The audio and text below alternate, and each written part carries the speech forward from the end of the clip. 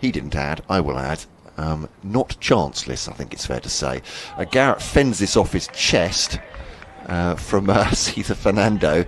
Here is a Sitha Fernando bowling his 5th bowling of the morning. Oh, that's almost, well, it's gone through the hands of Kieran Carlson, high above his head at 3rd slip. I thought he was going to pouch that, but got the hands up towards it. As Gorvin is in and bowls, and that's nicely driven through the offside, and that will be 4 runs. Nice way for Chris Benjamin to get himself underway on a road at Edgbaston. Garrett drives, will get runs here down the hill. This may go all the way, in fact. It's a slightly weary chase from mid-off. Is the ball slowing up enough? No, it isn't. Morning from a Glamorgan point of view. As Harris comes in again, that one is more outside of the off stump, and that's nicely played by Garrett. That should go to the boundary for 4. Nice looking cover drive. Facing Zain Al-Hassan bowls. Edge and gone! Well, saying how comfortable he looked, and he's just standing looking down the pitch. And umpire Redfern with the finger in the air. He's not certainly questioning the decision. Pavilion end to Bolton Benjamin. And that one is just sort of squirted through the vacant 3rd slip area for 4 runs. But there we are, on all radio frequencies on BBC Radio Kent and on BBC Sounds. That is a smashing shot by Benjamin. A little bit of width. Later after, Harris comes in again. And that one again sort of squirts just past 3rd slip. And that will go for 4.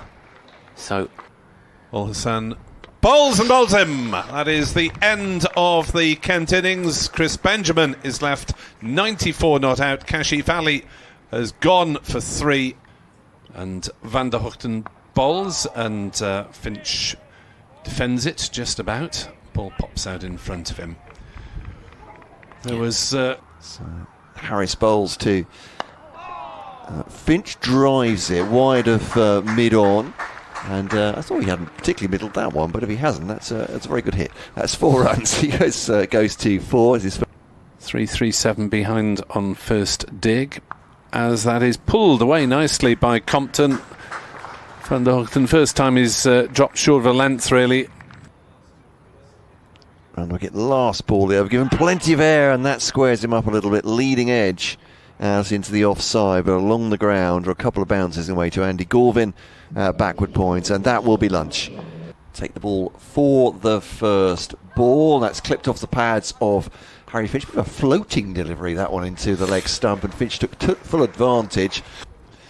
Al-Hassan bowls now to Finch, straight back at him. This might be 4 more, actually, and Fernando is after it, but it's running down the slight slope across the practice wickets. He's not going to catch that. Al-Hassan then to Finch. Oh, that's a lovely shot off his toes. Again, perhaps slightly overpitched by Al-Hassan, but that's this one's driven. It's a nice drive by Finch, who's middling the ball very well indeed. It's a long chase for Fernando, and that must be frustrating because he looked like he was keeping pace with it the whole way along. Fernando bowls, big appeal for LBW out. Compton's gone. Didn't get that far forward. As you say, absolutely ridiculous. A drive by Daniel Bell-Drummond, lovely shot straight down the ground. Almost felt like there's venom in that from the Kent captain. Much ado about a dot ball. 48 for 1. Gorvin must be encouraged by that. Bowls to Daniel Bell-Drummond. Oh, it squirts into the slips. It caught. Oh, that is a fantastic catch by Kieran Carlson. Falling to his left, all the weight on his right foot, has suddenly transferred it to his left at 3rd slip and has somehow grabbed that off the turf. Fernando in to bowl. On the drive is Finch through a vacant mid-off position. That's a long and weary chase for James. Harris up towards the ropes, and he's not going to win it. As Fernando's on his way. Bowls, and Finch is caught behind, nibbling at that one, pushing forward. And on his way, 3 down. Finch goes for 28. Glamorgan have 2 new batters to bowl at the same time. To Mayeye, and Mayeye will awkwardly play that one. He's got 4 runs. I'm not quite sure how in control of that. Fernando in. Bowls, edged, caught. Leaning goes without scoring. Well, that might have disturbed his concentration. 4 down. Fernando has 3, and he is celebrating with his teammates again. Bird flies across the wicket. Doesn't seem to put off Millet. He manages to steer that one down to fine leg for 4 runs. Races away to the boundary there. In from the pavilion end to Millet, and Millet, well, that's going to go almost exactly the same place. It might go for 4, and it does go for 4.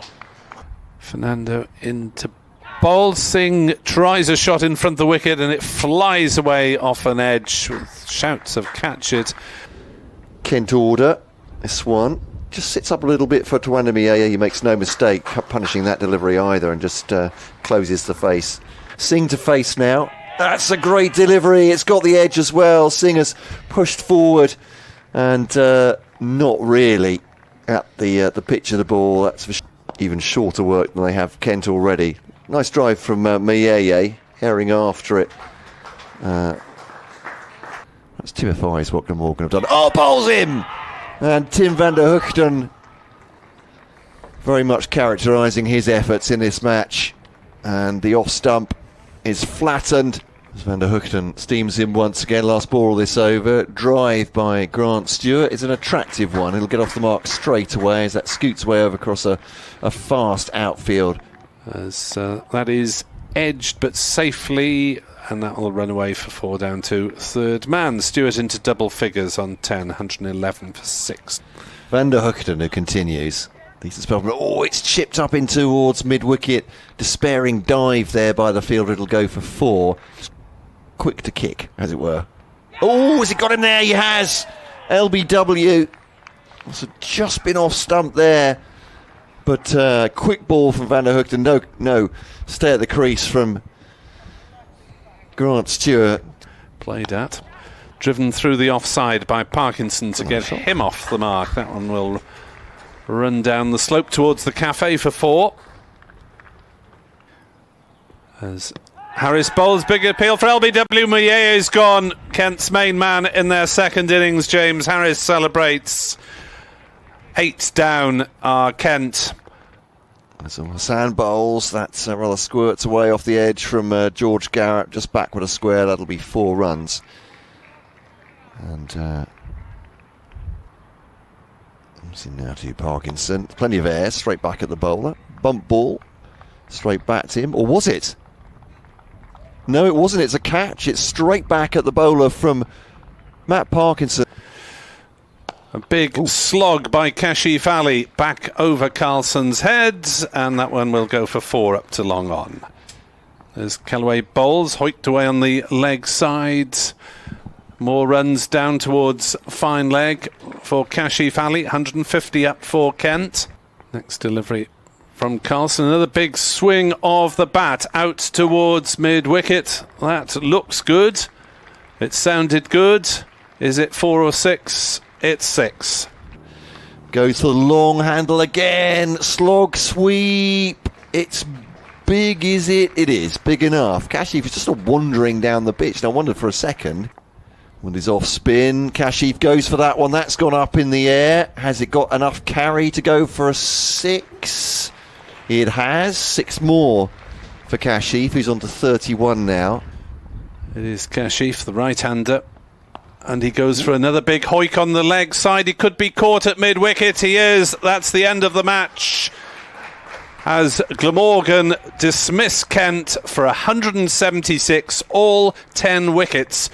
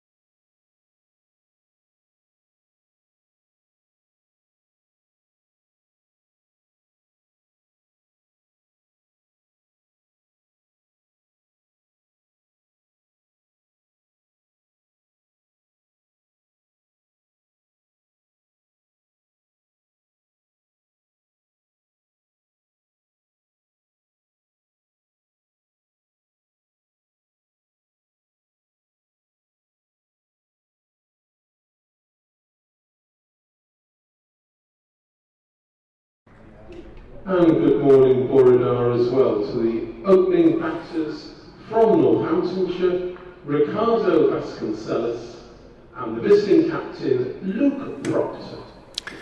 And good morning, Borodar, to Andrew Radd of BBC Radio Northampton. Borodar, Nick, good morning. Welcome to Sophia Gardens. Well, it is just so lovely to be here. What a morning. What a morning. Peerless morning here in Cardiff. Gorgeous sunshine. And at the end of, well, what's been a good week for Northamptonshire across all formats, really, with first team winning, second team winning, women's team winning.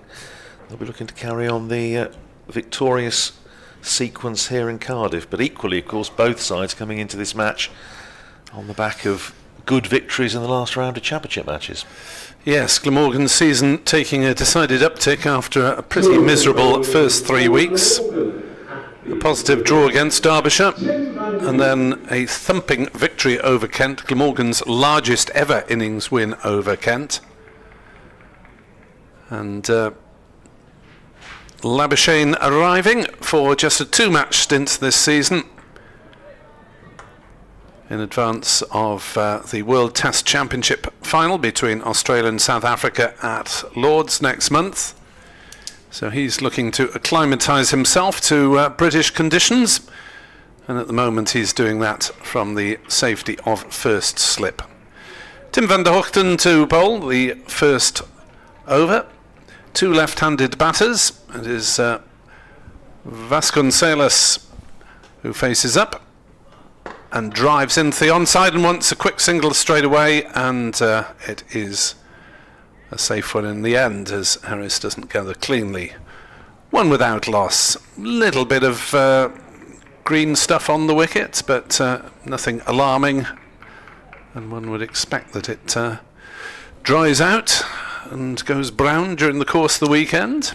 Northamptonshire opted to bat first in the previous match against Lancashire when it was very much greener than this, and it did over the course of the 3 days that we had get a very much lighter, and started to turn a little bit by the back end of the third day.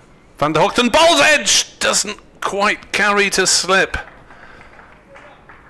as Marnus Labuschagne was almost in the game very early indeed.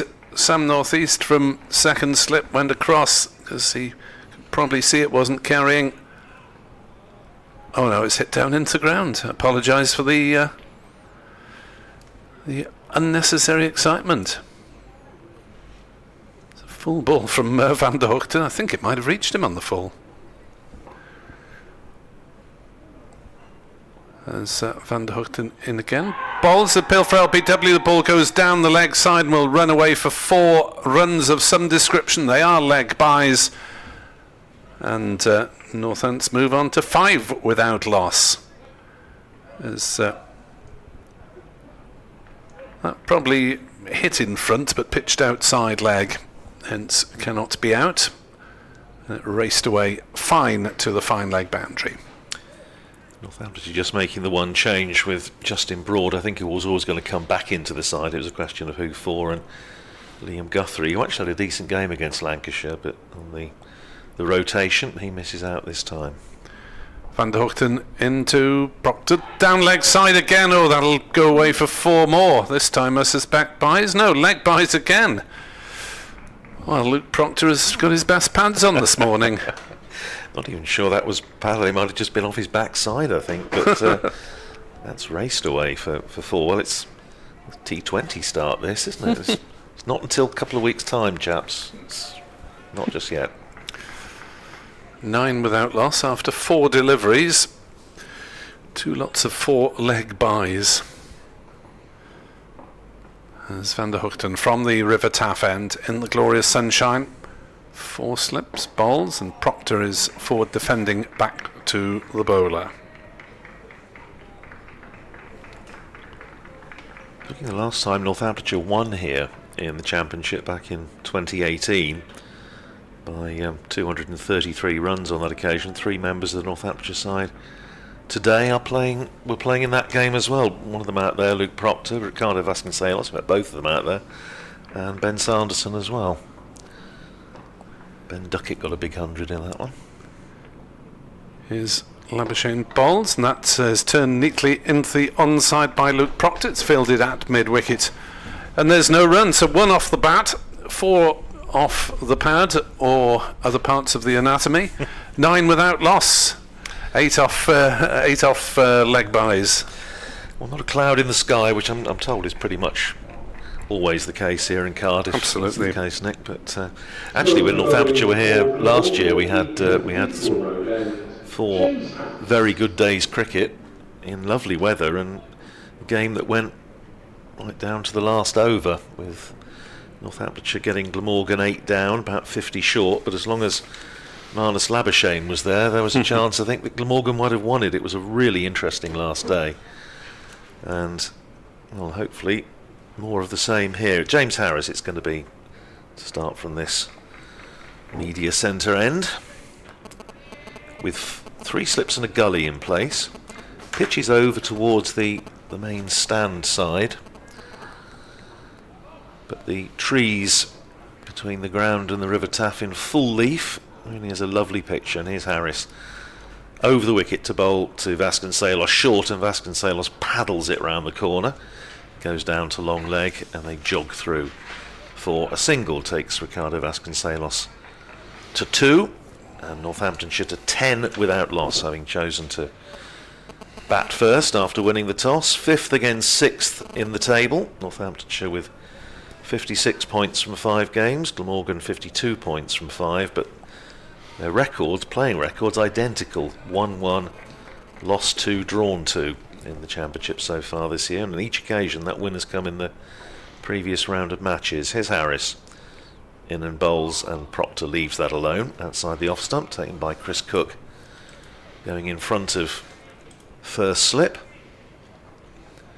I saw Glamorgan's women had an emphatic win yesterday, Nick, and yes, they're going well, with 3 wins out of 4 in the 50 over comp, and also through the 3rd round of the T20 Counties Cup, where they face Lancashire Thunder in Brecon tomorrow, 1 o'clock. Ooh, that'll be nice.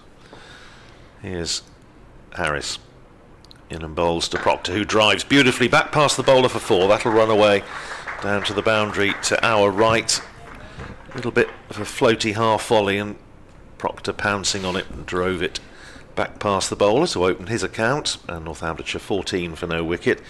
Yes, Northamptonshire's women also had a good win yesterday, beat Worcestershire at Wantage Road, and they play Leicestershire. They're also through to the 3rd round of the last 16 of the T20, and they play Leicestershire, the old enemy, at Wantage Road tomorrow. So plenty of cricket going on in Northampton. Here's Harrison again, bowls outside the off stump, left alone by Luke Proctor. Yeah, James Harris had a wicket by this stage last week at Kent, when he got Harry Finch with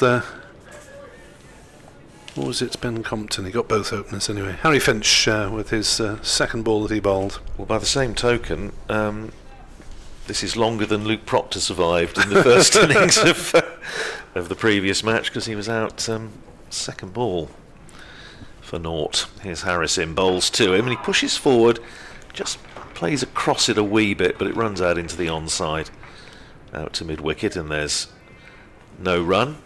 Got one that just bounced on him a little bit and gloved it to gully off Will Williams. Northamptonshire, having won the toss and chosen to bat last week, was 67 for 6, and we were all thinking this might have been a bit of a miscalculation.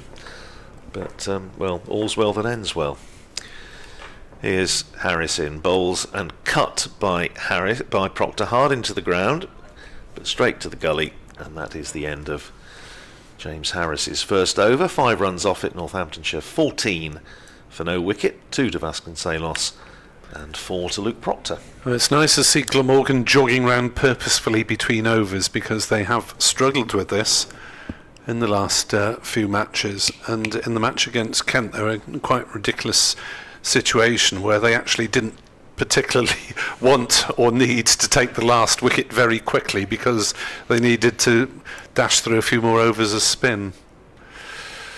It is a joke, isn't it, really? It's a strange regulation. Van der Hoogten is in, and modest inquiry from Chris Cook as the ball hits Vasconcelos and trickles out a few metres. Not dissimilar at Wantage Road in the last round. Northamptonshire went into the Lancashire second innings after setting them 236 to win at -1 on the over 8. And we again were thinking, will they need at some point, if they do get amongst the wickets, to bowl Calvin Harrison for a bit? In the end, it worked out fine because they did bowl him and he picked up 4 wickets. So Van der Hoogten to Vasconcelos. And he nudges that one away on the leg side. We'll pick up at least a single down to Fernando at fine leg, just the single. So the pitch very much over towards the grandstand side of the ground, where that area of the square is looking pretty well used already. So they're very much starting at that end, played all the county championship games towards the grandstand, which means it's absolutely miles from the pavilion. There's Van der Hoogten bowls. It's driven back to him on the bounce by Proctor, and there's no run as the ball spins away to Al Hassan at cover.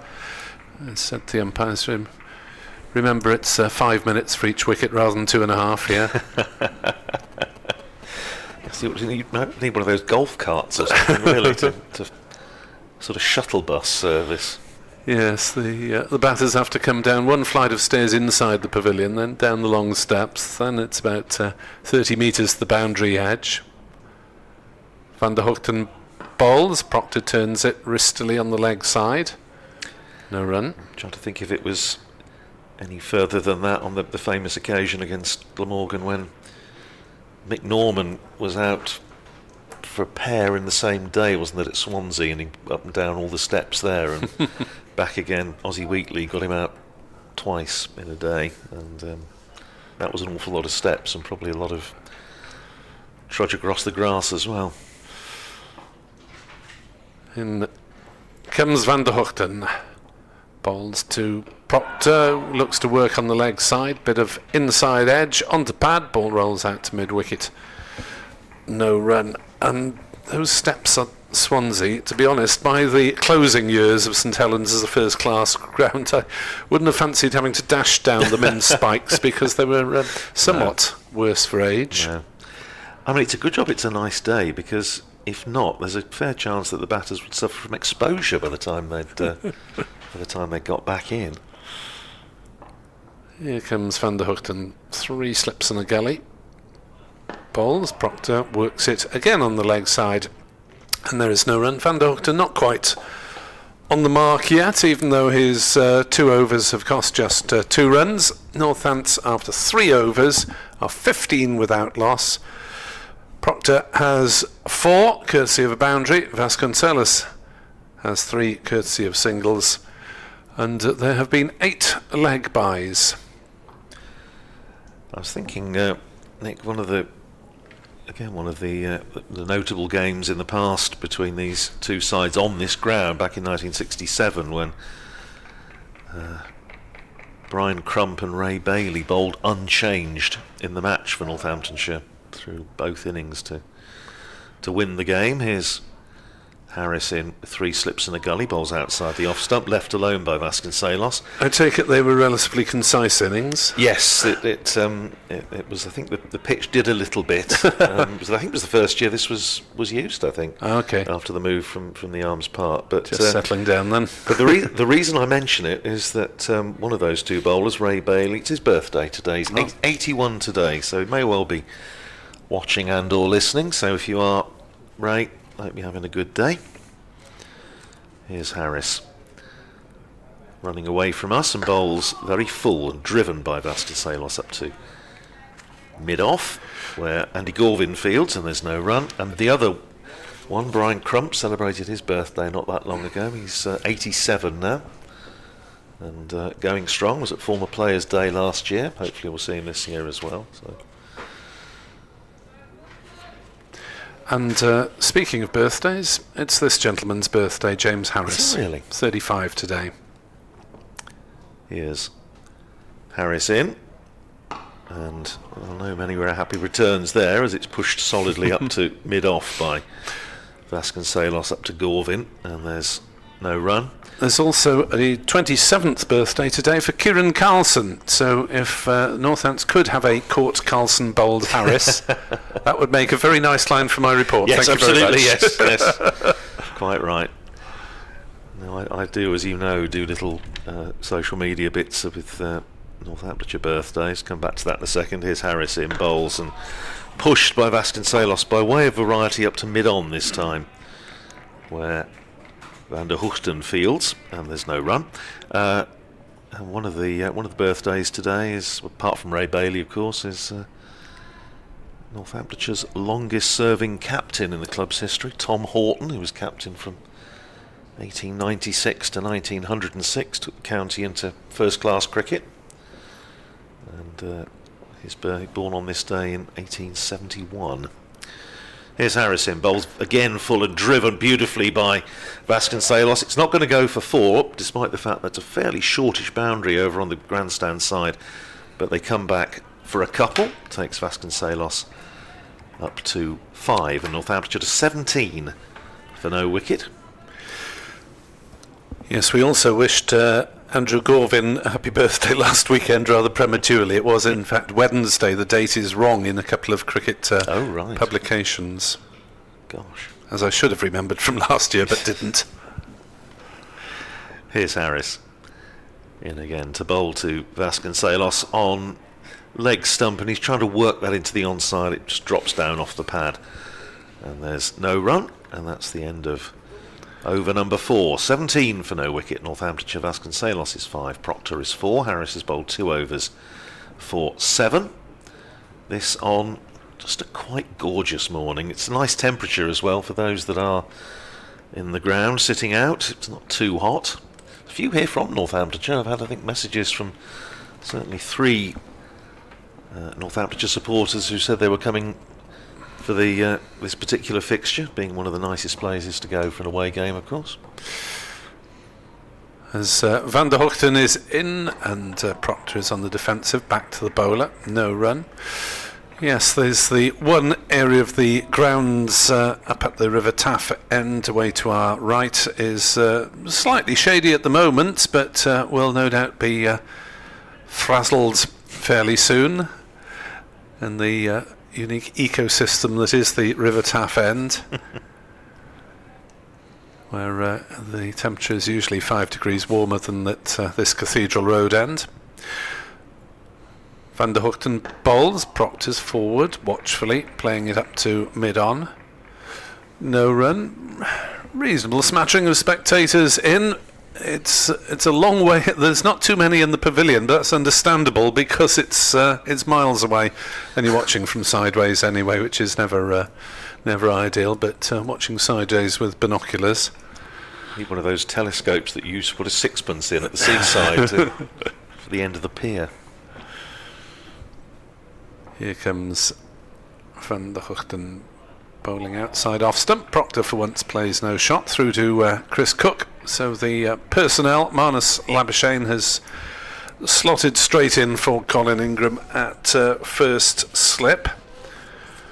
On the scorecard he is listed as 4 rather than the 5 that Ingram has been batting, with Carlson potentially dropping down 1. We'll see if that is the correct batting order. As Van der Hoogten is on his way in. Bowls, so that's dispatched, flicked into the leg side. It's a bit of a chase. Oh, it's well stopped using some football skills by Asitha Fernando inside the backward square leg boundary. They're back for 2 runs. That was very old school fast bowler fielding, wasn't it, with the aid of a size 11 or That's whatever. it. Yes. Like to see it. The John Dye school of fielding. You don't want to be getting all your arms and shoulder potentially damaged and diving round. Van der Hoogten into bowl. There's a medium strength LBW appeal that dies away fairly quickly. 19 without loss still. Not sure if Luke Proctor might need a glass of water. It's just All right, that was fairly central, was it? struck a midships, I think, as they say. Yes, he is taking a moment, having a word with his mate Vasconcelos, who and they both come down the pitch and prod at the same patch, as if that had got up somewhat unexpectedly on Proctor. So order is restored. Wounded Pride is regathered, and Van der Hoogten is into Proctor again, and that's a nice drive into the offside, but it'll be well stopped at mid-off, and there's no run. 19 for naught after 6. Vasconcelos 5, Proctor 6, and be a relatively quiet start if it weren't for extras 8. Yes, two sides played each other obviously a couple of times last year in the Championship, 2 draws at Northampton. It's probably fair to say that if the last day hadn't have been washed out, I think the home side were big favourites. Reasonably confident that they would have closed that one out at Wantage Road. And I say here, we mentioned earlier, was a cracking game of cricket where I think Northamptonshire, I think it's fair to say, were a little bit spooked by Marnus Labuschagne and what he might do in terms of timing the declaration. Here's Harris from the Cathedral Road end short, pulled away by Vasconcelos, and that's going to run away to the boundary in amongst all the debris, all the training clutter, and it's a very, very long chase. Poor Asita Fernando is having to, because there's absolutely nothing to stop it, has had to trot about, I don't know, 10 yards the other side of the boundary rope towards the pavilion. 4 to Vasconcelos, he goes to 9, 23 for no wicket. It's like at certain club grounds which are fairly sort of wide open spaces. I think Northampton used to play second team cricket at Woughton on the green in Milton Keynes, and a bit Siberian, great wide open spaces. Here's Harris in, bowls to Vasconcelos, turns it into the onside straight to Fernando, and there's no run. And I remember Philip de Freitas batting there in a second team game fairly early in his career and whipping one a very long way. And I think it was Mark Gouldston, bless him, Harry's dad. Harry obviously made runs here a few years ago, chasing after it, and he'd almost sort of completed a marathon by the time he'd picked it up and run back to his fielding position. But it's not quite like that here, but it is a long way to the pavilion, as Nick's been mentioning. Here's Harrison again, bowls to Vasconcelos, who's in behind it, pushes it up to mid-on. Van der Hoogten fields, and there's no run. Yes, on club grounds, I was watching a match at Radder a couple of years back, and there appeared to be a 90-metre boundary on one side of the ground. Thankfully it was for the first 11. I said if that was the second 11, you'd need 3 of us on relay throws to get it that far. Yes, and the middle one would be underarm. Here's Harris. And again, bowls to Vasconcelos outside the off stump. Tight leave, but a good one. Good judgment from Vasconcelos, taken by Chris Cook. Vasconcelos has had a bit of an in and out sort of season. Struggled right at the start with 3 low scores. Made a good 82 at Derby. And batted pretty well in the first innings against Lancashire. Made 39. He was really the only one of the top order to come to terms with the Lancashire bowling and the surface on the first morning. Here's Harris in, bowling to Vasconcelos, pushes it out to mid-on again. Once again, Van der Hoogten fields. And there's no run, averaging 23 and a bit this season. Proctor has had a more productive start, despite his duck in the first innings of the last game against Lancashire. Made 150, career best at Derby. 304 runs at 38 in the 5 matches so far. Here's Harris in, bowling to Vasconcelos, who's beaten by a beauty. Just held its line. Vasconcelos, I think, pulling the bat inside the line, but after it had gone past the outside edge into Cook's gloves. End of the over. 23 for no wicket, with Vasconcelos on 9, Proctor on 6. There's a great deal of suspicious prodding from these 2 batters, even though they haven't been beaten particularly often.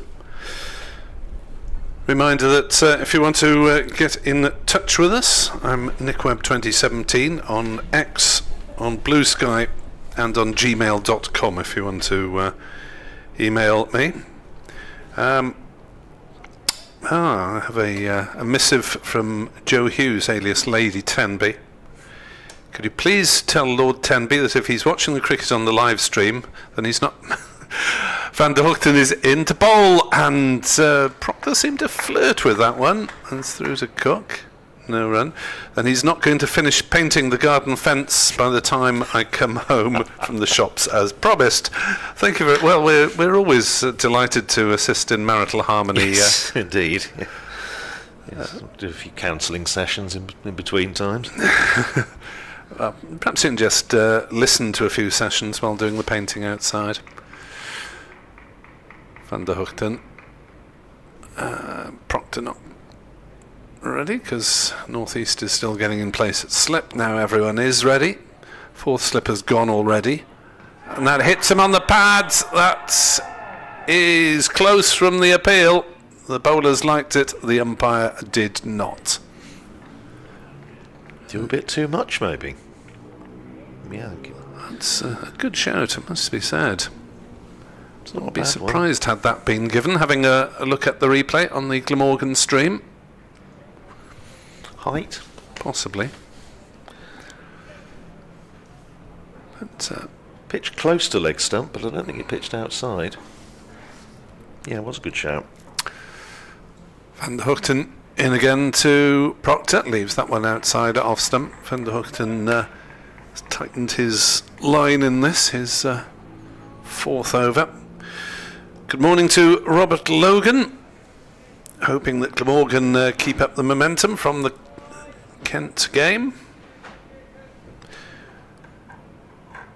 David Crook, what a great week for Northamptonshire cricket. Looking forward to peerless BBC commentary. Oh, I'll let you know if I find some peerless commentary.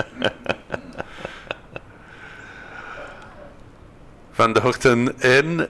Bowls, Proctor forward, defending back to the bowler, and there is no run. Andrew is self-proclaimed old man Rad on X. That's not me being rude, that is his handle.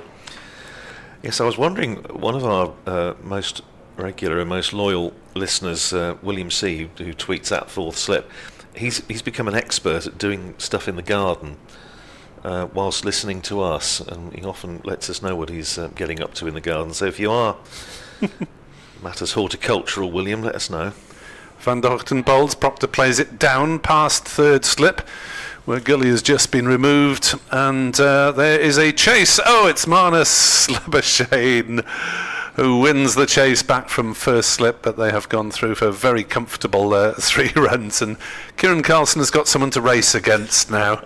I think Colin Ingram might just have left that to young Carlson. Yes, I think there's every chance. Sam Northeast, the captain, was watching from second slip. But good to see the enthusiasm of Labuschagne already. As Van der Hoogten is on his way in at 26 for no wicket, and bowls to Vasconcelos, who defends to mid-on. There's no run. Good morning to Gary Jones on Blue Sky. Sad no Ingram, welcome back, Marnus. Yes, it's always worth watching Marnus Labuschagne. He's almost always involved in the game, and we await to see what he'll be bowling this season. Whether it's seam, leg spin or off spin. He's always trying to talk himself on, or I certainly remember here last year, constantly sort of trying to get the captain to get him into the attack. Yeah, I was saying about that game last year, I do think Northamptonshire's declaration was maybe just erred on the side of caution, and I think, and they as good as admitted, that they were just mindful of what Labuschagne could do. In the end, I say it was a very good finish. Here's Harris in from the Cathedral Road end, and Proctor is pushing that up in the general direction of extra cover. Bilvin comes into field. Yes, just took the one championship wicket last season in 28 overs, so but he only played 4 games last year. But his record, I was looking up average 58. His record for Glamorgan, 30 matches, thick end of 2,700 runs, averaging 56, 10 hundreds. Settle for that, wouldn't you? Here's Harrison again, bowls just short of a length, back of a length to Proctor, who punches it up to mid-off, and there's no run. Talking of gardening, I did have one of those sort of conversations that make you realise that you're getting old. We were joined in the commentary box last Saturday morning by Alan Lamb, and it was wonderful to have Lammy in the box for a chat. Come back to that as Harris running away from us.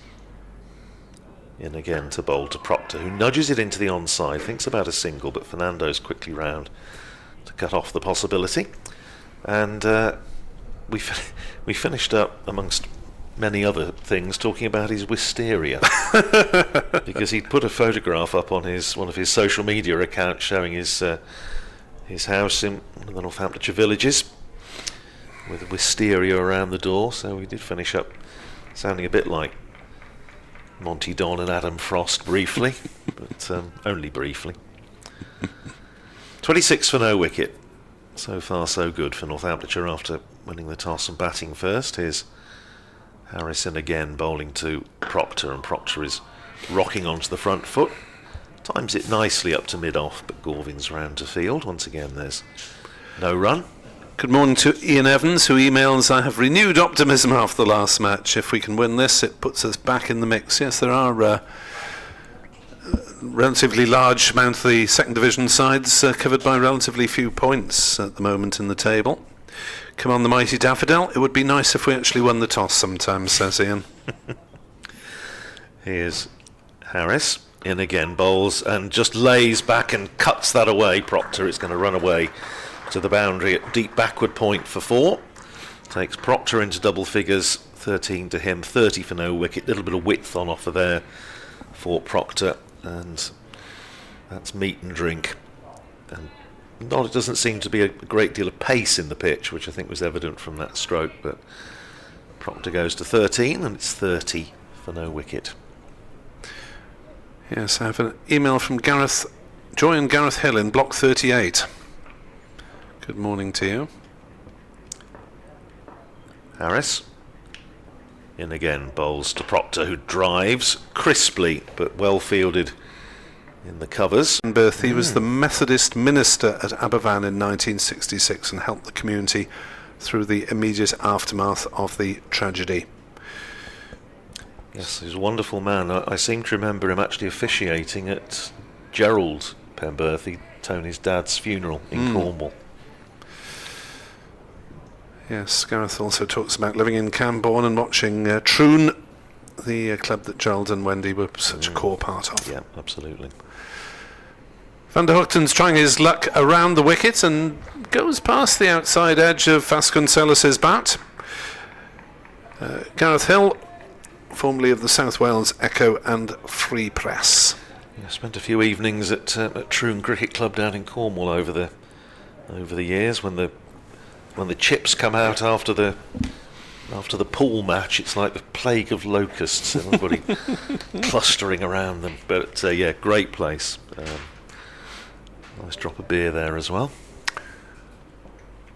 There's Van der Hoogten's on his way in and bowls, and that's outside off stump and allowed to go through. Neil Thornycroft, I'm assuming that Callaway's keeping Crane out of the team. Well, yeah, effectively, if you're only going to bowl one spinner, then Callaway has been going well with bat and ball. That fabulous 180. He's averaging 64 with the bat and 25 with the ball, so that's pretty safe for Ben Callaway at the moment. There's Van der Hoogten in to bowl down leg side. That I suspect might be another 4 leg buys. It's beaten Chris Cook. There's a tap on the knee from the umpire, and away it raced for 4. So Van der Hoogten coming round the wicket and still conceding the leggies. Morning as well to Peter Short, who is on groundsman duty at his cricket club in Hertfordshire, Hartingford Bury, saying he's preparing the footholds with Nick Webb and myself chirping away in the background. It's what Fridays were made for. Come on, Northamptonshire, let's go back to back. Van der Hoogten to Vasconcelos, who works that one off his legs. He'll get at least one down to backward square. Round comes Fernando in sufficient time to deter them from coming back for a second. And if you want to contact Kenneth, he is Kenneth Davis with 2 N's, and yes, it is 3 D's in a row in the middle. 2 off the Kenneth and 1 off the Davis on X. 35 without loss. Good start here for the visitors, having won the toss and elected to bat first. Morgan still with the 3 slips, but I suspect not for much longer. Van der Hoogten in bowls. Proctor leaves. A few oohs and ahs to try and generate the drama.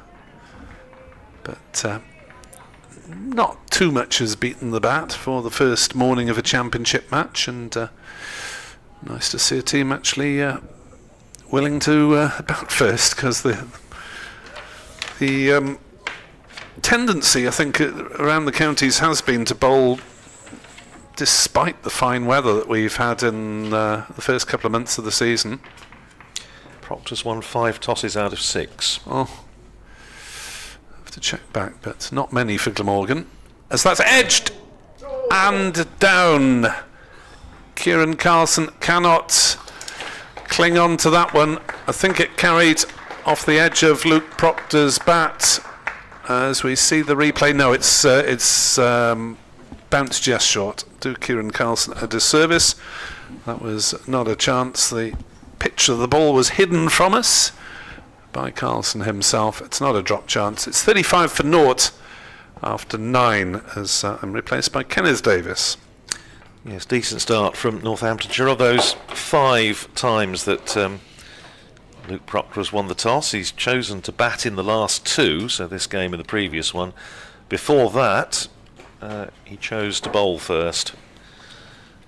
Here's Harris starting his 5th over. First ball to Vasconcelos. He's worked in to the onside and there's no run. Still 3 slips and a gully for James Harris. I see that Fernando is limbering up at mid-wicket, so it may not be long before we see him into the bowling attack. His first change. Harris on his birthday, as Nick was mentioning. Running in again to bowl to Vasconcelos, who takes a hand off the bat as he just drops it out into the onside, and it runs up to Fernando at mid-wicket. William C. has indeed been on to us at 4th slip. He says, having lived in Cardiff long before moving to Northamptonshire, almost fun watching this one. Not in the garden yet, but enjoying the commentary, which is very nice to hear, and hoping Northamptonshire can bat properly today. Well, we'll see. Decent enough start so far. 35 for no wicket. Here's Harris in bowls outside the off stump to Vasconcelos, who leaves well alone, and may possibly leave it till after lunch to get the cider out, William. But again, keep us posted, because we like to know these things. Morning, Kenneth. Lovely to see you. Andrew. And it must be a coincidence. I'm sure it was not too dissimilar conditions last year when you came to South Wales, but it was a bit later in June. It was. Last year. I was saying we had 4 glorious days here. It was. I don't think we barely saw a cloud, I think, over the 4 days. Here's Harris in again, bowls, and on leg stump turned away by Vasconcelos. I'm not sure he got bat on that or not. No, he didn't. It's more leg bys who are having a very, very good morning. Give them a contract. That's run away for 4 more of them down to the boundary at the Taff River end. 39 for no wicket, and 16 of those are leg bys. That area, both sides, has been very profitable for Northants this morning. James Harris just straying down leg side, not got his eye in as yet. Yes, the radar just needs a little bit of tweaking. Vasconcelos on strike again. Harris bowls 2 and again goes full and driven out to mid-on. A good tumbling stop there by Tim van der Hoogten, moving away to his left, keeps it to a single. Vasconcelos rehearses the stroke. He goes to 11 and Northamptonshire to 40 for no wicket. No picture postcard scene, as it's been since the start of April, more or less. Here's Harris. And again to bowl this time to Luke Proctor, who drives, doesn't time it, goes on the bounce to Harris, who fields smartly off his own bowling.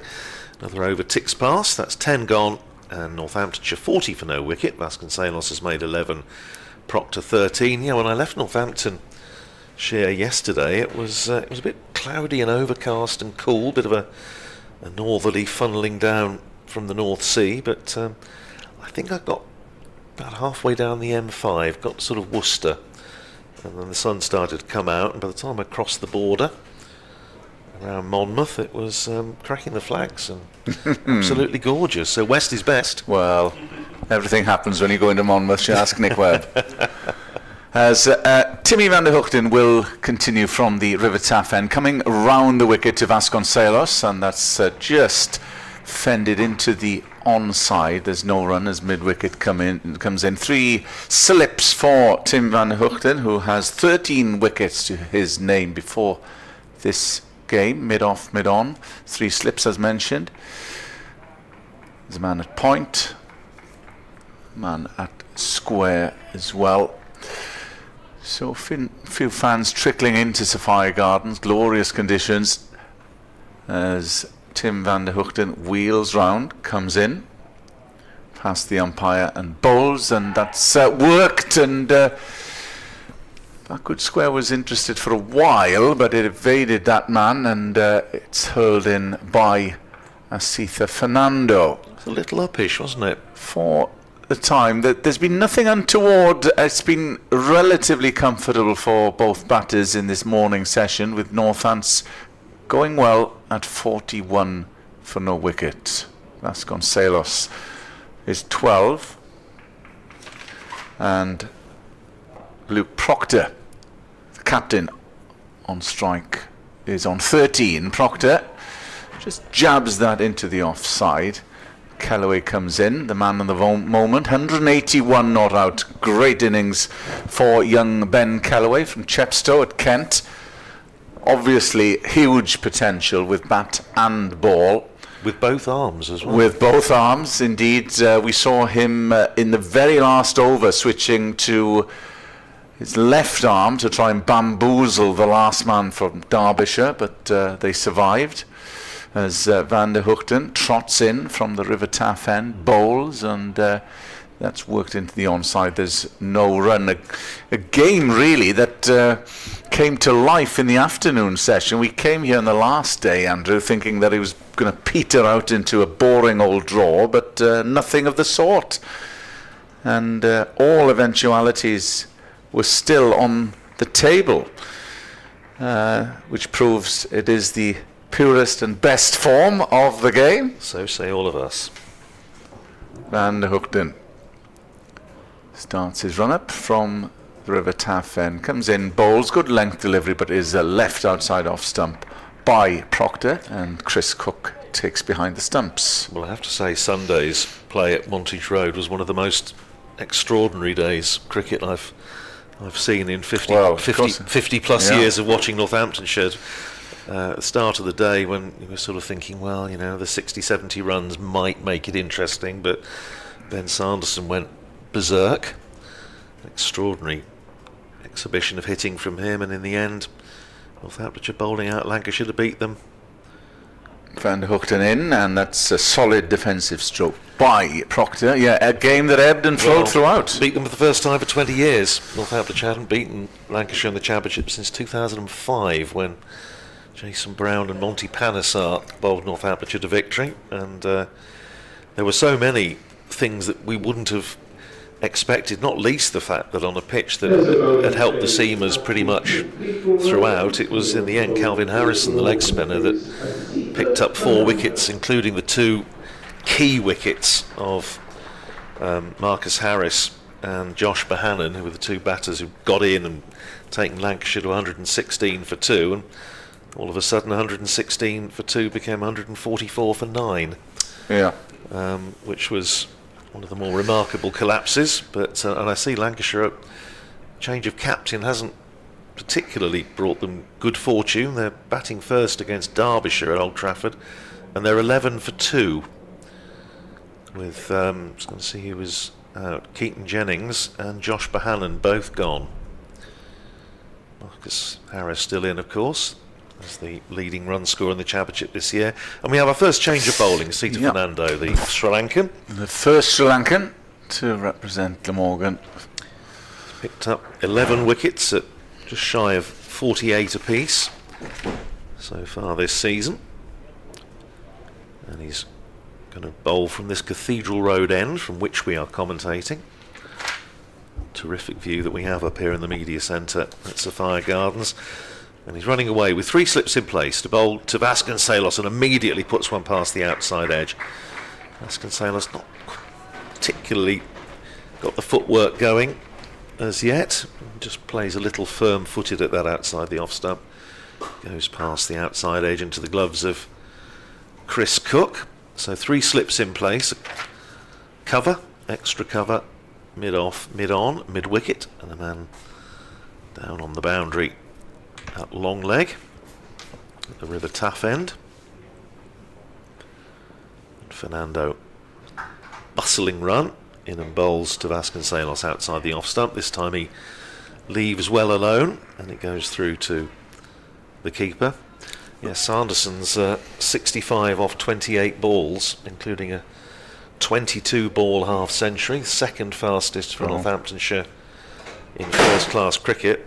And Ben was telling me that when he came off, the first words were from Northamptonshire's bowling coach Rory Kleinveld, whose record he was looking to beat. Right. And it was still not quick enough, or words to that effect. Here's Fernando in and bowls, and outside the off stump. It's a tight leave from Vasconcelos and a late leave, but has the desired effect. Yeah, either a tight leave or extremely well judged. Well, he's having a slightly suspicious prod of the pitch. Proctor leaning on his bat nonchalantly at the non-striker's end. The tree is now in full bloom opposite us. Richard Ray was here from Radio Leicestershire for the first game, very concerned because they hadn't developed. By now they are very full on the River Taff, bank on the River Taff. Just beautiful, just beautiful. Here's Fernando in and bowls, and that swings back into the left-hander Vasconcelos, who adjusts well, pushes it up to mid-off, and there's no run. But Fernando with hands on head, and he's just showing the umpire how much that moved. His little sort of fisherman's gesture, it's that big. And that did swing, and it swung late. And if you're watching on the stream, you'll have seen that. The amount that did swing. It was an encouraging start for Fernando. Vasconcelos on strike on 12. Fernando bowls to him. It's full again, and he's whipped that away through mid-wicket for 4. It takes him to 16 and a little career milestone. That is 5,000 first-class runs for Ricardo Vasconcelos across his career for Northamptonshire, and before coming to Northamptonshire out in South Africa for Boland. So congratulations to Ricardo Vasconcelos, who I imagine will get a bottle of Darren Lehman's Australian bubbly to celebrate. That actually swung as well, but it started. He needs to just start outside off stump, and then LBW comes into play.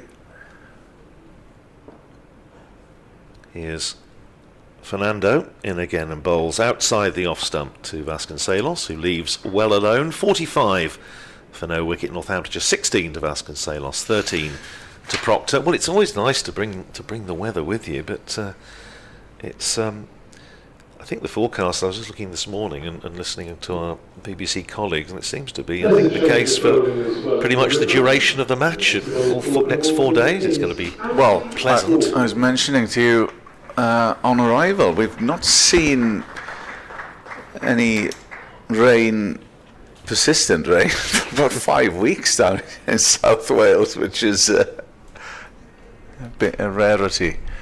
Certainly before Easter. There's going to be a change from the River Taff end. It is going to be Andy Gorvin,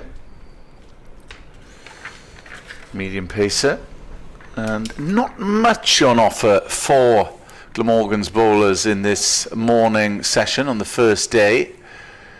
No gremlins in the pitch at all so far. No uneven bounce. Mid off, mid on. 3 slips for Gorvin as he comes in for his first ball. Coming in, right arm over, and that's fended into the offside. And there's no run. No surprise whatsoever that Northants elected to bat. I think Derby a fortnight ago were probably lulled by the fact there was some green tinge on the wicket early on the Friday, but it never really helped them, never really materialised. There is a green tinge, a lot of green tinge on this wicket, but it is very dry as Gorvin comes in, bowls.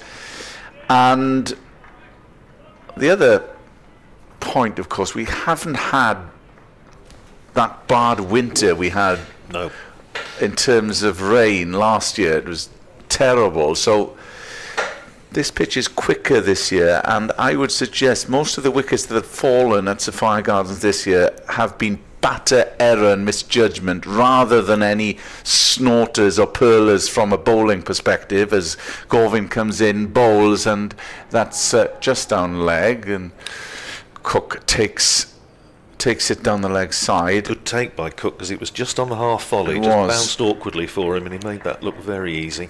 And it's a kind of pitch, Andrew, once you get in, there are runs to be had, and we've seen that in the games here at Sapphire Gardens so far. As Gorvin wheels round, coming in, and bowls. Proctor works that behind square on the onside. There's a single on offer, 46 for no wicket. So, having seen that game possibly would have weighed on their mind a fortnight ago, and of course Glamorgan going so well, Glamorgan would have batted, I'm sure.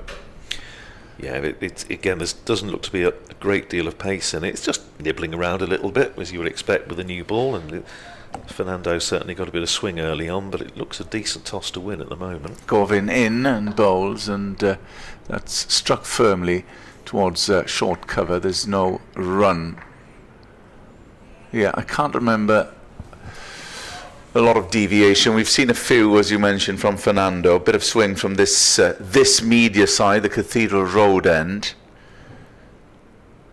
So the suggestion at the moment, very early on, that wickets could be hard to come by as Gorvin steams in and bowls, and that's slightly shortish from Gorvin, whipped round backward square, and it's fielded by Tim van der Hoogten. 47 for no wicket, and Northants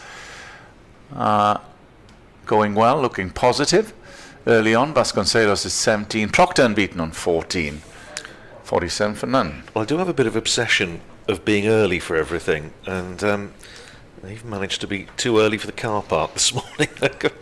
I'd been placed in the Bowls Club car park. Right. Got here, the gate was still shut, but they're always very, very helpful stewards here at Morgan County Cricket Club let me in, but it's a lesson for tomorrow. It's probably not really necessary to get here quite as early as I was this morning, but it's always nice to soak up the big match atmosphere. Indeed. 47 for no wicket. Here's Fernando in bowls short, and Vasconcelos pulls and just rather cloths it.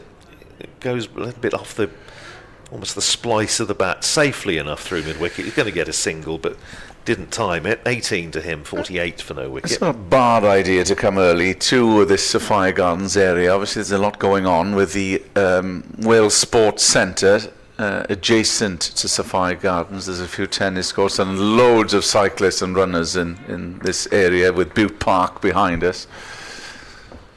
It's just a lovely spot, isn't it? Beautiful. Here's Fernando in again to bowl to Proctor, who cuts that away for 4.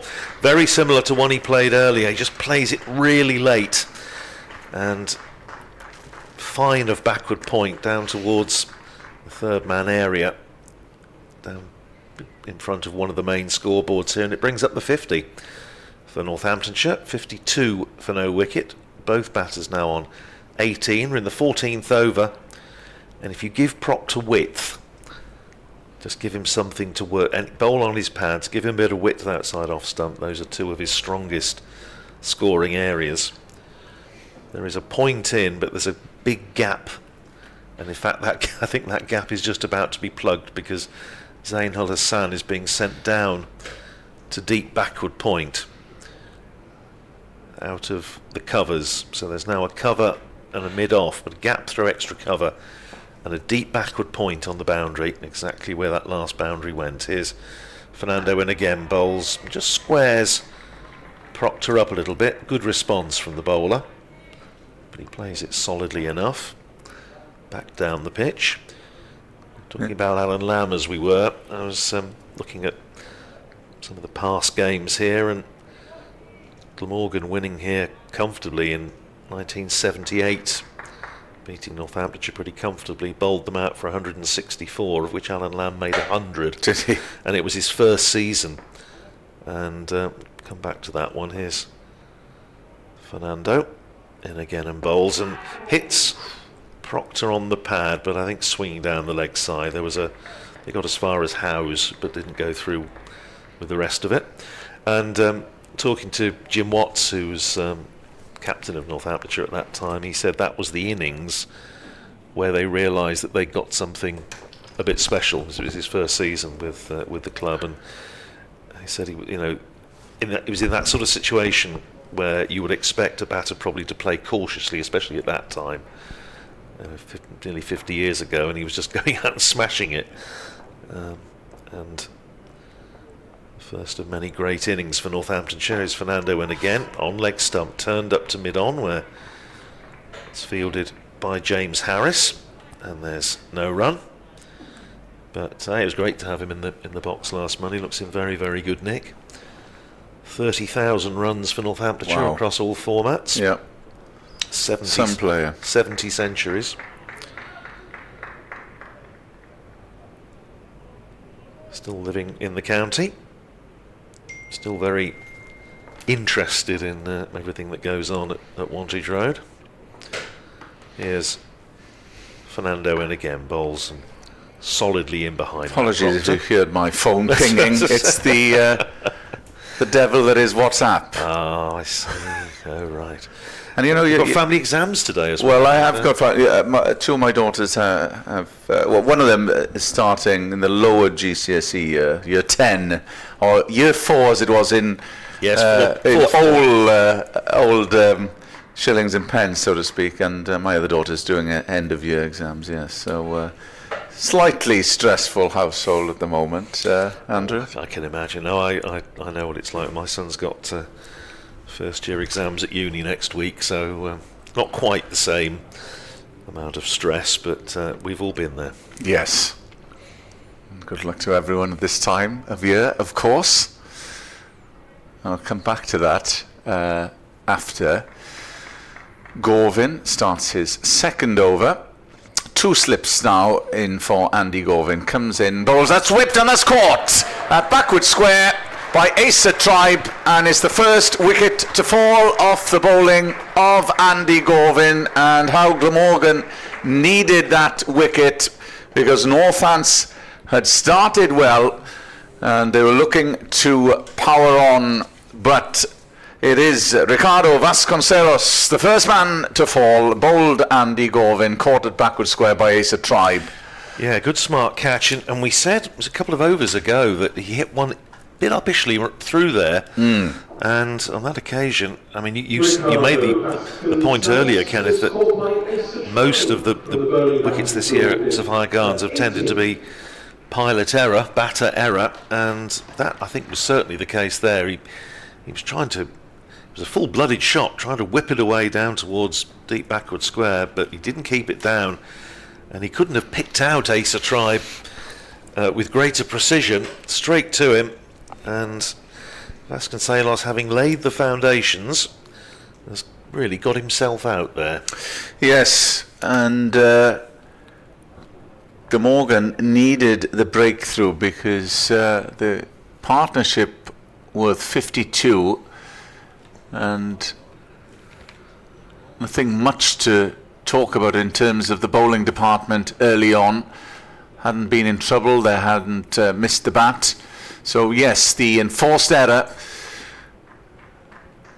and Glamorgan will be hoping to hit twice in quick succession now with the incoming batter, George Bartlett. We often talk about Ricardo Vasconcelos and his slow walk off, which is one of his sort of trademarks. And as we said, he's got a very long way to walk. He has. As indeed all the batters will have in this game, back to the pavilion. He's just about going up the pavilion steps now, with Bartlett striding to the crease. So, combination of the distance involved and Ricardo never being exactly the most rapid walker off. He's certainly got his steps in there, but disappointing end. The Vasconcelos slightly sums up his season in that he's once or twice now made promising starts. 33 at Grace Road in the first innings, 39 against Lancashire, 18 here, got himself in. Yeah, and that's been the theme, Andrew, on this pitch. Batters have got in. You should be able to kick on this pitch, but Vasconcelos failing to do that. Asa Tribe into the action, having scored 94, just missing out on a maiden ton in first class cricket. Gorvin then, and that's cut, but not quite out of the meat of the bat by Bartlett, and picks out the man at cover. Again, George Bartlett's had a very in and out sort of season. I mean, you could almost say that about pretty much the whole of Northamptonshire's top order, was particularly with the two games at Northampton which have been played on, and indeed the one at Grace Road, which have been played on seamer friendly surfaces in order to get results. Another slip in now, wide-ish third slip, and that's left by Bartlett outside off stump, taken by Chris Cook. It does seem, we're early into the season of course, but it's going to be a funny old division this year that teams can beat each other. Absolutely right. It is so open, this division. I mean, it makes it fascinating to report on and to watch, but because Glamorgan will be with 2 games hoping to get another one in the win column as Gorvin, that stayed low and turned round the corner by Bartlett to get off the mark. That's the first one I've seen staying lowish from Andy Gorvin. That is the end of Andy Gorvin's over wicket taking over the first one to fall, Vasconcelos, with Northants now 53 for 1. Bartlett joining, who's just got off the mark with a single. Proctor's unbeaten on 18. he's got a couple more to bowl, I think. Kenneth, I think he's. I thought they were. They were changing. I think because we're now left hand, right hand. My apologies. These two, so We've got 2 left. Yeah. I jumped the gun. no, it's. Yes, of course. So 2 slips in for Luke Proctor. Coming in is Gorvin bowls, and that's comfortably played on the offside, fielded by Kellaway at point.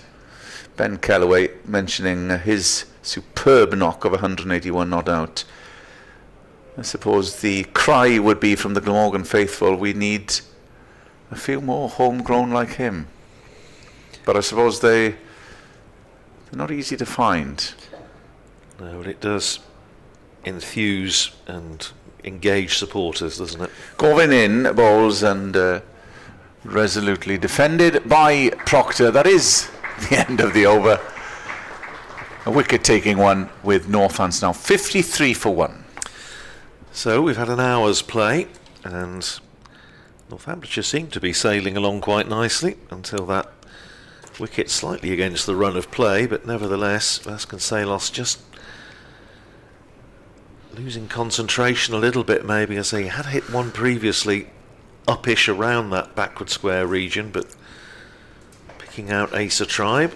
Bartlett, really only 1 innings of note from him this year, 60 not out in the first game of the season against Kent at Northampton, when he very nearly, well, I say very nearly carried his bat. He batted at 3 and was not out at the end of the innings, with the wickets tumbling at the other end. Here's Fernando from this Cathedral Road end. Dylan bowls to Bartlett, who clips that away through mid-wicket for 4.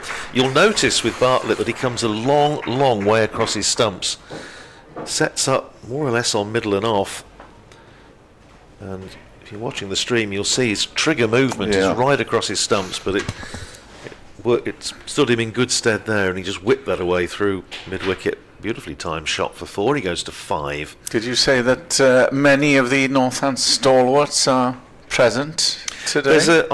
I'm told there's certainly, I've had, I think, 3 messages already from people saying they're here. I know one group of, a couple of Northamptonshire spectators are here for the duration, I think, is Fernando hanging that outside the off stump to Bartlett. Good carry into the gloves of Cook. They'll be down in Cardiff Bay this evening. That's the place to be when it's like this. Is it? Well, I was going to say, we were talking about exams, and the reason I was going to pick up, because many of the Year 13s, this is their final official day. Right.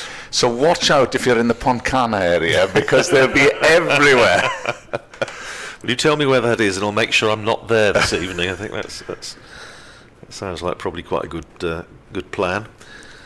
3 slips in, waiting for a nick as Fernando is in bowls, and forward goes George Bartlett, runs up towards mid-wicket, and there's no run. I was caught last week. Howell School finished a week ago, and they were teeming around this area, but most of the schools finish this week officially before the exams start next week.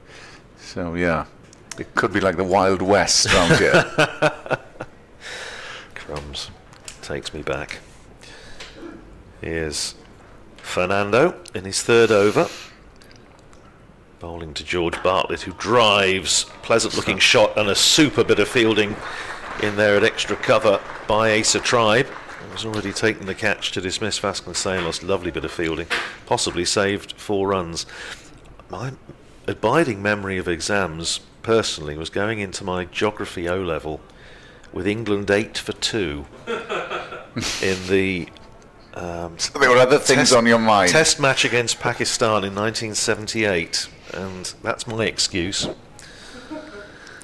Here's Fernando in again, bowls to Bartlett, who's in defensive mode, pushing it up to mid-off, where Van der Hoogten fields, and there's no run. I mean, how are you supposed to concentrate Well, exactly.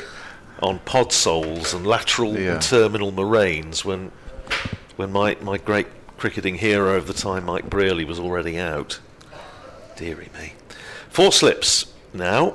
Slip cordon being reinforced by Sam Northeast, and dropping a man back to sweep on the point boundary. Well, it's 3 in a gully actually, rather than a 4th slip. Here's Fernando in, and that's gone past the outside edge of Bartlett's bat as he was attempting to drive. Fortunately for him, doesn't take the edge. End of the over. 57 for 1. Bartlett's 5, Proctor's 18, and I shall make way for Nick Webb. Thank you, Andrew. Andrew Rad will be back in a short while. Sun still blazing down on Sophia Gardens, and that was the first time we've seen a bit of lift from Asitha Fernando from the Cathedral Road end.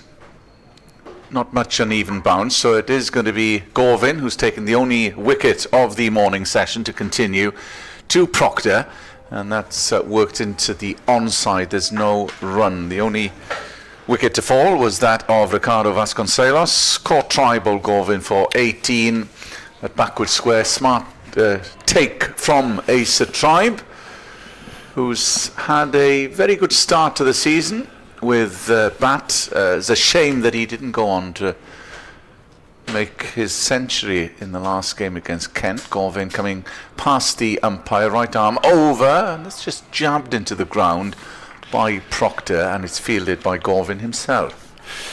Yes, it was good to hear him saying afterwards, though, I'm sure it'll come. So it's good to find a young man confident in his own talents, and the new crop sure of youngsters, not local of course, a Jersey man, but he is one for the future. Gorvin wheels round, right arm over, coming into Proctor, who works that round the corner, but it's fielded by the man himself, Asa Tribe. Yeah, through the Cardiff University's system. So that's his link to South Wales. Alan Butcher said he tried to get Surrey interested in Tribe before Glamorgan had him. But found a deaf ear. Thankfully not here. Gorvin steaming in from the River Taff end. Again, just evades Tribe this time, who's after it. It won't go for 4, but they'll pick up a couple. As Proctor comes back for a second. Not much to aid the bowlers, Nick, in this opening session, as we thought. Yeah, looked like a good toss to win. Even though there's a smattering of green over the wicket that's being played, Gorvin in bowls, as it was a fortnight ago. And I was mentioning our colleague Dave Fletcher speaking to the Derby players during on the evening of the first day, probably lulled them in to a false sense of security. Glamorgan and Northants with the identical records coming into this game.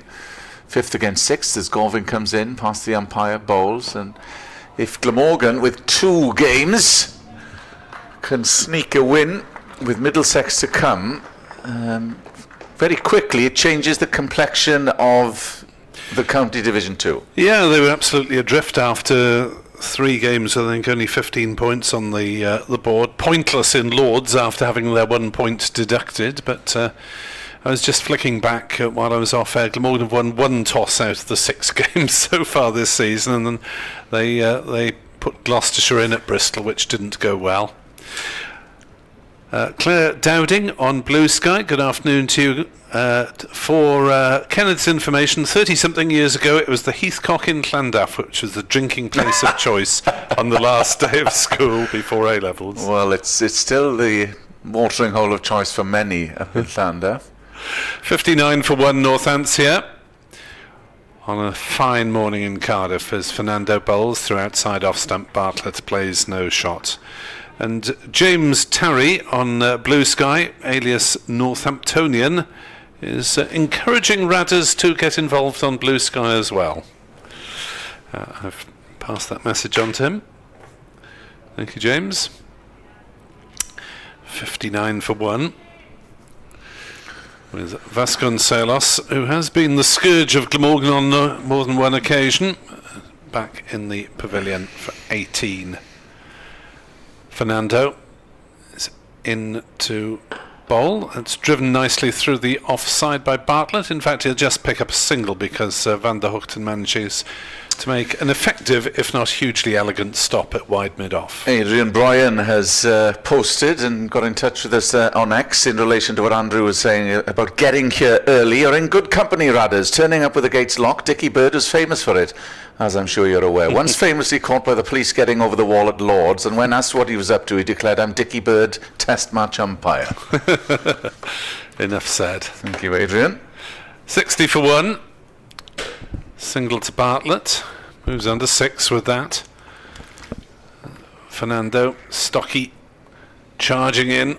Bowled outside off stump and leathered away through backward point. That'll go for 4. That wasn't a great delivery. Bit of width. And Proctor was able to put it away very comfortably indeed. Northants move on to 64 for 1. Proctor to 24 of them, having won the toss and chosen to bat. Garantius asking if the pitch is particularly green or if it's a trick of the TV. Reminds me of some wickets in the old Carmarthenshire Championship where bowlers had to repair their pitch marks between deliveries. Well, it is green. I'm sure it won't cut up as badly as that. It is green, but it's not doing much as yet. As round the wicket comes Fernando and fires one past Proctor's off stump, though he didn't play a shot. David Battersby, hoping that Andrew enjoys his visit. He's listening to us toiling away in the office today and looking forward to being here tomorrow. So Vasconcelos past 5,000 runs, just in first-class cricket. The bulk of them, says Andrew, for Northants after starting his cricket career with Boland, South Africa. That is another leave from Proctor, as the slips do their best to give every impression that the ball has shaved the off stump. Chris Cook playing his 150th first-class match behind the stumps. Kieran Carlson his 100th first-class match on his 27th birthday. So ball back with Fernando at this Cathedral Road end, playing his penultimate game for Glamorgan. 11 wickets so far, as that's squeezed away on the leg side by Proctor, and there is no run. End the over. 64 for 1 here on BBC Sport Online. Bartlett has 6, Proctor has 24. Well done to Glamorgan women. Big winners at Derbyshire yesterday by 9 wickets. Century for Daisy Jeans, originally from Somerset. 71 from Lauren Parfitt, one of the Welsh players in the side. And a reminder that Glamorgan play Lancashire Thunder, the Tier 1 side, so they're already professional. Glamorgan will be in a couple of years' time, and that's at Christ College, Brecon, 1 o'clock start tomorrow. Free entry. Gorvin continuing from the River Taff end with 2 slips and 2 slips and a third slip stroke gully. That's defended and there's no run. Yes, it seems to be prevalent these days, that position with... It's not quite third slip. No, it's not quite gully, is it? It's a very fine gully stroke. 4th slip, I suppose, Ace Tribe at the moment. Mid off, mid on, mid wicket, cover. Man at point. Long leg. Gorvin in! And there's a shout, and they're all behind Andy Gorvin, but the umpire's disinterested. So we shall have a look to see how big a shout it was. Gorvin comes in. That was a decent shout. Might just have been sliding down leg, but Yeah. I think it was one that, had we been in a test match, it would have been reviewed. That was probably closer than I'd It would have been clipping thought. leg. But it was more than a decent shout by Andy Gorvin, so a bit of encouragement there for the medium pace man who comes in to Bartlett, and that's guided, but only as far as Ben Kellaway at point, so there's no run. 64 for 1, the only change in Glamorgan ranks then. Manus Labuschagne, who will play 2 games before going on international duty, in place of Colin Ingram, who will have a chance to put his feet up before almost going into T20 mode. Gorvin coming in, right arm over, and that's off the edge of Bartlett's bat, and there was a snap shy by Ace Tribe. Yeah, he's getting a bit of applause from his teammates for that one. Good stop in that 4th slip position, and then had a skimmed off the bat and a little shy in case Bartlett had toppled over forward. So no Crane, Smale and Leonard who were in the 14-man squad. Gorvin coming in, and that's driven. Might not go all the way. Mid-off is after it. Yes, it will. So firmly struck for 4 runs. Nice little back foot punch that, wasn't it, from Bartlett. Timed it sweetly. He moves into double figures, 68 for 1. Glamorgan not quite consistent enough with their lines and lengths. It was a virtue they certainly showed at Kent, where they had the home side in all sorts of trouble over the 2 innings. Shows the value of batting first and getting big runs on the board. Gorvin, yeah, and that's guided past Tribe. They'll collect a couple. It's largely been event-free, apart from that wicket. There was a enforced error from Vasconcelos. So 69 for 1. Northamptonshire in a decent position on this first day. Yes, Proctor still out there himself. He'll be very happy with his decision to bat first, you would imagine. And Glamorgan have to work hard for their wickets today. On what looks like a decent batting strip despite its green hue. I don't believe this one's a hybrid pitch like we had last time out here, as Fernando will continue into his fifth over, 0 for 18 so far, into left-handed Proctor, who works that one on the leg side. Fernando will be departing, and news in the week, Nick, that an Australian import will be on his way in the shape of can't remember his name now. Jason Kerr. Hayden Kerr. Hayden Kerr.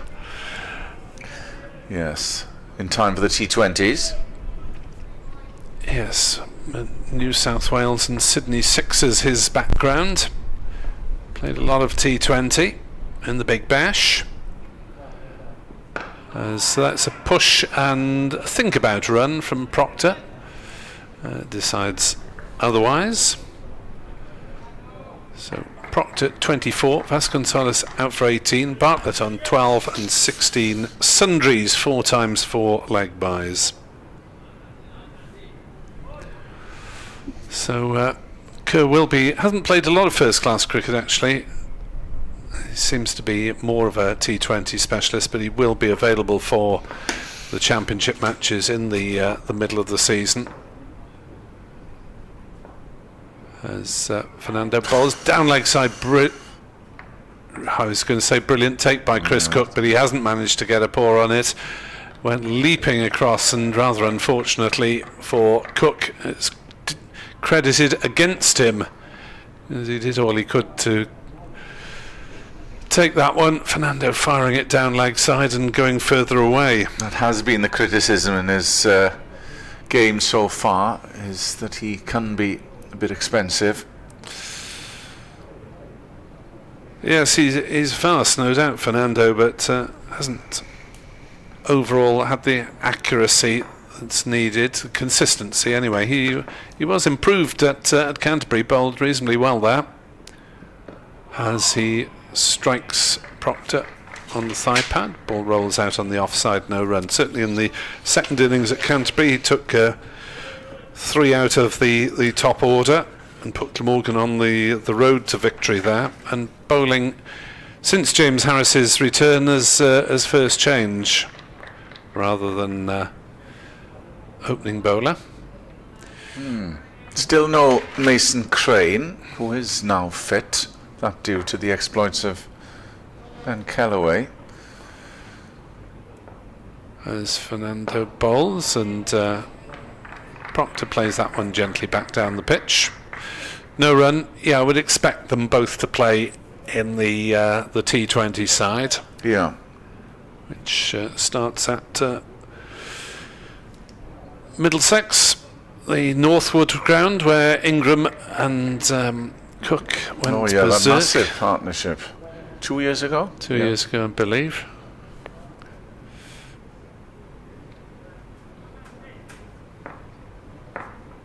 Still the 3 slips. And a leg gully. As Fernando bowls, driven up to mid-off fairly gently. It was a tidy over for Fernando. It'll go down as a maiden, but a blemish really, the 4 byes, as he put one down leg side. 74 for 1 then, here on BBC Sport Online, and we are through 20 overs of the morning session. Northants consolidating after they lost Ricardo Vasconcelos, but it's been hard toil for the Glamorgan bowlers apart from that. In the morning session on the first day, they will persevere with Andy Gorvin here with mid-on, mid-off. There are still 3 slips for Gorvin, who comes in on the back foot, and that was mistimed by Bartlett to short cover. There's no run. Still supporters trickling through the gates here at Sophia Gardens. There's more below us here in the media side stand on the Cathedral Road end, rather than in the Sun Trap area, which backs on to the River Taff. There'll be more there this afternoon. Gorvin coming in, right arm over, and that's flirted with by Bartlett outside off stump, and it's a play and a miss through to Chris Cook.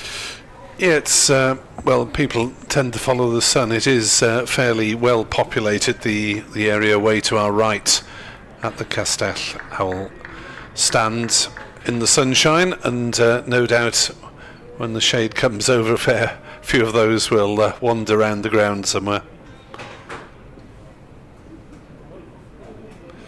Glorious conditions. Gorvin in, and that just jabs on Bartlett, and there's a few appeals. Looked a little bit high from first viewing. Gorvin, who now needs 2 wickets to get to 50 first-class wickets.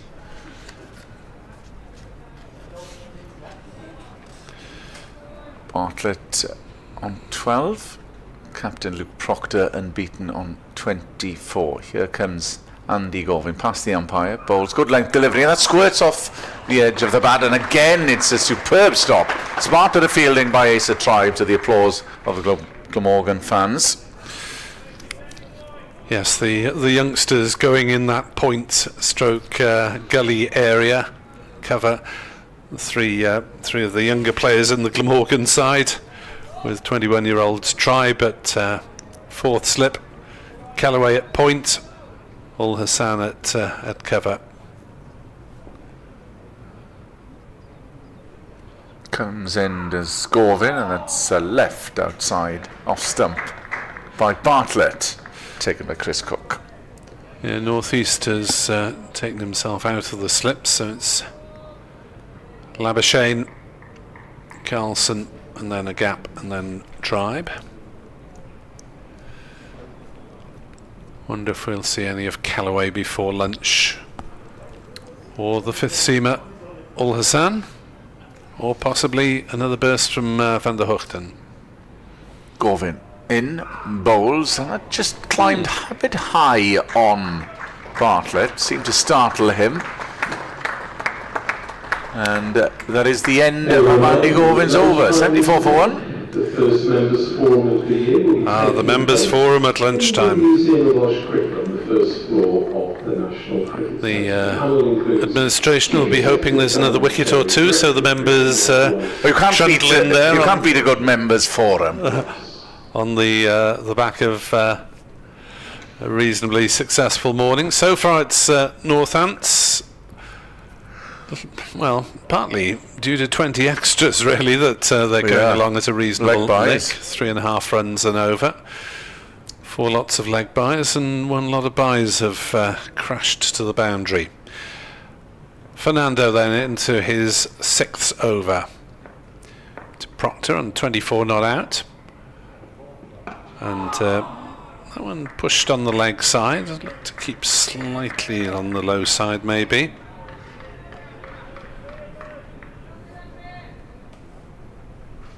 So nice to see a few numbers in today. Hopefully again tomorrow, but as I say, a lot of people obviously have commitments with club sides. Watch a bit of local cricket or family commitments over the weekend. Still the 3 slips in the leg gully. Fernando in. Bowls. Quarter of an appeal, inside edge onto pad. Don't waste your breath, boys.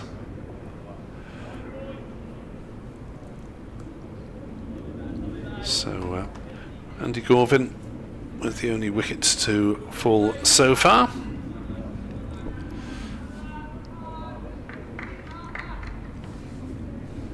His 12th of the season, even though he sat out a couple of games. Average of under 20. As that is deflected away by Proctor down towards third man, and he'll get 4 runs through that vacant third man area. Just a gentle turn of the bat by Luke Proctor, and managed to find the gap past third slip. Raced away to the ropes. 78 for 1, Proctor to 28.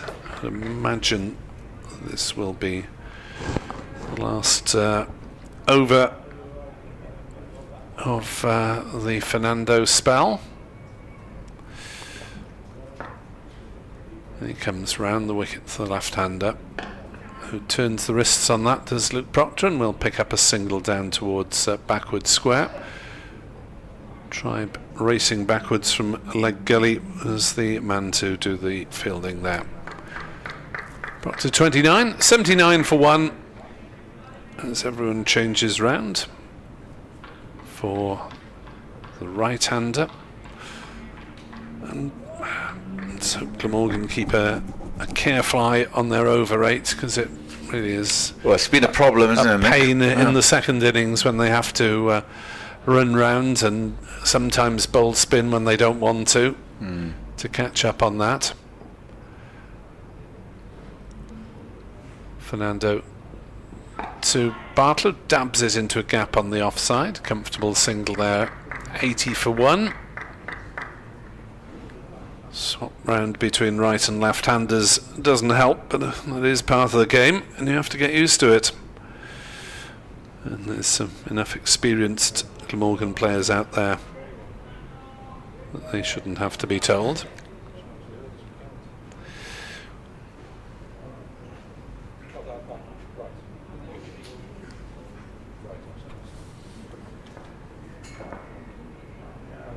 Last ball of the Fernando over in the Sapphire Sunshine.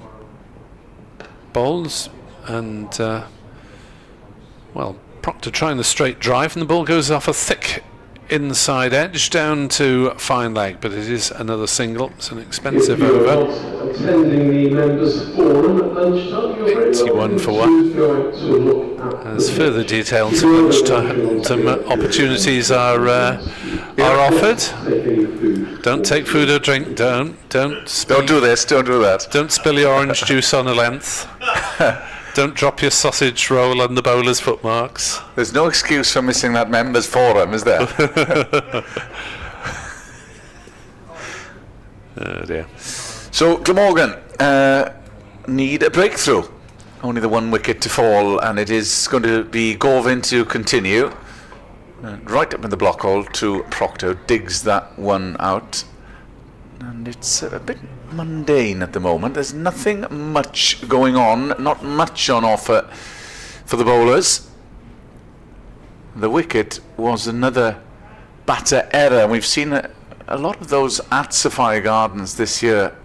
I would suggest the majority have been bat error rather than bowling brilliance.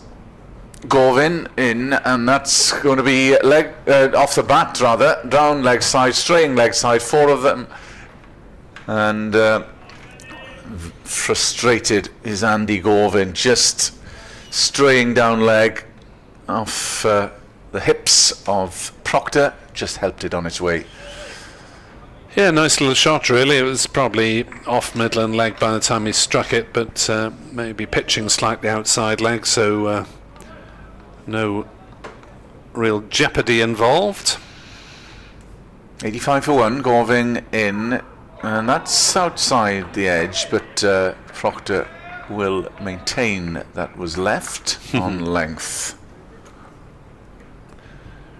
So just a bit flat at the moment from Glamorgan. Wickets are going to be tough to come by today, it would seem. Blazing sunshine. Wicket looks a good one, with Northam selecting to bat after winning the toss. Sure, Glamorgan would have done the same. Gorvin in, right arm over to Proctor, bowls, and that's worked round the corner, fielded by Ace at Tribe at backward square. And there's no run.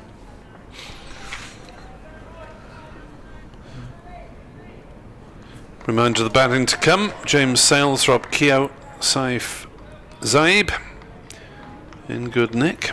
A couple of hundreds already. Lewis McManus, who was certainly in the runs here last year. Gorvin coming in from the River Taff end. Good length delivery, and that's defended by Proctor, and there's no run. Calvin Harrison continuing his very productive loan spell. Probably Justin Broad,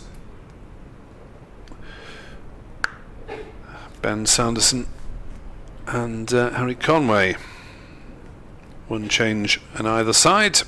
Broad for Guthrie in Northants ranks and Labuschagne for Ingram as signalled in Glamorgan's.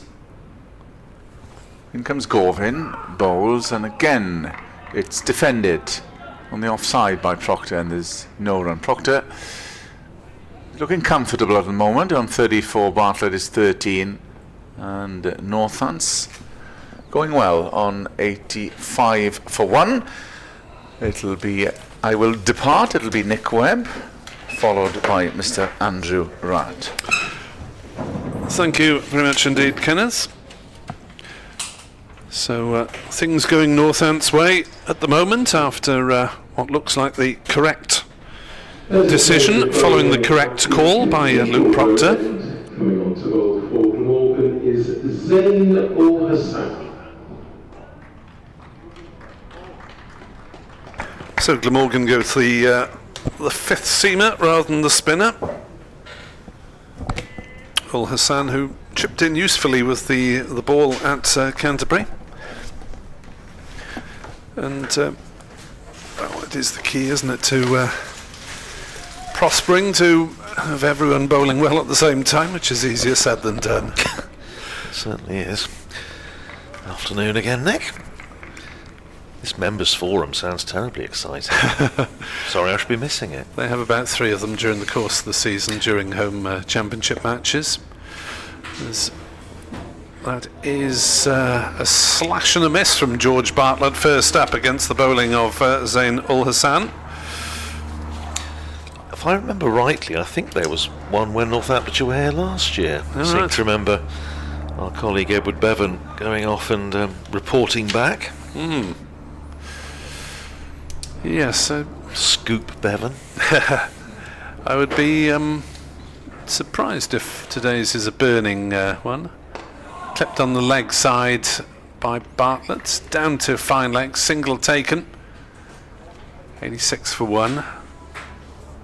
I think last week's victory at Canterbury and the improved performance against Derbyshire will be enough to draw the fire, the ire of angry members, which might have been there had they staged it after the first 3 games, which were very, very disappointing, really.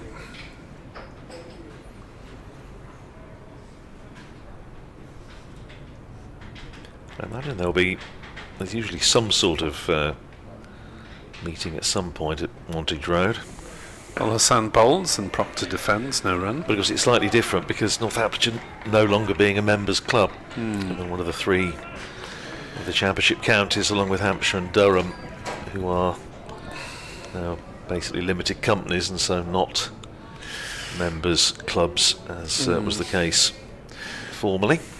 Season ticket holders surely should Yes, be the equivalent. They do, yes, and Yes. there is a meeting for them, which is back into the season usually.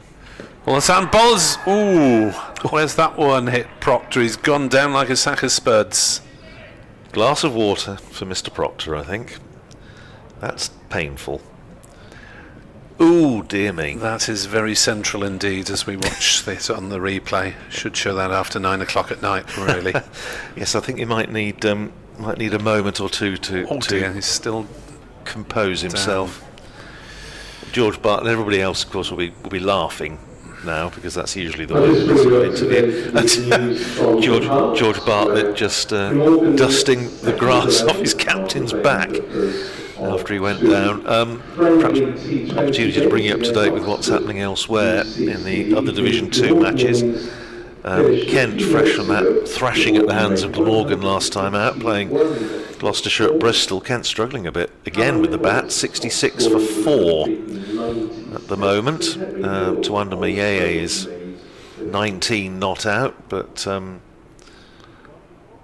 early success there for the Gloucestershire attack, and in particular Ajit Singh Dale, who's picked up 3 of those 4 wickets. Proctor is still down. Yes. No sign of the Northamptonshire physio as yet, but the 12th man Liam Guthrie's trotting on with. Yes, have a glass of water. That'll make all of the difference. All the difference, yes. Elsewhere, up at Old Trafford, Lancashire 49 for 2 against Derbyshire. They were 11 for 2. But Luke Wells back to opening the innings, all right, having been batting in the middle order. He's 32 not out. Marcus Harris on 13. At Lords, Middlesex against Leicestershire. Middlesex are 66 for 4. And Ian Holland, what a season he's having. 8 overs, 3 maidens, 3 for 9 so far. The other wicket going to Tom Scriven. Luke Holman out for 33. Ryan Higgins 20 not out. But again, the Middlesex top order blown away really by Ian Holland. Now, Luke Proctor is still down. I wonder whether he's going to have to retire. I wonder if he might. Yeah, the physio Nick Allen is there just having a chat to him. You can see that if you've got the watching on the Glamorgan stream. Not quite sure what he can offer him from his bag of tricks, really. No, exactly. Can't really give pain-killing sprays. A couple of tablets, pain-killing tablets, presumably being handed over, and a drink. But really, you have to let someone recover in their own time. I was going to say it's he's got the helmet off now. That is just incredibly painful. The umps, I'm sure, would just in the gentlest possible way be saying you just need to make a call on this. Dr. Bartlett's got some helpful advice there. I'm not quite sure what that will be. In Division 1, at the Oval, Surrey against Yorkshire. Yorkshire are 62 for 2 against the reigning champions, who haven't had a particularly strong start to the season. Adam Lyth, fresh from Big 100 last time out, is 30 not out. Hampshire 58 for 1, batting first against Warwickshire. Fletcher Middleton going early, but Mark Stoneman and Nick Gubbins riding to the rescue. Worcestershire 63 for 3 against Essex.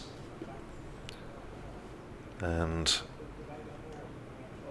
yes, then we're back to here. So it's just 3 matches in Division 1. So Northamptonshire actually pretty much having the best of the starts. I think there is another. I'm sure there's another Division 1 game which I've missed.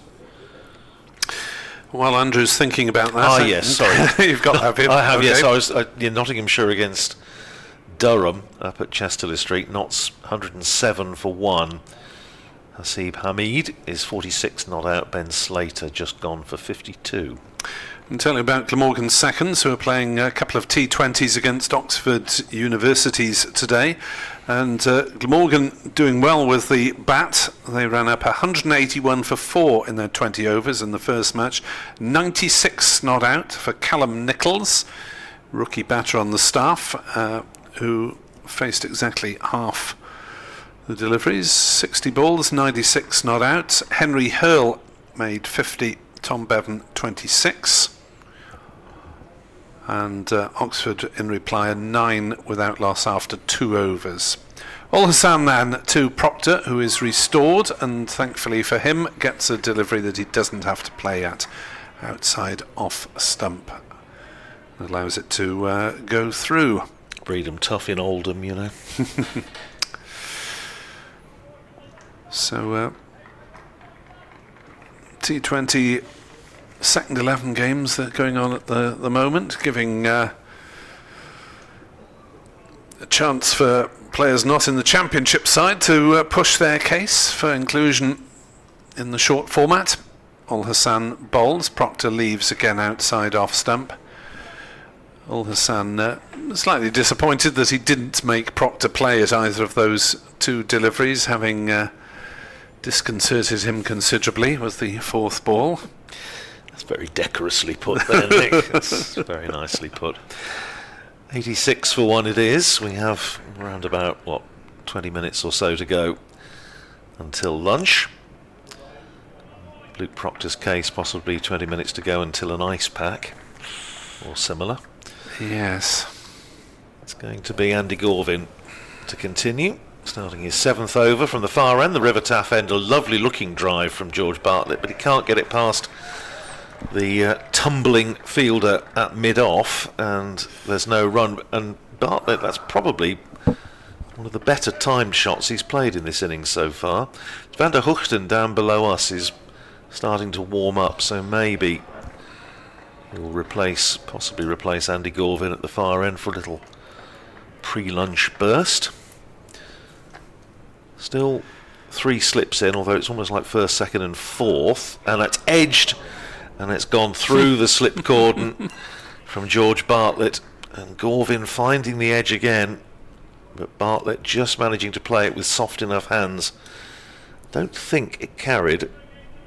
No, just landed in front of the sort of second stroke fourth slip, and it raced away down to third man for 4. Bartlett to 18. 90 for 1. Bartlett can look a little bit scratchy early on. Not the greatest starter maybe, but made useful runs since making the move from Somerset at the start of last season. And here is Gorvin, into him outside the off stump. Plenty of zip for Andy Gorvin, and it was taken by Chris Cook sort of chest high. So decent carry. Thank you very much for all your messages this morning. It's been very busy on the socials. Keep them coming. Always very good to hear from you. Yeah, Steve West asking how quick has Fernando been, having been signed for his pace. Well, he's got a little something in terms of pace on the other on the bowlers, I guess. Here's Gorvin in again, bowls to Bartlett, who is right across his stumps, as is his wont. Plays it out to mid-wicket where James Harris fields, and there's no run. But in several matches, he hasn't been consistently accurate enough. Decent performances first up here against Leicestershire and at Canterbury last week, but you do expect your overseas is going to be leading the line, as it were. Gorvin in again, bowls to Bartlett, who pushes forward out into the offside, runs up to Zain Hassan at extra cover, no run. Garantius says he's considered several witticisms re Mr. Proctor's injury, but sadly none broadcastable. I know, one has to be very careful in those sort of situations. Fill in your own jokes at home. Don't expect any on the airwaves. Gorvin turning with the glorious trees at the River Taff end behind him, and he's in bowls, and cross stumps again comes Bartlett, pushing out into the offside. Got himself off outside the line, so if he had have missed it, it couldn't have been LBW. As he does, he just pushed it out into the covers, and there's no run. 18 to Bartlett, 34 to Proctor. It's 90 for 1. Northamptonshire have had 25 overs after winning the toss and choosing to bat first, and Zain Hassan, he's already made an impression in one sense on Luke Proctor, is going to continue. Yeah, that was one of the lengthier breaks I've seen for such an injury, rivaling that suffered by Mark Wallace at Northampton a few years back in the last game of his remarkable 200-odd championship matches in a row. Ul Hassan is in to bowl outside off stump. Proctor no shot. Had a very long one this year at Old Trafford. Josh Bohannon wore one in the same place, and he was down for a very long time as well. Yes, Mark Wallace, now Glamorgan Director of Cricket, then tore, I think it was a thigh muscle about 10 minutes after that central blow at Northampton. 90 for 1, as no shot played by Proctor, but no appeal as it races off the pad down into the slip area. And there is no run. So thank you for your contributions. Old Man Rad on Nick Webb 2017 on X. You can also contact me via Blue Sky and gmail.com is played into the offside by Proctor. Gently to cover. There's no run. You ought to get on Blue Sky, Andrew. I'm on it. Oh, you are. I am, but I just don't tend. I'm not active on it. I think it's fair to say. I have set up an account, and I will try and start to use it a bit more. But same handle. Or something. I've absolutely no idea. I can't remember. I will have a look, and I'll let you know. But no, I did set one up a little while ago. Clipped on the leg side by Proctor. He will get runs here, just a couple of them, as James Harris runs round from mid-wicket to square leg. So it will be a fairly low number of overs at lunch, but they will be given latitude because of that lengthy injury. In fact, where are we? 26th over we're in at the moment, so 3 more. Could still be 29. Not going to be too far off, I think. Well, Hassan in to bowl, passes the outside edge as Proctor pushes forward there. I am. Radders, RADDERS 1962. So it's at Radders 1962.bsky.social. There we are. I shall follow you. That's very sweet of you. Well, Hassan bowls, driven through the leg side by Proctor. More runs here. Again, a couple of runs. Again, it's Harris who does the fielding duties. 94 for 1. Bartlett has 18. Proctor has 38. Extras have 20. Vasconcelos, the man out, 418. Gorvin, the only wicket taker. And it is noticeable that Chris Cook is leading something of a charge round between overs, so yes, there has been obviously a message delivered or agreed between the team. And it is going to be Gorvin to continue from the far end, the River Taff end. Interesting you saying about the members' forums we were discussing during the previous over. It's very commendable, obviously, when counties do these sort of events and want to hear what people saying and thinking. Gorvin in bowls, and that's on the hip of Bartlett, who turns it away. I'm not sure he got any bat on that. It runs down towards deep backward square. Cook himself chases about halfway back to the boundary. They only come through for one, and it is a leg bye. Leg byes continuing their prolific form in this session. 95 for 1 Northamptonshire. Leg byes tick up. Shall I see how many 17. there are? 17, that's right. 4 times 4. Yeah. That's the first one that hasn't gone to a boundary, and there are 4 byes as well down leg side. Well, it's going to be Proctor to face, yes, and I do remember AGMs in the old days at Northamptonshire. The objective used to be, I think, on the part of the committee to get them over as quickly as possible. Certainly one former chair used to think if it had gone on any longer than half an hour, then it was there was things to worry about. But well, I suppose a lunch interval is not much more than that. No, is that's it? true. That's true. Most of those questions were usually about the gents' toilets or similar. Here's Gorvin in bowls to Proctor, who presents the full face, pushes it up to mid-off, and there's no run. Sam Northeast Fields. Yes, it is amusing how people get more worked up about facilities and what's served on the food front more almost than what's going out in the middle. Absolutely right. Forget the innings defeat. My pork pie was too hot or too cold or something. I ran out of loo paper. Here's Gorvin in and bowls, and that's back of a length to Proctor, who just gets on top of the bounce and pushes it out into the leg side and there's no run. It's interesting this field for Proctor, because they've got a sort of, I don't know what you call it. It's a short leg, but it's not close in, sort of helmeted short leg. But he's probably about 4 strips away. Then they've got a leg gully in. Now, very often you see a leg slip in for Proctor, but this is something a bit different. It's Gorvin in again, bowled, and that's beaten Proctor outside the off stump. It's a beauty from Andy Gorvin, who thought for a moment he might be in business, but it goes past the outside edge. But they've got 3 fielders in an arc of about I don't know, 30 degrees, something like that, 35 degrees. Yes, that square leg, close square, short square leg is in a catching position when the ball is bowled, Ben Callaway, and he's about halfway in from the umpire. And then there's a leg gully and a orthodox mid-wicket as Gorvin is in bowls, and that's clipped away through the lot of them by Luke Proctor for 4.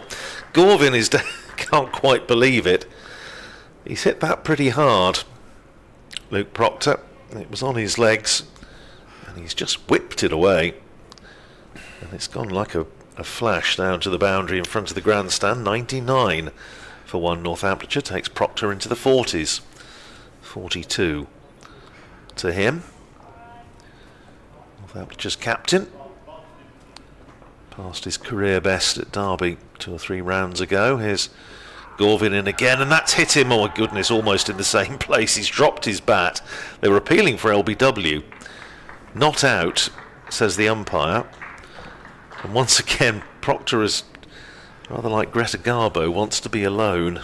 And he's just wandered off to nurse his bruised pride or something. I think that one might have been the very top of the thigh rather than quite as central as the last one. But he's still he's still down on his knees.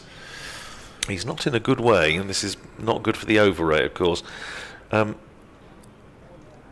Umpires gesturing for the ball, fair enough, which Tim van der Hoogten has tossed in. Proctor's still hands on knees. His bat was where he dropped it in his crease. The umpires are coming over to have another chat.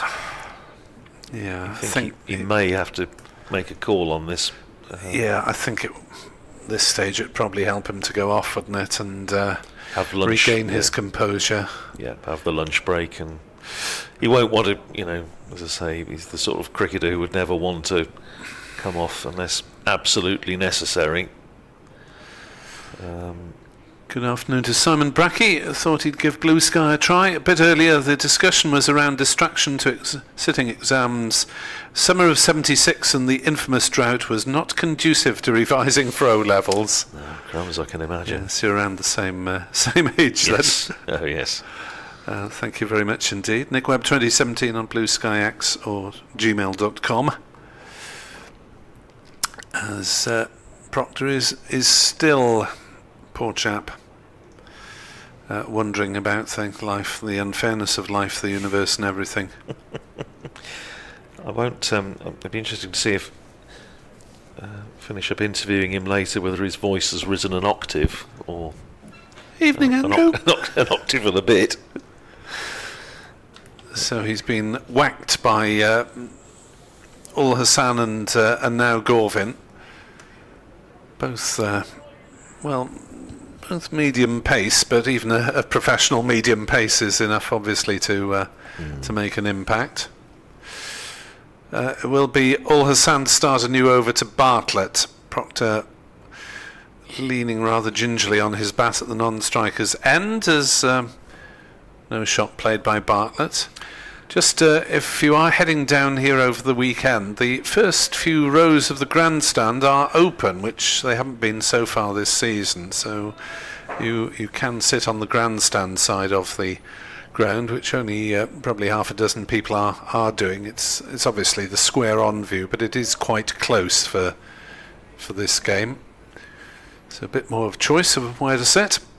Ul Hassan bowls. Bartlett is pushing this one up to mid-on, and there's no run. Yes, you'd have been able to hear Luke Proctor's groans at very much at close quarters this morning.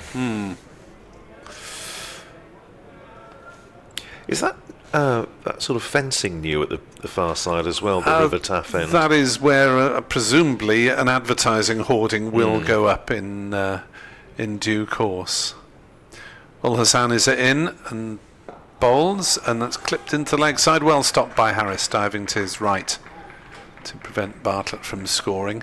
It does allow something of a view for walkers, joggers, cyclists passing along the Taff Trail just behind, and us to see a cyclist zooming past.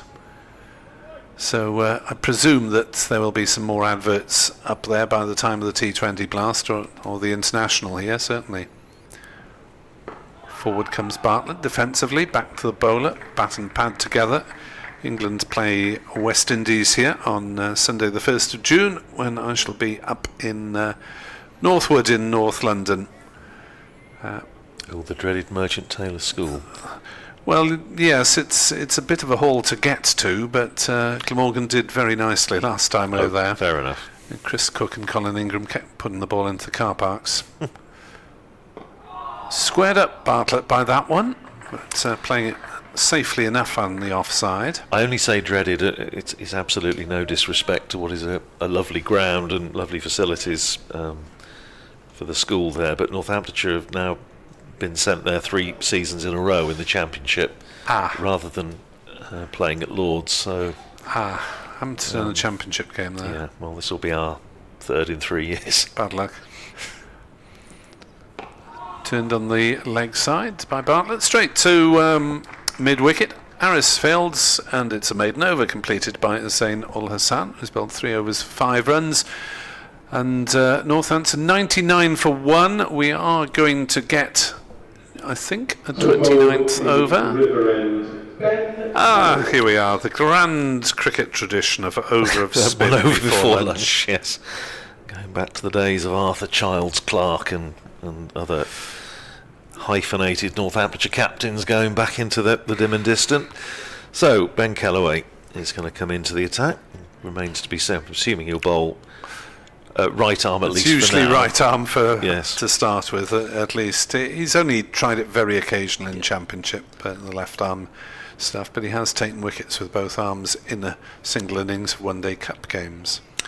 Ooh, short leg is short now. Yes, they've got a short leg in very close and a slip, and Kellaway to bowl round the wicket from the River Taff end to the left-handed Proctor. Last over before lunch, and Proctor pushing forward, just opening the face, running it down to backward point, and there's no run.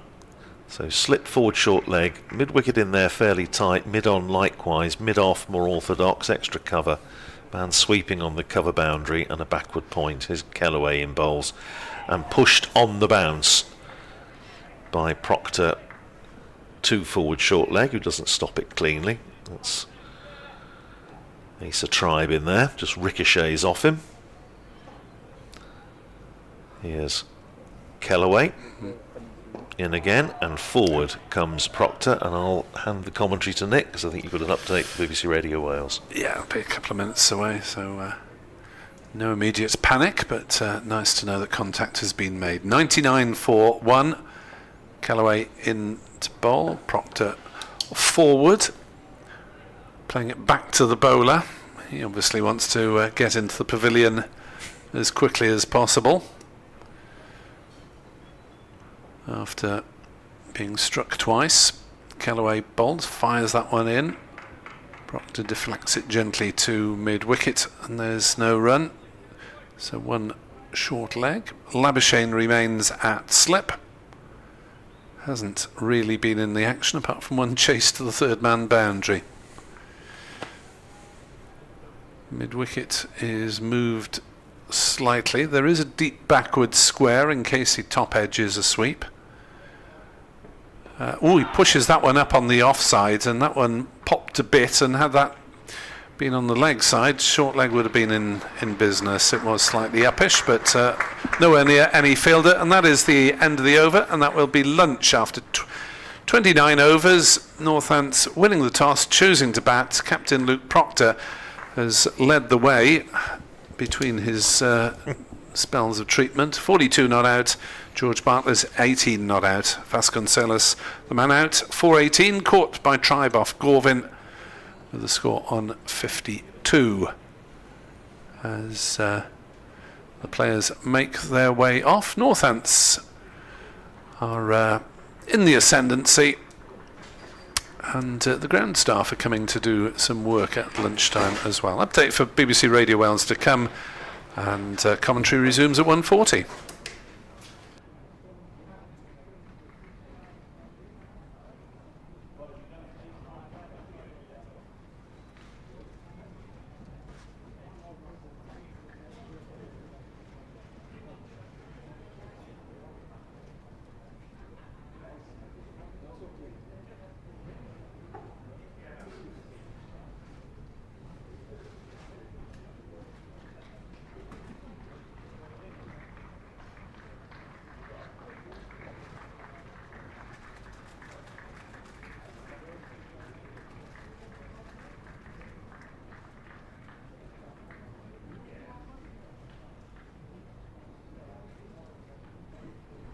I've got some lunchtime scores from the other games in the Rothesay County Championship, which I hear at Sapphire Gardens are in there Thursday. We'll start at Taunton, where Sussex won the toss, invited Somerset to bat first. At lunch, Somerset a 91-4-2. At Edgbaston, Hampshire won the toss, selected to bat against Warwickshire. Hampshire currently. Northants are well placed, up 99 for 1 after choosing to bat here at Sapphire Gardens. Andy Gorvin, the only wicket to fall out of Ricardo Vasconcelos, who was caught at Leg Gully for 18 after a stand of 51, with captain Luke Proctor, who's still there on 42 not out, despite catching a couple of very painful central blows which have required some recovery. Bartlett on 18 not out. Andy Gorvin with the only wicket of the morning. Not much for Marnus Labuschagne, Glamorgan's Australian star, to do so far. Northants 99 for 1. It's lunch also at Lords, where Leicestershire won the toss and opted to bowl first against Middlesex. At lunch, Middlesex 84 for 4. At the Oval, Surrey won the toss, elected to bowl first against Yorkshire. At lunch, Yorkshire are 75 for 2. And in the other game at Old Trafford, where Derbyshire won the toss and opted to bowl first against Lancashire, Lancashire currently 67 for 2. A reminder regarding refreshments that a full range of food and drink can be purchased in the Pyramid Lounge, which is situated on the ground floor of the Thatcher's Pavilion. Don't forget that there's a 10% discount for Glamorgan members and season ticket holders on all food sales. Drinks and snacks can also be purchased from the mobile unit situated beneath the Castell Howell stand. That's at the Cathedral Road end of the stadium. Snacks can also be purchased from the vending machines at the rear of the indoor school. And if you're looking to refill your water bottles, there are many recharge stations around the ground where you can do that free of charge. If you're seeking a score sheet for today's game, they're also available free of charge from reception. That's situated on the ground floor of the Thatcher's Pavilion. That's also where you can purchase a copy of the 2025 Glamorgan Yearbook. The Glamorgan Club shop, run by Missouri Sports, is open today. It's situated opposite Gate 2. It's going to be open until 5 p.m. And it's also, as always, selling a wide range of cricket equipment and other items, including replica Glamorgan kit, plus a range of recently published cricket books. During the tea interval, you're also very welcome to visit the Museum of Welsh Cricket, situated on the first floor of the National Cricket Centre. It's recently had a refurbishment thanks to a very generous grant from the Welsh Government. The museum, as well as the Glamorgan Cricket Heritage Gallery, which occupies the corridors in the National Cricket Centre. There's been a an upgrade with a host of new panels and other information boards for you to look at. And as well, don't forget the museum also has a number of second-hand cricket books and old Glamorgan yearbooks, which together with a range of other items and souvenirs are on sale to raise funds for the running of the museum. And finally, a reminder that we stand together against all forms of discrimination. There is no place for it in our sport. We will embrace and celebrate differences everywhere, knowing that with diversity together we are stronger. Here at Glamorgan County Cricket Club, we are dedicated to raising the game, so if you witness any form of discrimination, you can challenge it and call it out by contacting in strictest confidence your nearest steward.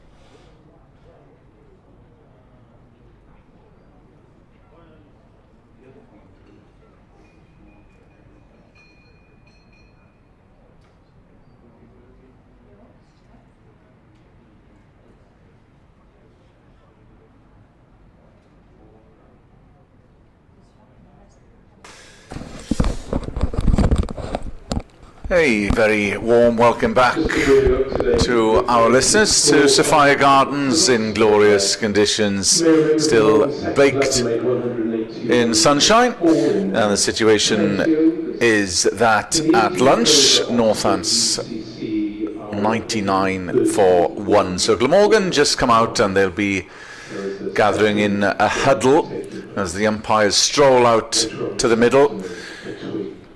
Proctor is unbeaten on 42. Bartlett, George Bartlett is there on 18. So the only wicket to fall, the man to depart this morning was Ricardo Vasconcelos, caught try ball Gorvin for 18, and that was a mistake that was drawn out of the batter from Andy Gorvin. Snap chance taken at backward square by Asa Tribe. Apart from that, very little demons in the pitch.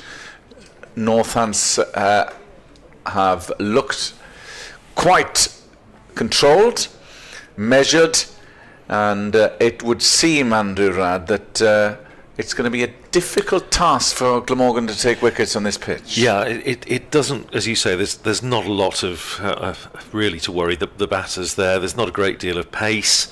Bouncers maybe probably really only saw one that kept a little bit low. Other than that, it's been pretty even.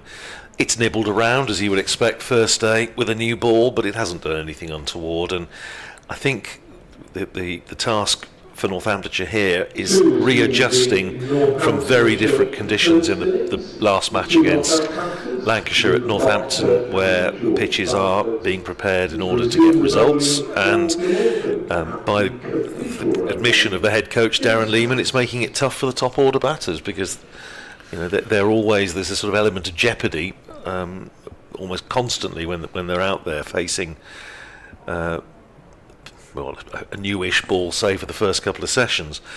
Here, obviously, I think patience is the key. Now we know Luke Proctor can do it. That's one of his specialities. He can bat long. The others tend to like to go for their shots. It's a question of whether they can just stay patient, build an innings, and Northamptonshire will be hoping if they'll still be batting tonight and well into tomorrow, and then obviously the scoreboard pressure factor starts to kick in. Is exactly what happened in Glamorgan's favour down in Canterbury. So it will be James Harris. We saw him limbering up. 5 overs, 0 for 16. Here he comes from the Cathedral Road end, right arm over, and that's played into the onside, and it will evade the man Asa Tribe at mid-wicket, so they'll collect a single off the first ball of the afternoon session. James Harris, no reward this morning. As we mentioned, there's not much to aid the bowlers. Obviously no cloud cover, very little swing, and there won't be any cloud cover at all. There isn't a cloud in the sky at all in the Welsh capital. Sophia Gardens in all its glory, the members just trickling back after lunch. A few more in the taff end of the ground. Here comes Harris, tugs that one in short, and that's a straight down leg taken by Chris Cook, and there's no run. I haven't heard any reports of bloodshed at the members' forum at lunchtime either, Kenneth. I think no, I think I don't think there would have been many pressing issues in the early one of the season. More to do with the price of a pint and so on, rather than what's happening on the pitch. And the endless discussions about structure and scheduling and all this sort of stuff. Which is ongoing. Harris bowls fullish, and that's driven firmly just towards Andy Gorvin at mid-off. Well, the scheduling is it's a yearly discussion, isn't it? Yes, it is, sadly. But it doesn't seem too long since we were told that 14 championship matches was absolutely, we're not going to go any further in reducing the number, and now there seem to be moves in some quarters to reduce it further, which personally I think would be a great shame. Indeed. Harris in, right arm over to Proctor, a left-hand bat. Well, unfortunately, it is the one that is required to make room for all the other competitions. The T20 will start in earnest at June the 1st in Glamorgan's case, away to Middlesex. And then, of course, the 100 in August with the franchise here. Harris in and bowls, and that's just jumped slightly on Proctor, plays it down to fine leg, and there is a single. Of course, the One Day Cup is played in tandem at the same time as the 100. Glamorgan holders, having beaten Somerset in a rain-reduced match at Trent Bridge last September. Of course, for the 100, you'll have a well-known Welshman, Saif Zaib, is playing, I think, for Welsh Fire. Yes, alongside Stephen Smith. Right arm over, and that's a decent length ball, and that jumped up on Bartlett, fizzed past his outside edge. Good end to the over by James Harris, the opening over of the afternoon session. 2 runs coming off it, and Northamptonshire 101 for 1. Is that the Steve Smith from Aberdare? Yeah. 101 for 1, so decent start, decent platform here for Northamptonshire. And as you'll have heard, the dulcet tones of Andrew Hignell, it is going to be Tim van der Hoogten, who took the new ball first thing this morning from the River Taff end, and is going to begin proceedings from that end this afternoon. Going to be bowling to Luke Proctor with 3 slips and a leg slip. Now, this morning, that's interesting, because this morning we saw to Proctor a curious field with 3 fielders fairly close in and fairly tightly grouped on the leg side. There was an orthodox mid-wicket, a man sort of just on the edge of the square leg, and a leg gully. Now, just a mid-wicket in, as Van der Hoogten is round the wicket, bowls to Proctor, no ball called, and he's just nibbled it down to fine leg, where Andy Gorvin fields, and Van der Hoogten just checking where his feet landed, but boosts the Northamptonshire total. Proctor to 44 and Northamptonshire to 100 and... Now that should be 104 for 1, yes it is, it's just gone up. Proctor to 44, 2 for the no ball of course. Brings Bartlett on strike, 19 off 41 balls. He's worked hard without ever really looking completely at home. Is Van der Hoogten in, bowls to Bartlett outside the off stump, leaves that alone. In my time away from the commentary box prior to lunch, I just went down to get some rays, and they just seem to be bowling a decent length at Bartlett, trying to target him. Yeah, I think that's right. I think they've just trying to frustrate him, I think, a little bit. Yeah. And he needs to, from his point of view, and from Northamptonshire's point of view, he needs to just work through this. As we say, there's absolutely no rush. Here's Van der Hoogten in, bowls to Bartlett, who's driving on the bounce back to the bowler, and there's no run. I think the best shot he played this morning was that one away through mid-wicket, which was a lovely shot. Off, I'm trying to think who it was off. It was from this end, wasn't it? It must have been Fernando, I think. But I think it was, yeah.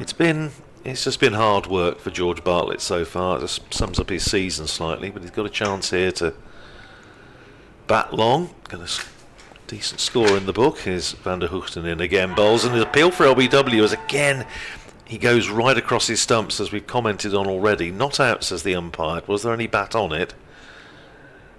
There appears to have been, because there's no signal, so that would account for the fact that it's not out. One more for an inside edge onto pad for George Bartlett. He goes to 20, and it's 105 for 1. Bartlett this year, 13 and 60 not out in the first game against Kent, 18 up at Old Trafford, 24 at Derby, 20 and 12 at Grace Road, and 7 and 8 in the last match against Lancashire. Is Van der Hoogten in, bowls to Proctor, works it into the onside. Good tumbling stop by Issa Tribe at mid-wicket, and there's no run, from which you can deduce, Kenneth, that as we were talking about Ricardo Vasconcelos earlier on when we were together, he's got starts and not really gone on and played an innings of real substance. But as I say, in that respect, and he is not alone. And if you look at the figures for the season of most of the Northamptonshire top order batters, as Van der Hoogten is in bowls to Proctor, who goes for a big expansive drive, most un-Proctor-like stroke, beats the outside edge and taken by Chris Cook, with the exception of Safe Zabe, who, was Nick was saying earlier, has been in decent nick this year, has got a couple of hundreds and that very good 50 against Lancashire, important innings, and Proctor, who obviously has the big 150 at Derby. The rest, their figures are very much of a muchness. They're all averaging late teens, early 20s. Here's Van der Hoogten in bowls to Proctor, who just drops a dead bat on that. It runs down into the slip cord and Kieran Carlson fields. And that's the end of Tim Van der Hoogten's first over of the afternoon. It's 105 for 1. Luke Proctor is 44. George Bartlett is 20. And we've had 31 overs in the innings, so another 65 left to be bowled today. Yes, and it might be hard graft for the Glamorgan bowlers. It is going to be James Harris. We saw just the 1 over prior to lunch from Ben Kellaway, who obviously 181 with a bat. Pfeiffer against Derbyshire a fortnight ago as Harris comes in, right arm over to Bartlett, who's resolutely defending and just prods that into the offside, and there's no run.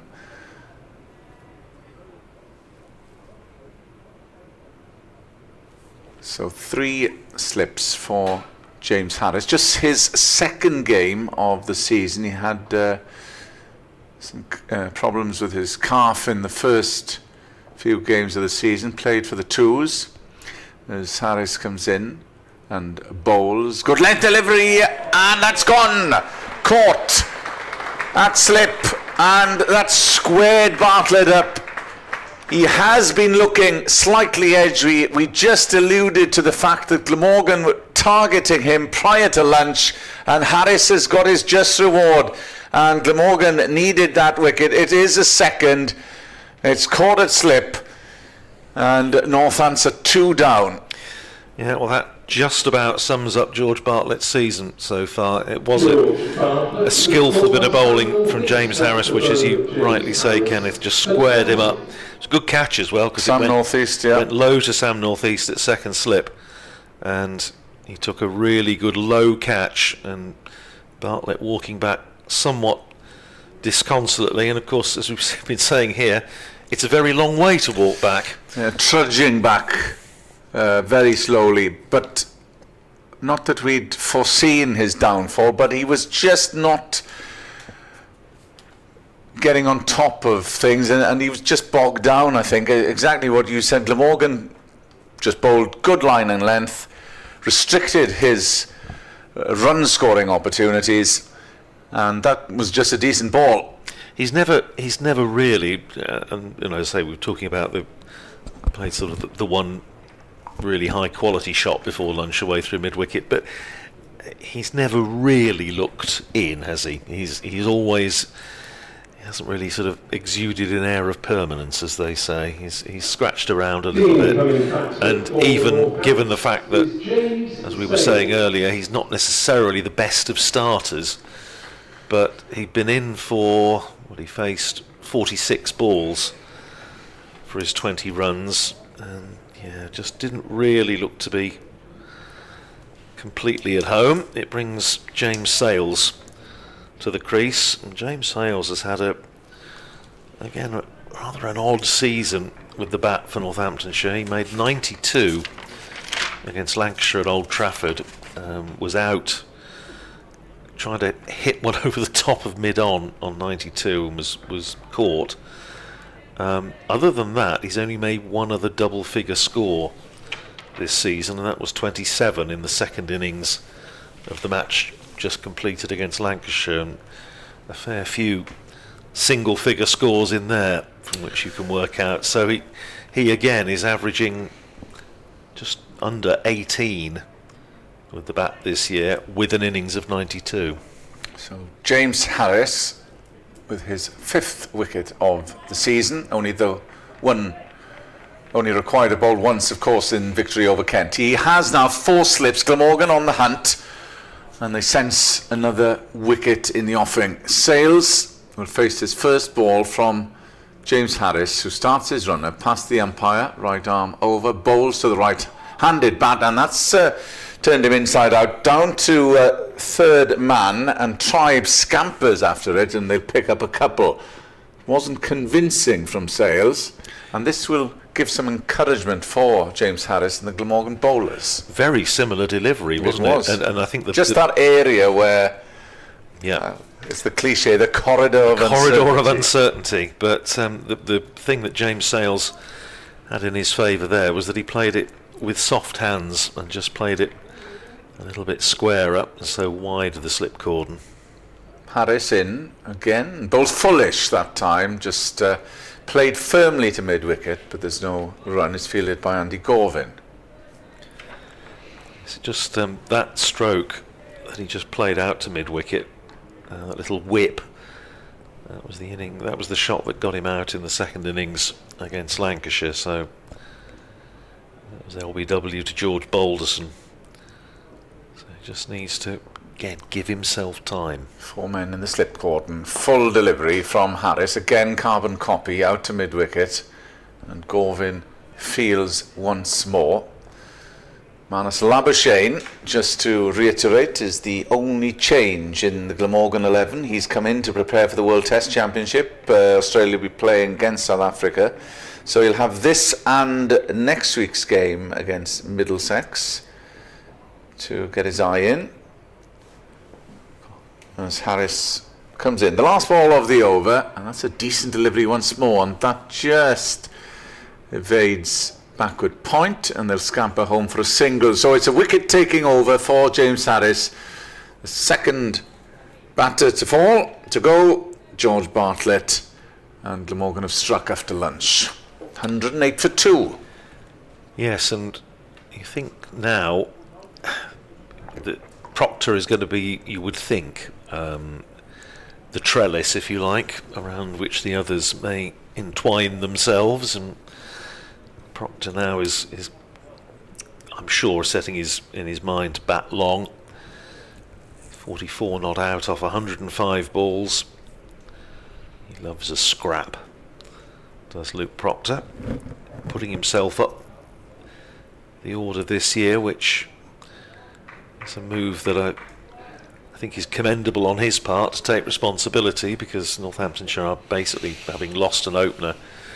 When Emilio Gay went to Durham, they signed Matt Britsky for the first few championship matches, but then he got signed up by the IPL, and they are basically then an opener light. Here's Van der Hoogten in, bowls to Sales, nicely in behind that, pushing it out into the covers where Asa Tribe fields, and there's no run. It does mean that, as I know Northamptonshire listeners will have heard me say times before, you do feel that, with the exception of Ricardo Vasconcelos, others in the order are probably batting one place higher than would be ideal, but that's the way it goes. And with Justin Broad back in the side, it does mean Northamptonshire potentially bat a bit deeper. Here's Van der Hoogten in, and forced off the back foot by James Sales, but can't get it past the tumbling Tribe. An extra cover, and there's no run. 108 for 2 it stays. Ben Sanderson, of course, will never forgive me for saying that. It means he'll be dropping down from 9 to 10, and after all the comments we were making early on in the last game when we were saying he must have vertigo batting at 9, he then of course goes and plays the crucial innings in the second, of course, in the second knock against Lancashire. So here's Van der Hoogten in, bowls to Sales, pushes it up to mid-off, and there's no run. Pivotal all-rounder, as we now have to call him. But I have to say, with McManus at 7, probably Broad at 8, who has opened in Championship cricket, and Calvin Harrison, useful player at 9, plus Northamptonshire's own Victor Trumper, Ben Sanderson at 10, Harry Conway at 11. It is, on paper at least, quite a long batting lineup. Van der Hoogten in, bowls hit Sales on the pad, was nipping back, and I don't think there was a great deal of conviction in the appeal. We'll have a little look. Thought as it had probably just done a bit too much, probably missing leg stump, maybe a little bit high as well. Just didn't look quite right. The umpire feeling the same way. It's hard to overstate just what a glorious afternoon it is down here in Cardiff. There is not a single sign of a cloud. Here is Van der Hoogten in. Forward comes Sales, pushing it up to mid-on, where Zayn Al-Hassan fields, and there's no run. I don't know, there might be a cloud in Colwyn Bay or somewhere.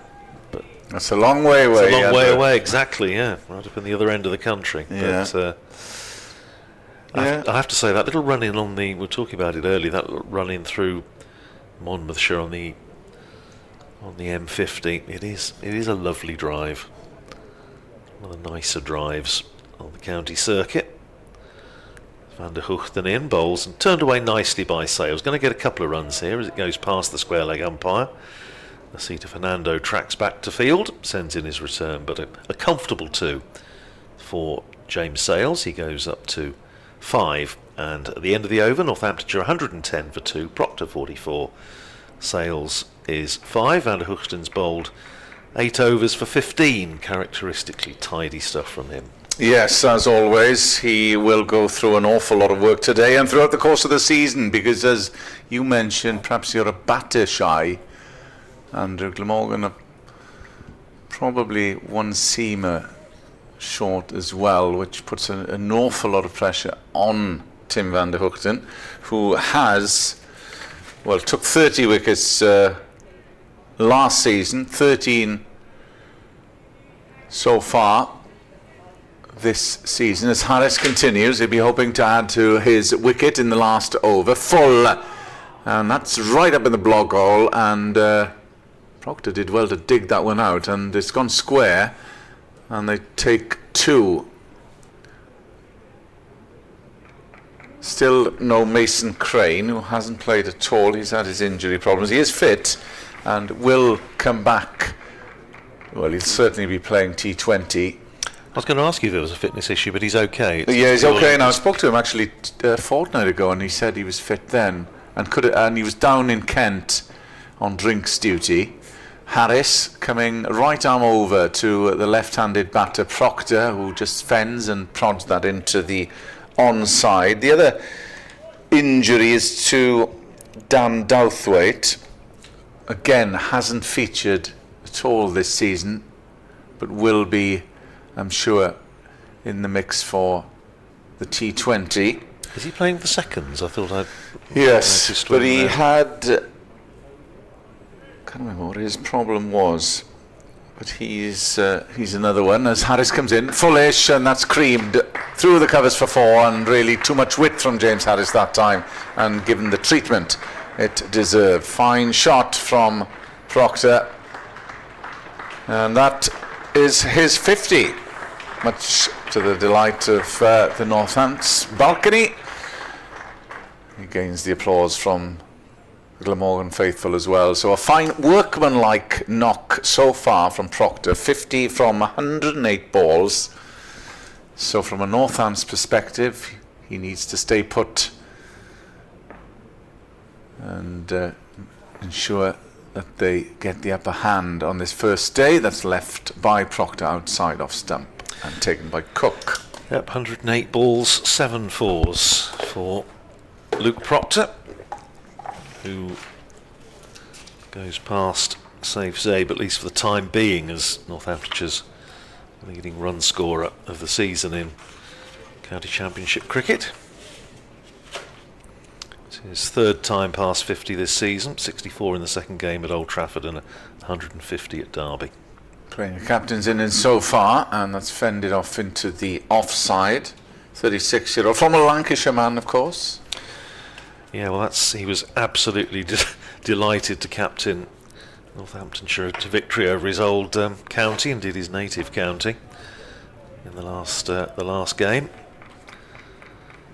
He has a very good record against Lancashire since he's made the move south down to Northamptonshire, but that was something a bit special, I think, to captain the side to victory. This is the final ball of the over, and it's banged in short. It's a bouncer from Harris, and it's left alone by Captain Proctor, and that is the end of the over. 116 for 2. The new batter is Sales on 5, Proctor unbeaten on 50.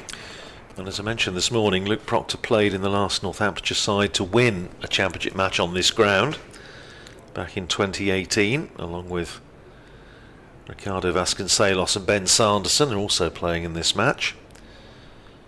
That was Ben Duckett in his last year for Northamptonshire, got a 133, and wickets in the fourth innings taken by the Sri Lankan leggy Sikuge Prasanna.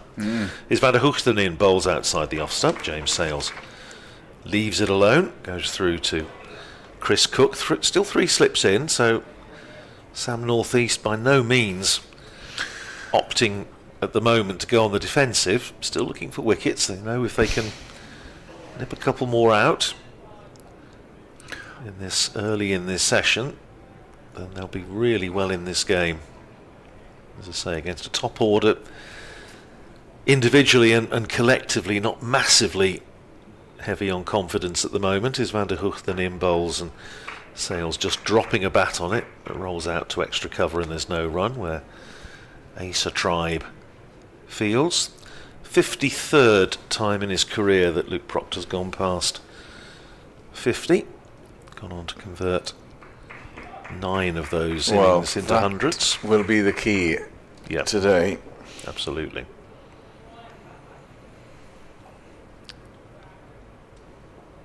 Watching from the non-striker's end, leaning on his bat, as James Sales prepares to face this next ball from Van der Hoogten, and he has a little dabble at that. And that's not a great shot from James Sales. It wasn't a committed stroke, it was wide outside the off stump. He had a flash at it. It was well wide. It was very wide of the off stump and firm-footed. Not one of James Sales' best, but he's got away with it. It was, I think, it was an audible sigh of relief around Wantage Road when he got into double figures last week against Lancashire, and actually played nicely for his 27 before getting out just after tea. Here's Van der Hoogten in, bowls, and forced uppishly by James Sales, but in the gap between third slip and backward point, and it's run away for 4. Was in the air, and I think if there'd been an orthodox gully, they would have been absolutely in business, but there isn't. And there's no third man either. There's no third man either. The combined effect of which is to bring James Sales a boundary. He goes to 9, and Northamptonshire to 120 for 2 after winning the toss. I envisage a few sighs in 24 hours' time if that had happened, because Edward will have a bee in his bonnet about a lack of a third man. He's not alone in that respect. Here's Van der Hoogten in, bowls, and he's caught behind. He's got him, and James Sales, having had a little scratchy time in this over. There was the play and miss, there was the edge, where, well, there'd been a regulation catch to gully, and that again is full length. It's well bowled by Tim Van der Hoogten, just in that corridor again. Sales plays it gets a little edge through to Chris Cook, and all of a sudden Northamptonshire, who were looking in decent nick at 105 for 1, are now wobbling a bit at 120 for 3. That was just a feather. He stuck around, but the dreaded finger came up from brilliantly bowled by Tim Van der Hoogten. Just that length of which draws the batter in. And again, it just feeds into what we were saying, Kenneth, which is Northamptonshire top order is just, they're just light on confidence at the moment. Light on confidence, light on runs. Well, we saw the one previous, didn't we, which was well wide of a man wanting to score. Looking for it. Fetching for the ball, and that was a far better delivery. He probably just had to play at that, just a feather through to Chris Cook. cruel game, isn't it, when things are not going your way? But James Sales mounts the pavilion steps. He'll be replaced by Rob Keogh, and I ought to have a sort of a tape loop made, who has also been rather light of runs this year. He's got past 50 a couple of times, but 169 runs at 21 for Northamptonshire's most experienced player in terms of actually at the club, one club man in his 14th consecutive season of county championship cricket with Northamptonshire, and the last person to do that was somebody we were talking about this morning, Tony Pemberthy, the Cornishman, who played every season between 89 and 2003. Keogh made his championship debut for Northamptonshire in 2012 and has played at least one or two championship games every year since. Made his first team debut back in 2010. So had his testimonial last year. Really great servant to the club. This year though, again he's been a bit light. 64 in the first innings of the season against Kent, 51 at Derby. But other than that, 0-0, 9-8-9 and then 28 in the second innings against Lancashire. So not dissimilar figures from James Sales. He's got to be facing Tim van der Hoogten with 3 slips. Well, it's 4 slips really now. It's not a gully, it is a 4th slip in there. Ace of Tribe has gone into the slip cordon, and here is van der Hoogten in bowls and nips that one back, and that has hit Rob Keogh amidships, who is now down for the count, rather as his captain was earlier on. And van der Hoogten, that's just nipped back in. That's a beauty. And that could also be a glass of water for Mr. Keogh. Anyway, end of the over. Well bowled, Tim van der Hoogten. 9 overs, 1 for 19. It's very rarely giving the batters anything to hit. 120 for 3 it is. Proctor, who opened, is still there, having battled his way to 50. But he needs somebody to stay with him. Rob Keogh in at the moment. To come, Saif Zabe, Justin Broad, Lewis McManus, Calvin Harrison, Ben Sanderson, Harry Conway. But it's been a good first half hour after lunch for Glamorgan. Nick Webb, who's back alongside me. Well, Glamorgan been on target in more ways than one today, haven't they? They have. Chris Drew, thank you very much indeed for your post with regard to that. We enjoyed it in the commentary box, but we wish to be employed tomorrow, so I shan't be reading it out. Here's James Harris in to bowl to Luke Proctor. Oh, that one's popped a little bit as well. There's a bit of life in this pitch, isn't it? There's 1 or 2 have caught the batters slightly unawares. It's been remarkable this year. I don't know what your experience has been, Nick, but the number of times that when the lacquer's just gone off these Duke's balls, they've tended to do a little bit more with the ball being slightly older. I've seen that a few times this year. Interesting point. Harris in to bowl. Proctor leaves through outside off stump. The second 11 game, by the way, Glamorgan against Oxford UCCE. It's nearly said Cardiff. They play Cardiff UCC most weeks, it seems. With players probably swapping sides now and again. Glamorgan won by 34 runs. They made 181 for 4. Callum Nichols made 96 not out. Henry Hill 50. As Harris is in to bowl, and it's Proctor on the pad. Thankfully only the pad this time. And the Oxford students made 147 for 6 in reply. Romano Franco, the teenage left-arm spinner from North Wales, took 2 for 14 in his 4 overs. And there was 2 for 18 for Tom Bevan as well, who seems to be bowling with increasing effectiveness for the twos this season.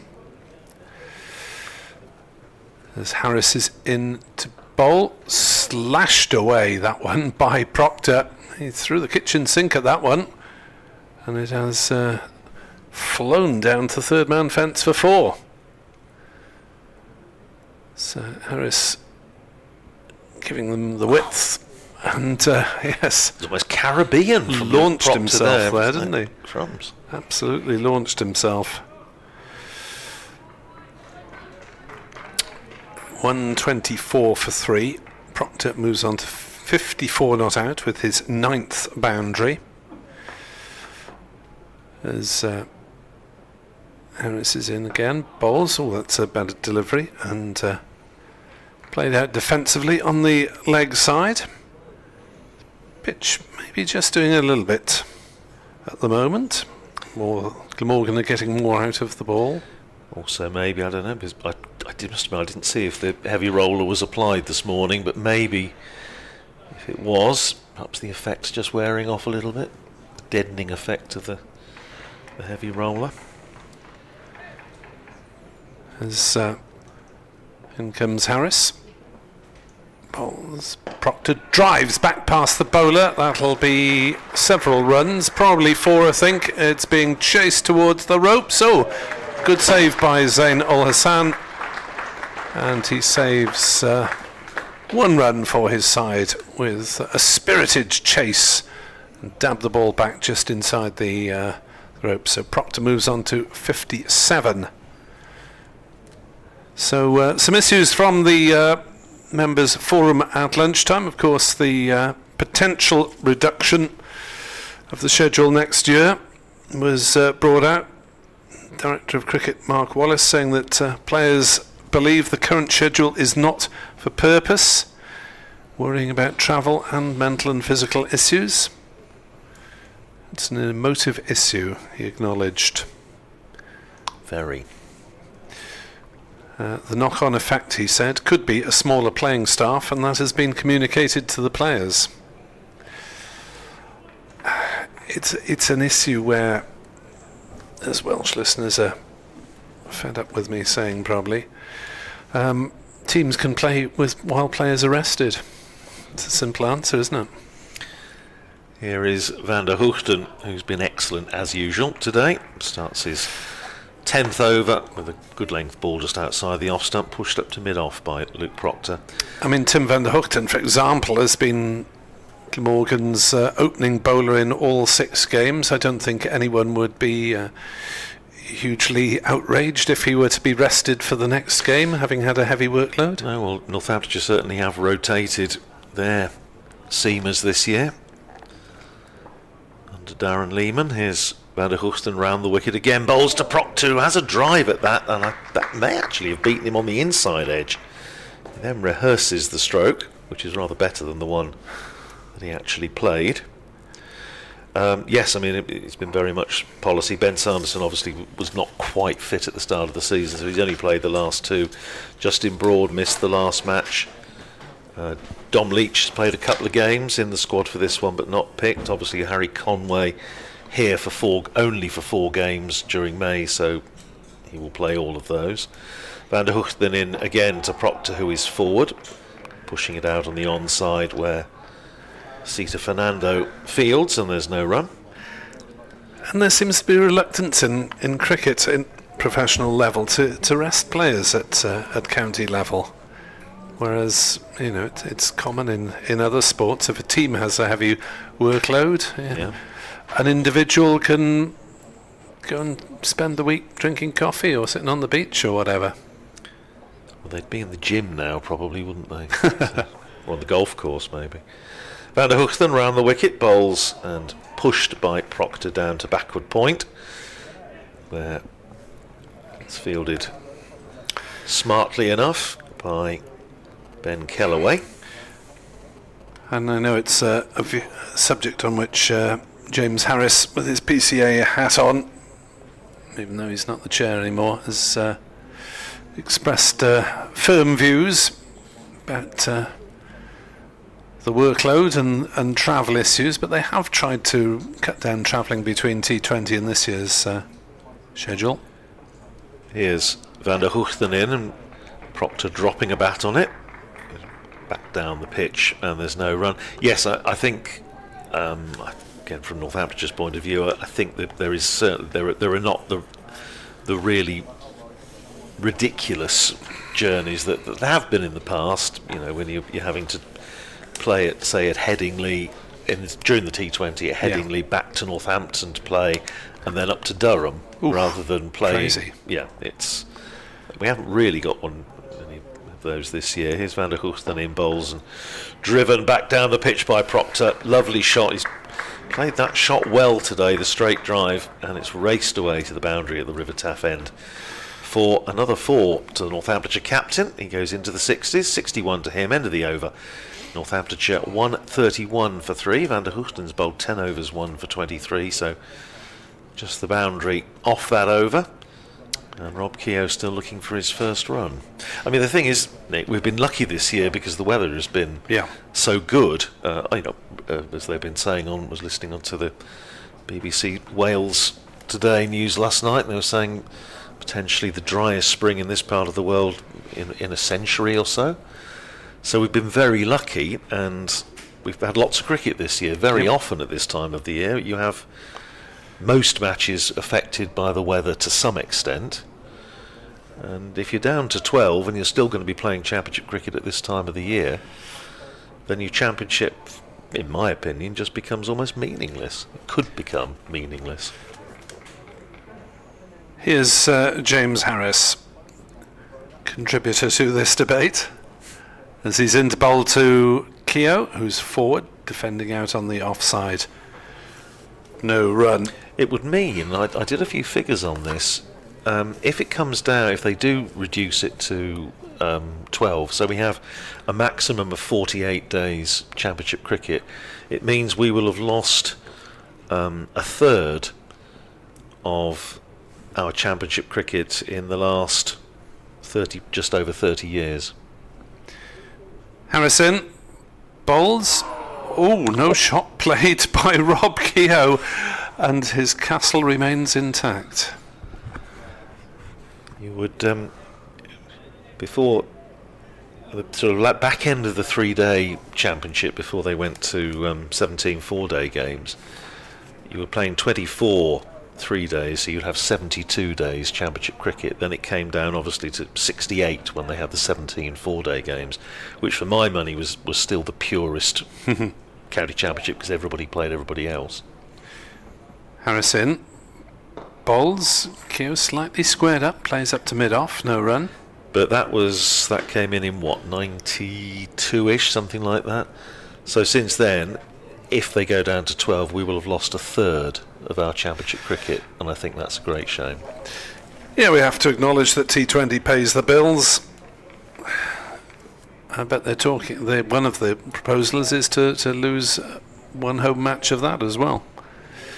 131 for 3, as Harris is into bowl. Keogh drives gently to Al Hassan at mid-off, no run. But I fully acknowledge the strains that cricketers are under with travel, but it is mostly by coach, or almost always by coach. I think the only occasion Glamorgan play back-to-back T20, the away game is at Bristol, which is only an hour's drive away. Harrison bowls to Keogh, leaves through to Cook, no run. So the players might find that this comes back to bite them. Well, this is the thing, isn't it? If you offer any of us the chance to do less, then probably most of us would say yes, please. But then if they start to say, well, yes, you do less, so you get paid less, or less of you will be employed, fewer of you will be employed. Harris bowls. Keogh knocks it on the leg side. Gorvin fields at mid-wicket. Made an over from James Harris. 131 for 3. Elsewhere in Division 1, up at Chesterley Street, Nottinghamshire 160 for 4. Made a strong start, but it just wobbled a little bit after lunch. Hasib Hamid, the immovable, is still there on 60, but lost 3 quick wickets, including one for Brandon Carse, isn't it? Who's Bryden Carse, who's back in the side. Yeah, speaking of Durham, there was one insane bit of scheduling a couple of seasons ago where Glamorgan finished a championship match at Durham on the Wednesday evening. Is Van der Hoogten in again to bowl to Proctor, who is beaten all ends up by another beauty from Van der Hoogten. This is an outstanding spell.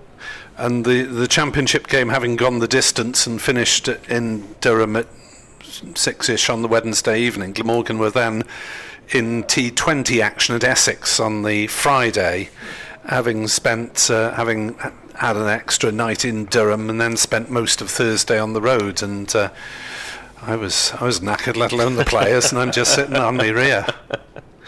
Here's Van der Hoogten in bowls to Proctor down the leg side. Good take by Chris Cook. Glamorgan have leaked a few down there, mostly off Luke Proctor's pad, thigh pad, backside or whatever, but that was a really good take down the leg side by Cook. And Cook's played in every game at the age of 38. No one's going to turn a hair if they say, well, one of the second 11 contenders will have a go, and with 3 jostling for the reserve gloves, as it were, Smale, Horton and Hurl, I'm sure they'd be all delighted to get a go. Van der Hoogten from the River Taff end bowls, and again he's beaten Proctor outside the off stump. Well, Van der Hoogten, his figures going into this match impressive enough, 13 wickets at 32, and he's now in his 11th over, 1 for 23, and with a little bit of luck his figures could have been considerably better than that. Yes, he has borne a heavy workload, it must be admitted, Tim van der Hoogten, and you wonder whether maybe he might miss a couple of T20 games, possibly. Here's Van der Hoogten in bowls to Proctor this time. He's right in behind it, playing it back down the pitch. Van der Hoogten picks it up himself, and there's no run. Apparently, Hayden Kerr has been accompanied by Matt Kuhneman, the Australian spinner, who has been bowling at Glamorgan's batters in the nets, Oh, right. which is Decent quite net a bowler. high pedigree for a net bowler. Guy who's played Test cricket for Australia this year. He'd settle for that, wouldn't he? Van der Hoogten running into bowl again to Luke Proctor, and Proctor is forward, pushing it up to mid-on, and there's no run.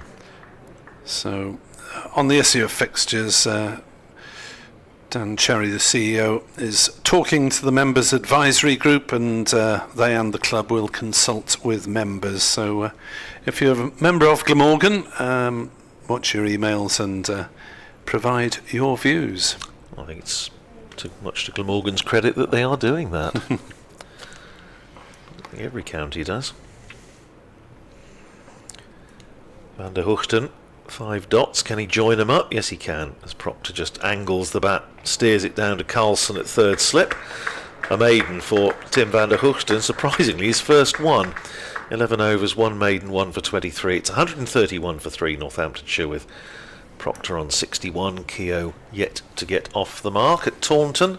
Somerset 149 for 3 against Sussex, with Tom Lammonby 43 not out. James Rue released by England, made 46.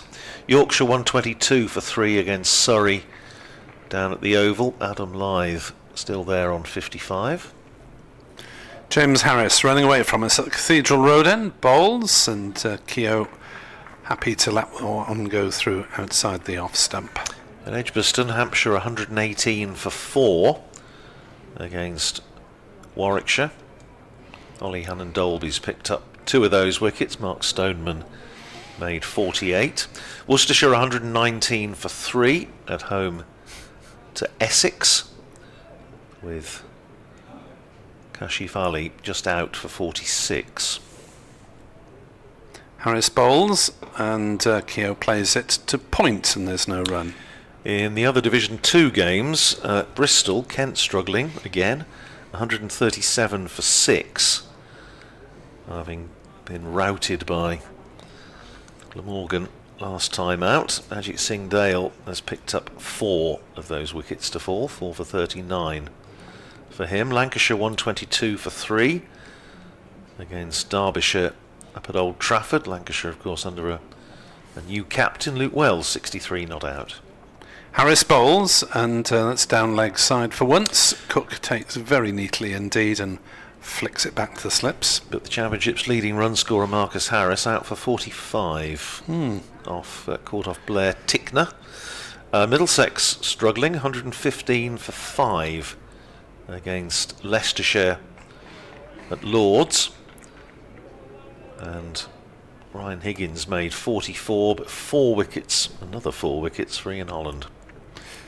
Here goes Harris running away from him. That's just 1 wicket for him so far, and another 4 runs to Northants as that's glanced away by Keogh to get off the mark from the 11th delivery that he's faced, just turning that one neatly off his legs, and it ran down to a fairly fine leg and easily beat the fielder coming round the boundary. Keogh closing in on various career milestones. You're talking about it being a one-club man. This is his 298th appearance for Northamptonshire across all formats of the game. Closing in on 10,000 runs as well, just for Northamptonshire. As Harris in bowls and defended by Keogh, who of course memorably had 9 wickets in an innings and 13 in the match against Glamorgan in 2016 at Wantage Road, with the ball turning square throughout the game. Kieran Carlson a 5 for on debut, remains his CB. Yes, Keogh, I think one of the very few players in county cricket who's got a double 100 and a 9 for. Harris finishing his over, bowls to Keogh, who defends slightly jumpily, back to the bowler. No run, 135 for 3.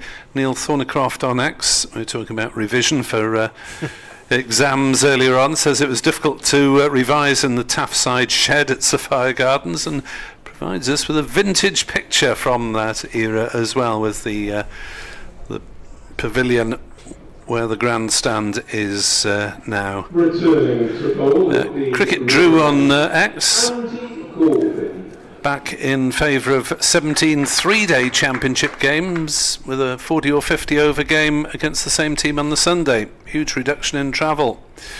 Alternate home and away, and play T20 over 6 weeks in June and July. I'm not sure that we're likely to get back to 3-day championship games. Although each of these two sides Yes. come off the back of a Right. 3-day championship match, so Indeed. it's not beyond the wit of mankind.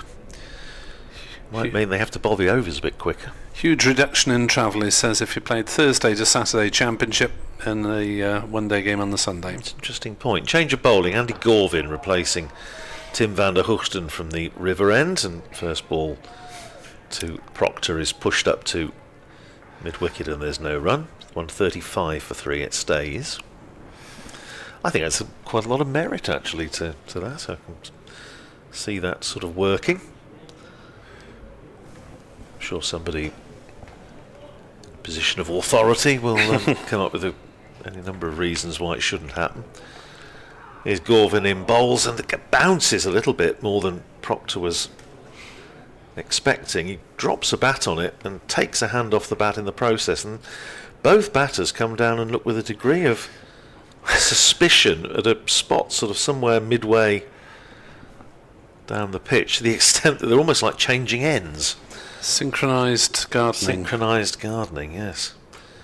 Well, we were talking about Alan Lamb's wisteria earlier. Perhaps that's the theme of the day. Asita Patel also, Asita Fernando rather, also warming up, so he may be in the attack.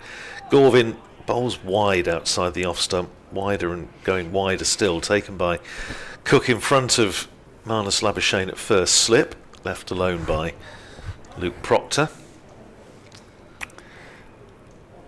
But I'm sure great minds at this very moment are coming up with a solution to all our problems. Just creating a few new ones. Here's Gorvin in again and bowls to Proctor outside the off stump. That has gone a long way off the seam, I think, rather than through the air. I thought he'd edged that for the moment. It Then went- no one appealed, but it did move Went as if such it a long way, yeah. had it been did. edged. But that, I think, was off the pitch rather than... We've seen Gorvin, and indeed, in particular, Sita Fernando this morning swinging it around a little bit while the ball was still fairly new. Here's Gorvin. And again, bowls to Proctor down the leg side. Has he got a little tickle on that? I think they might have strangled him, and I think he might be out. It's a question of whether it's carried. And the umpires are going to consult, and I think Proctor may be in a spot of bother here, because I think there was something on it down the leg side. I think the question is, did it carry to Chris Cook? Glamorgan fielders waiting for the umpires to decide, and he's given him out. So Proctor goes, caught behind down the leg side, and the change to Andy Gorvin pays immediate dividends for Glamorgan. Proctor goes for 61, caught by Cook down the leg side. If you've got the stream on, you can see it there. It looked as though it did carry. Question was, I think, whether he actually hit it. Proctor, I think, turned round and was... I think he was probably fairly happy to take the word of the keeper. The umpires came together, and Cook didn't seem 100% sure himself, actually, whether he'd caught it cleanly. But anyway, the umpires have said he did, so Proctor is gone. He's gone caught by Cook down the leg side off the bowling of Andy Gorvin for 61. And Northamptonshire, who are not having a good afternoon session at all, bearing in mind they were 99 for 1 at lunch, and now 135 for 4.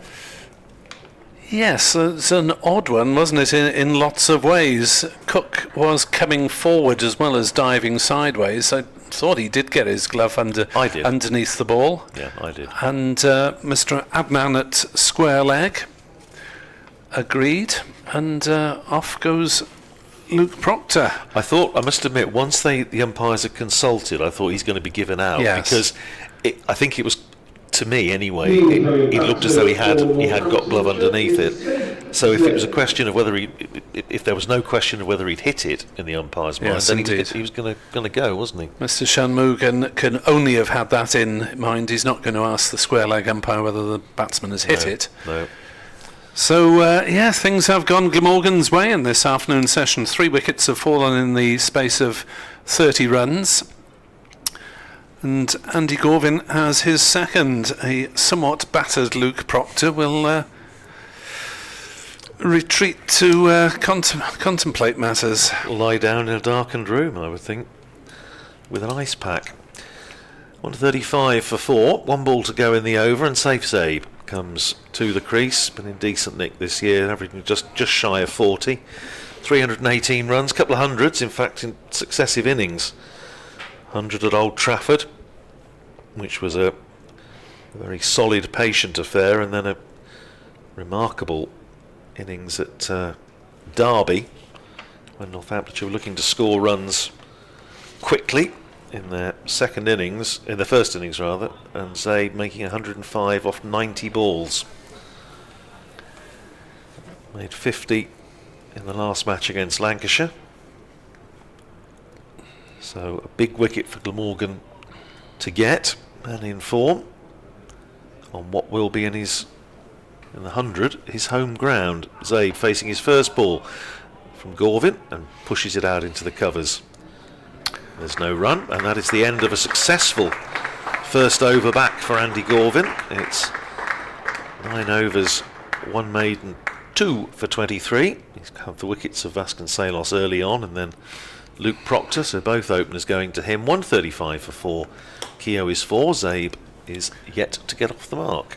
And as far as Zabe is concerned, if your batting average is 30 better than your bowling average, then you're doing something right.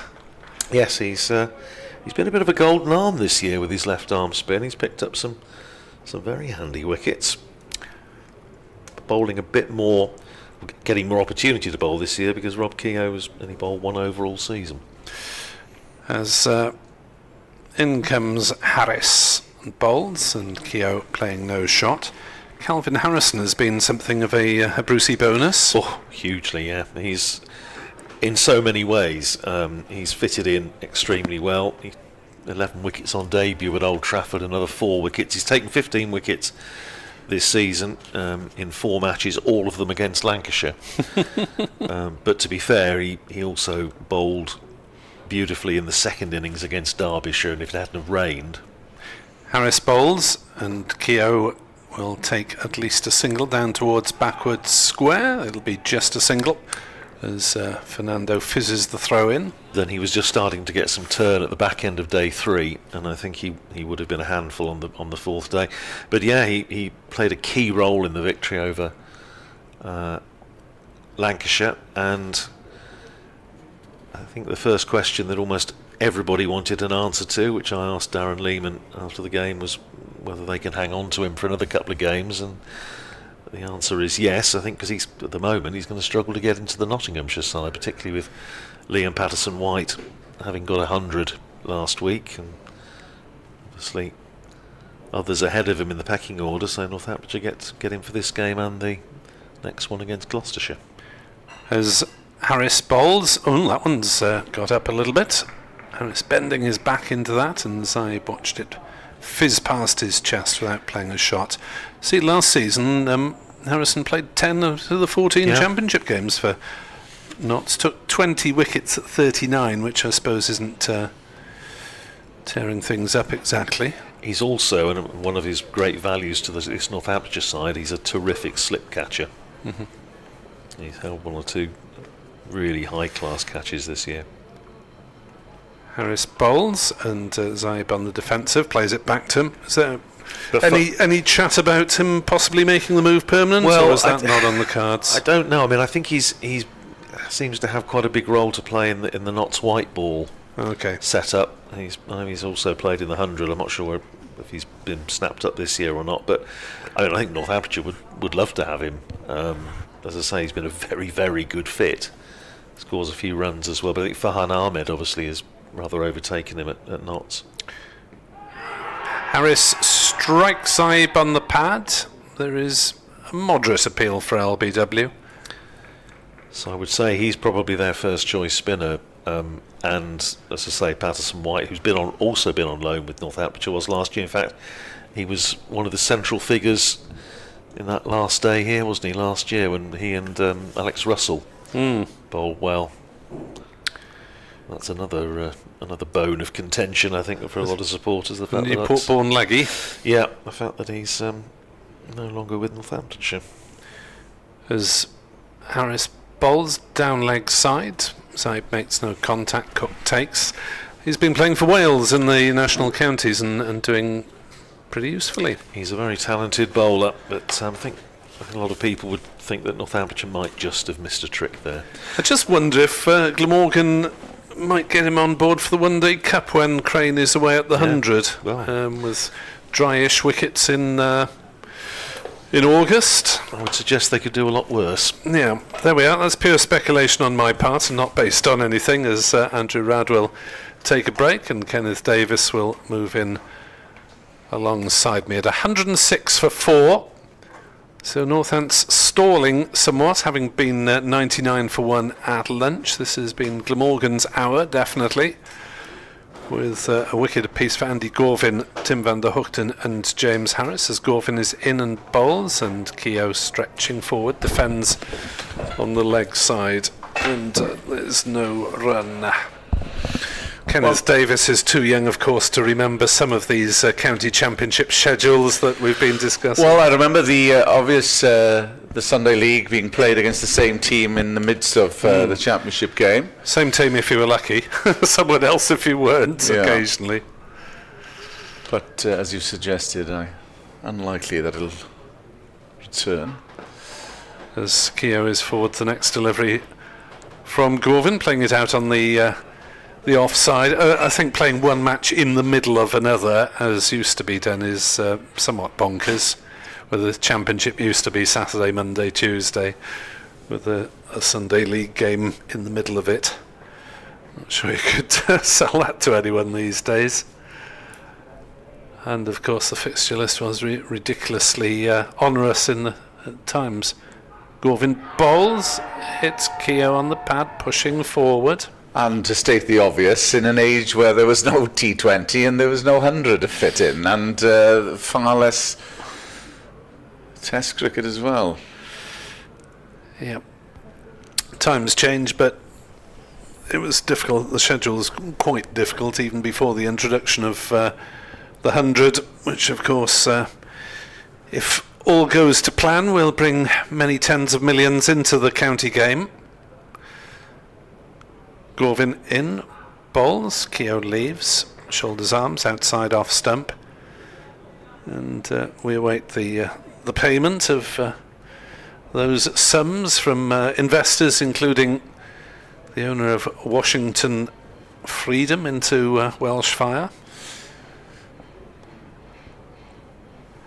It's certainly for a certain clientele, shall we say.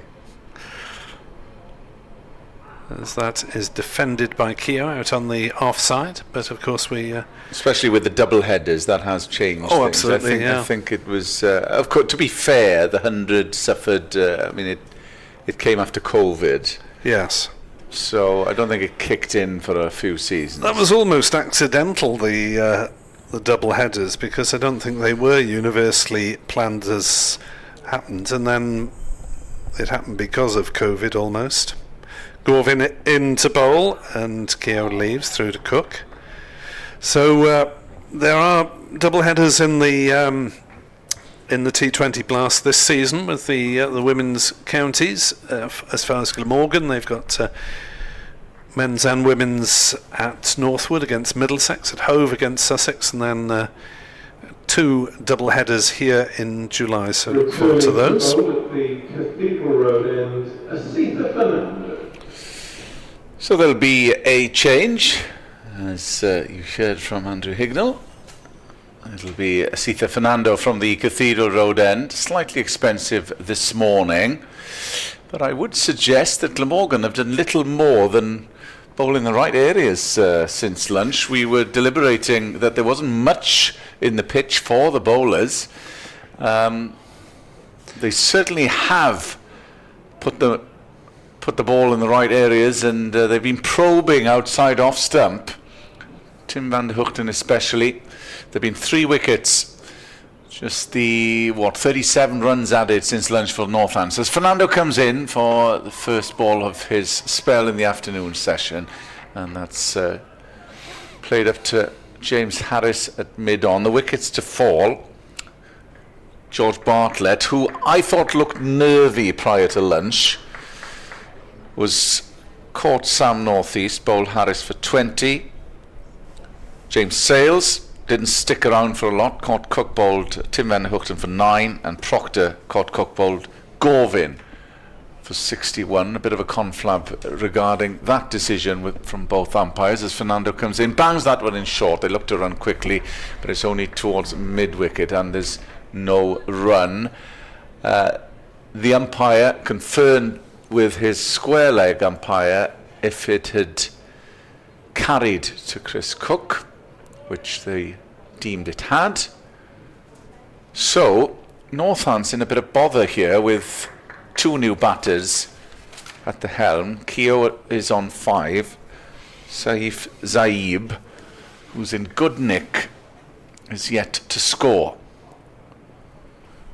The Sri Lankan Fernando coming around to the left-handed Zaib, and that's up in the block hole. It's dug out towards Harris at mid-on.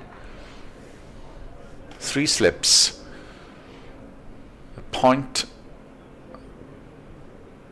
Man at square, just in front of the umpired square leg. There's a deep fine leg.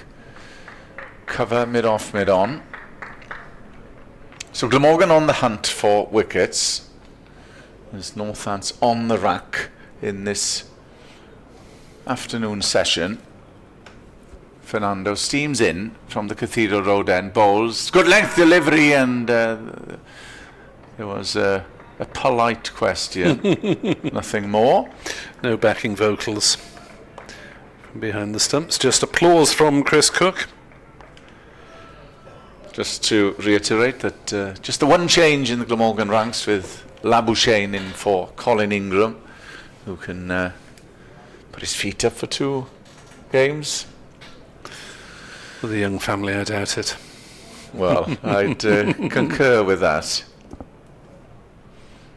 As Fernando comes in and bowls, and that's a stray down leg, brilliantly taken by Chris Cook, tumbling Chris Cook down leg, who stopped 4 runs there, and that was wayward from Fernando.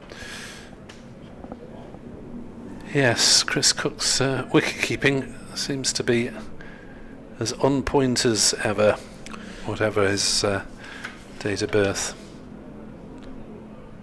So 5 dot balls in this Fernando over as he starts his run up, coming in around the wickets, and that's caught at 3rd slip by Kieran Carlson, and another one departs. This time it's Saif Zaib without troubling the scorers. Glamorgan on fire in this afternoon session. Northants are 5 down and in deep trouble.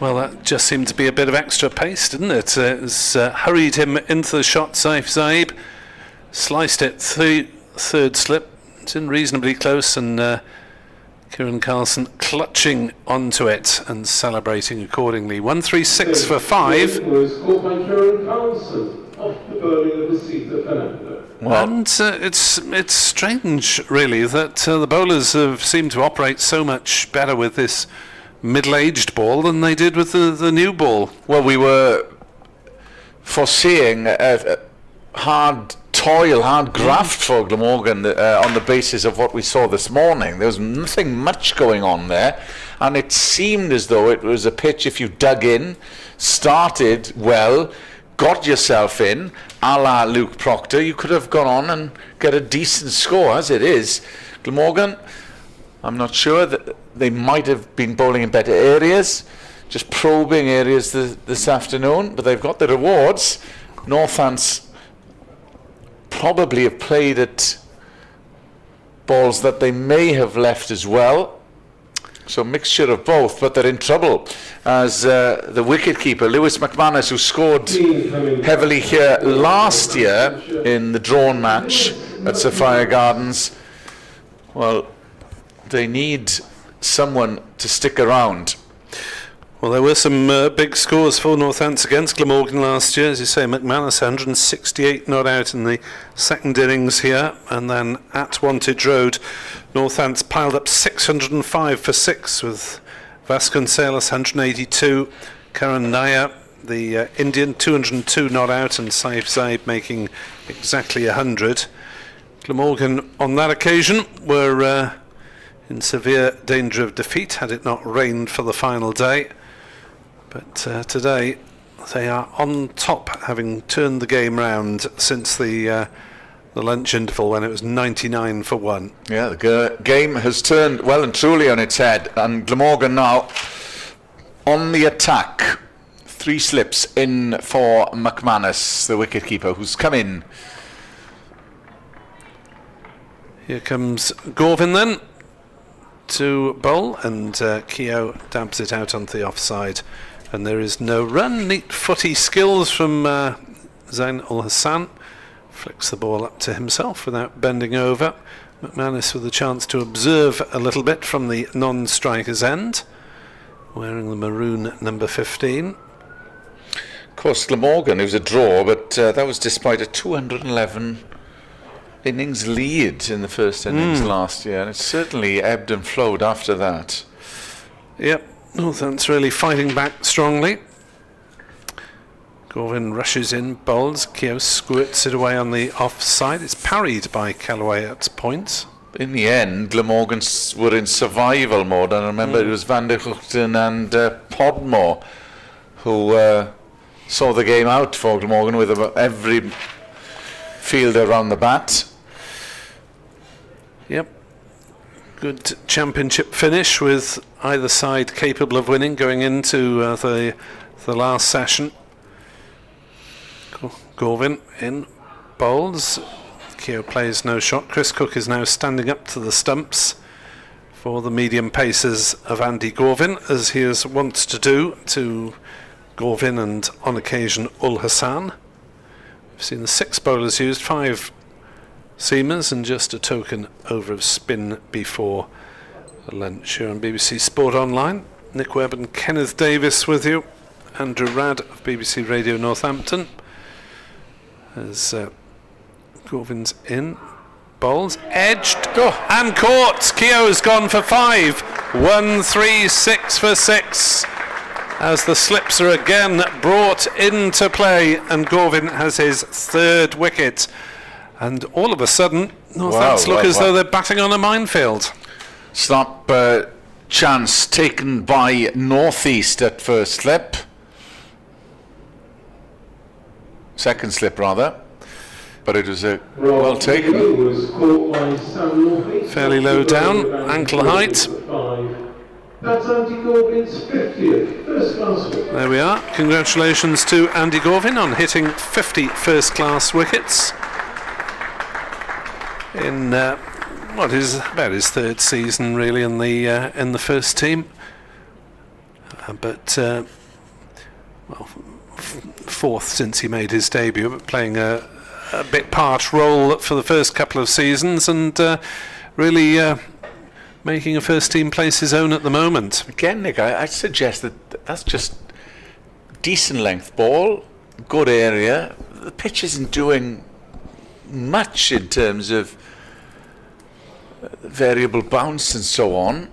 We've not seen hardly anything, so again, it's probing and it's good bowling, but there's been a few error-strewn shots as well. Yeah, it'll be interesting to hear the post-match interviews today to see what exactly the players think are responsible for this turnaround in batting fortunes, as Justin Broad returning to the side, the Cape Town-born German international, in at 8, meaning that Harrison and Sanderson will drop down 1 from the last game. 1, 3, 6 for 6. 2 bonus points to Glamorgan already. Gorvin 3 for 23. And Glamorgan, having been on the back foot at lunch, are now firmly in the ascendancy. Yeah, and if they can whittle them out, they're in. Well, that's what they did last week. So Broad just dancing around a little to make sure that everything is in working order, all the moving parts. 3 slips, a backward point, cover mid-off, as Broad is forward, pushing at that one. It was down leg side, well taken, and through to Cook on the leg side, mid-on, mid-wicket and fine leg, so fairly conventional field, but Glamorgan will be delighted to have 3 slips still in operation at this stage of the game. So both birthday celebrants are on the scorecard. James Harris with a wicket and Kieran Carlson with a catch. As Broad dabs one down on the offside. Does that help your copy later on, Nick? Well, it would help if they could combine for a wicket. I mean, surely it's not too much to ask for. 1, 3, 6 for 6. Yes, the report on the BBC Sport website, which you will find of every county, of every championship game. And at the moment, it is Welsh followers who will enjoy reading it more. As Fernando tries to add to Northant's difficulties. 4 slips in now for Asitha Fernando. Glamorgan chasing another wicket. Well behind that is Lewis McManus. They're well on top here. Glamorgan has been a brilliant afternoon session so far. Just 37 runs added, but 5 wickets have fallen in that time. 2 for Gorvin, 1 apiece for Fernando, Tim van der Hoogten and James Harris. So 4 slips. There's a man at point at mid-wicket, still protection at fine leg, as Fernando comes in, bangs that one in short, and thought about running, thought otherwise. Yeah, that one was back of a length, but it didn't particularly get up, did it? There's just 1 or 2 have not bounced significantly, but judging from the players who have been hit centrally and painfully, twice for Proctor and once for Keogh, it's maybe just doing a little bit off back of a length. It's Tim van der Hoogten just speaking to a fan, a somewhat long leg in the distance. Fernando charging in, bowls, good length delivery, and again McManus gets everything behind that. Kent have managed a modest fight back at Bristol, but are still under pressure at 168 for 6. There have been 4 wickets there for Ajit Singh Dale of Gloucestershire. At Old Trafford, Lancashire 144 for 3 against Derbyshire. Luke Wells 77 not out opening. Marcus Harris went for 45. Fernando in, good length delivery, but it's left, slightly wide from Fernando, taken by Chris Cook. And Middlesex against Leicestershire at Lords. Middlesex 130 for 6 with Ian Holland, as Andrew was saying earlier, pretty much leading the way. 4 for 26 for the Australian-American.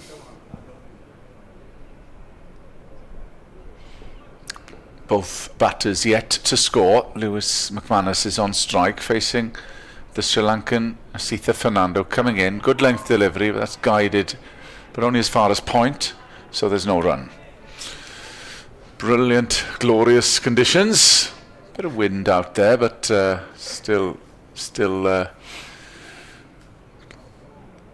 fantastic day. Yes, I'm sure there'll be a few around who are hoping that despite the clatter of wickets, the game does go into Monday, and there's some cricket to watch here then. Before Middlesex visit Cardiff next in a week's time. Fernando coming in and bowls, good length delivery, but again the carbon copy outside off stump, and is taken by Chris Cook. The end of the over from Asitha Fernando. A maiden, and Northants in a spot of bother, 136 for 6. Both Broad and McManus are yet to get off the mark. Yeah, something of a surprise after last week's victorious performance against Lancashire.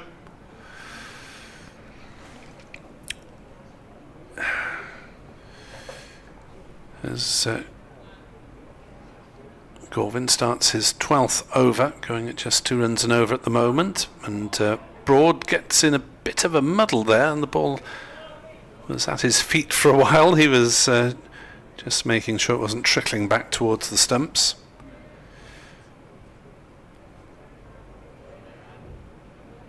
Cricket Drew suggesting that the clubs won't have complete autonomy over spending that cash from the 100.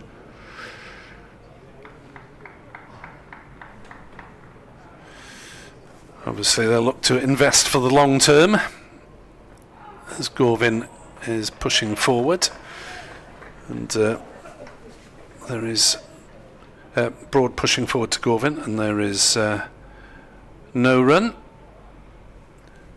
So interesting times, but I fear that we shall probably see less championship cricket, and possibly one day fewer in the T20, which I'm surprised at, because you're only saving a day, and this is meant to be the money spinner. Broad forward again, rather gingerly, defending to Ul Hassan at cover, and there's no run. Well, it reminds you of Northern Hemisphere rugby. They've never been able to sort the structure out. Spent 30 years talking about it since professionalism, haven't we, in the world of rugby. The 100 millions may save the game in some ways, as Broad is off the mark here, glancing down towards fine leg. James Harris comes in. Talking of which, a few teams still in the hunt for top 8 spaces in the URC, namely Cardiff, but more realistically the Scarlets. Are you about to plug your coverage, Kenneth? You can watch it tomorrow on S4C. Kick-off is at 6. There are 3 games on S4C. Of course, the game on Scrum 5 tonight is that of the Stormers against Cardiff. As Gorvin is into bowl, and that's outside off stump, and no shot played by Lewis McManus. We shall see. Well, I think having one Welsh side in the last 8 would be... Well, there was one last year, so it would probably be seen as progress that we've had 2 in 2 years. Given the financial constraints on professional club rugby in Wales, which have been extreme this season and last. As that's down leg side and brilliantly parried by Chris Cook, who feels his back there. Had to just fillet himself there and hope he got something that wasn't too painful in the way of it. Just anticipated that was straying down leg side and got enough on it. And Northampton Saints, of course, still in action in the Gallagher Premiership before their visit here in Europe. They face Saracens, and that's a 3:05 kick-off tomorrow afternoon. Before they invade the capital. Before the Saints next come weekend. down. Yep, the Saints come marching down. Yep. In their droves. That reminds me, I'll have to book quickly have to book somewhere to eat because they'll be all booked out, no doubt. Not sure how many will travel from Bordeaux. Of course, Lyon played Bath 24 hours early in the Challenge Cup. Fernando coming in, bowls, slightly shortish, and that's played on the onside towards mid-wicket, and there's no run. Yes, looking forward to jogging, or at least moving at a smart walk down the Taff after play here. Thankfully, it's an 8 o'clock kick-off for the Challenge Cup on the Friday night. Because I learned last night that I had some tickets that I hadn't planned on receiving. You lucky so-and-so. I paid 60 quid each for a couple. Fernando coming in over the wicket to Broad. That's a full, and has that evaded everybody? I've lost that in the air. Chris Cook dived despairingly. No, he's taken it brilliantly. Well, Cook seemed to be going one way and then the other. That's gone a long way off the pitch from Fernando. Wow! That was a fast leg cutter, if you like. It was extraordinary delivery, and no wonder Cook was wrong-footed. He had bemoaned his luck there, and I thought it had gone for 4 byes, but Chris Cook did brilliantly. Still 4 slips in for the Sri Lankan bowler, who starts his run-up. Brilliant session this for Glamorgan so far. Coming in, it's full again, firmly driven, but it's not going to get past the man at mid-off. It's Zain ul Hassan, dives to his right. Zain ul Hassan did have a spell prior to lunch, no wickets so far. He will open, of course, with Asa Tribe. Yeah, it looked as though that would be well into tomorrow as things were going this morning. Could well be tonight as things stand. Justin Broad is on strike, facing Fernando. That's dug in short, and that's tickled round the corner towards fine leg. And they come through for a single. Singles have been hard to come by in the last few overs. In Division 1 at Chestler Street, Nottinghamshire 215 for 4. Hasib Hamid is on 91 not out. Former England opener. Taunton, Somerset 176 for 3 against Sussex. Tom Lammonby 60 not out. Fernando, the penultimate ball of his over, coming in, bowls, and that beats McManus outside off stump, and it flies through to Chris Cook. And James Rew, after his call-up to England, has been released to play for Somerset. He's made 46 before being dismissed by the spinner Carson. At Old Trafford, Lancashire won 45 for 3. Luke Wells now on 77. Four slips. Glamorgan still on the hunt for a 7th wicket. Charging in is Asitha Fernando, coming in bowls, good length delivery, but McManus gets everything behind that in defensive mode, and that is the end of the over. Just one coming off the over from Fernando, and Northants facing a few problems out there. 138 for 6. Scoring rate dropping rapidly, having been comfortably over 3 earlier on. It's now dropped to underneath that as it disappears from the board. I'm going to say 2.8 on a guess once it flicks onto our screen. 2.88. Oh, it's close. There we are. We've done this before. Gorvin into bowl 2, Broad, who's forward, pushing that on the bounce to slip. Carlson Fields, no run. At the Oval, Yorkshire 153 for 4. Adam Lyth made 55. Johnny Bairstow is 48, not out. At Edgbaston, Hampshire 143 for 5 against Warwickshire. Mark Stoneman's 48, the top score so far. Broad drives nicely into the covers, but doesn't get a single. Sliding stop. Everyone on their toes at the moment. Glamorgan buoyed by the efforts of their bowlers.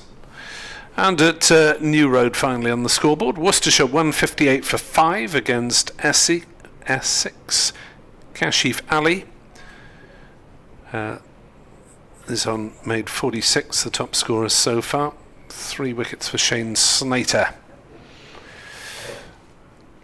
As that's through outside off stump. No shot played by Justin Broad, so Northants not trying to hit their way out of trouble as the run rate has dropped, and only 39 runs in an hour and a half since the lunch interval now. As struggles of some of their middle orders. Saib was in good nick, but he went without scoring. Gorvin in bowls, outside off stump. Broad plays no shot. Having said which, the Northants bowling averages are very healthy indeed, with Calvin Harrison having 15 wickets at 19 and Ben Sanderson 11 wickets at 20. So they've been going well. In particular, Northants with the same record as Glamorgan, 1-1, drawn 2 and lost 2. Northants with 4 more bonus points. Gorvin bowls down leg side. There's an appeal for a stumping. It was a brilliant piece of work from Cook, who really is on fire. As Broad leant forward, but crucially for him, didn't topple forward. But down leg side from a medium pacer, and the keeper's got the bail off in a twinkling of an eye, considering he's going towards leg side, to then be able to reach back and take the bails off is quite the skill. 138 for 6. As Gorvin looks to join the dots, and he comes to bowl to Broad. It won't be a maiden over because Broad has squeezed it away on the leg side to get a couple of runs. This ball trickles gently towards deep square. Easy 2. 140 for 6. Broad has 4. McManus yet to score. The men out today: Vasconcelos for 18, partnership of 52. Bartlett for 20, partnership of 53. And then the afternoon slide with Sales for 9, Proctor for 61, Zabe without scoring, and Keogh for 5. I think it's time for me to give way to Andrew Radd here on BBC Sport Online. Thank you, Nick.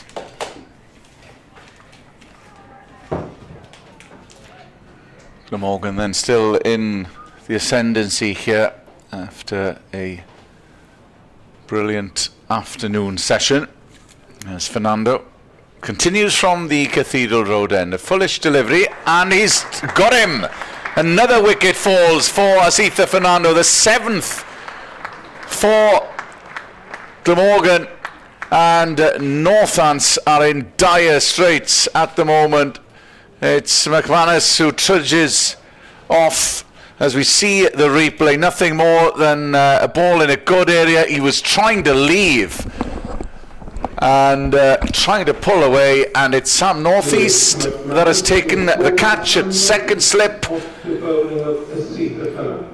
and Northants in deep trouble. The 7th wicket to fall, and the visitors are 140 for 7, and barely Andrew Radd can take position behind the mark. It's absolute mayhem out there, Kenneth, and I was just, while I was having my little break downstairs, having a chat with one of the Northamptonshire supporters who's come down here, and they were 4 down at the time when we were having a chat, and then they were 5 down, and then they were 6 down, now they're 7 down, and it feeds into what we were saying, I think the last time we were together, Kenneth, about an hour ago, when I was saying the trouble with that Northamptonshire have got at the moment is that they have a lot of batters not in form, partly as a result of the pitches that they've played, certainly 3 of their 5 games on so far, and we're just rather seeing that this afternoon, and it's once again, as it was in the previous game, Northamptonshire was 67 for 6 after batting first, winning the toss and batting first against Lancashire. And I would say, I think on that occasion they had a little bit more of an excuse in terms of the pitch, but you can't take anything away from how Glamorgan have bowled and how, equally importantly, they've caught this afternoon. They haven't dropped a thing. Anything that's gone above ground has been taken. They've bowled just a wonderful disciplined line and length. They've made the batters play, and they've reaped the rewards for it. And as you say, Northamptonshire now in deep trouble, and they need some sort of partnership between Broad, Harrison, and the couple of bowlers to come, if they're to basically make any sort of competitive score. I mean, they've got to get sort of north of 200. They got 230 against Lancashire and thought they'd done quite well, but at 140 for 7, they are in deep trouble, and somebody has got to dig in. Yeah, and the theory about batters not being on form amplified by that last wicket where McManus just didn't get his bat out of the way. He tried to leave and just left his bat outside off stump and caught by Northeast. So Fernando picking up his 2nd wicket, and that's right up in the block hole, and it's defended by the new batter Calvin Harrison, who's just come in. Well, they say about one bringing 2. One's brought 6 here. Yeah, 6 in the session for 41 runs. 6, yeah, that's right. Wicket to wicket. I'm just trying to work it out. I'll get back to you on that one. 35. Yeah. I'm trying to work out how many balls as well. So Fernando comes over the wicket to the right-handed Calvin Harrison, who's just come in and defends it resolutely. Northants 140 for 7, 4 slips in, buoyed by their efforts, and as well they should be, Glamorgan, because we predicted a tough afternoon at lunch, with Northants being 99 for 1. Not much going on since then. They've just bowled disciplined. They've bowled a decent line, probing off stump, and as Andrew said, Glamorgan have held on to their catches as Fernando comes in. Foolish delivery, and again, carbon copy. Harrison gets everything behind it, but it's a good over. It's 3 wicket, 4 dot ball, 3 dot balls.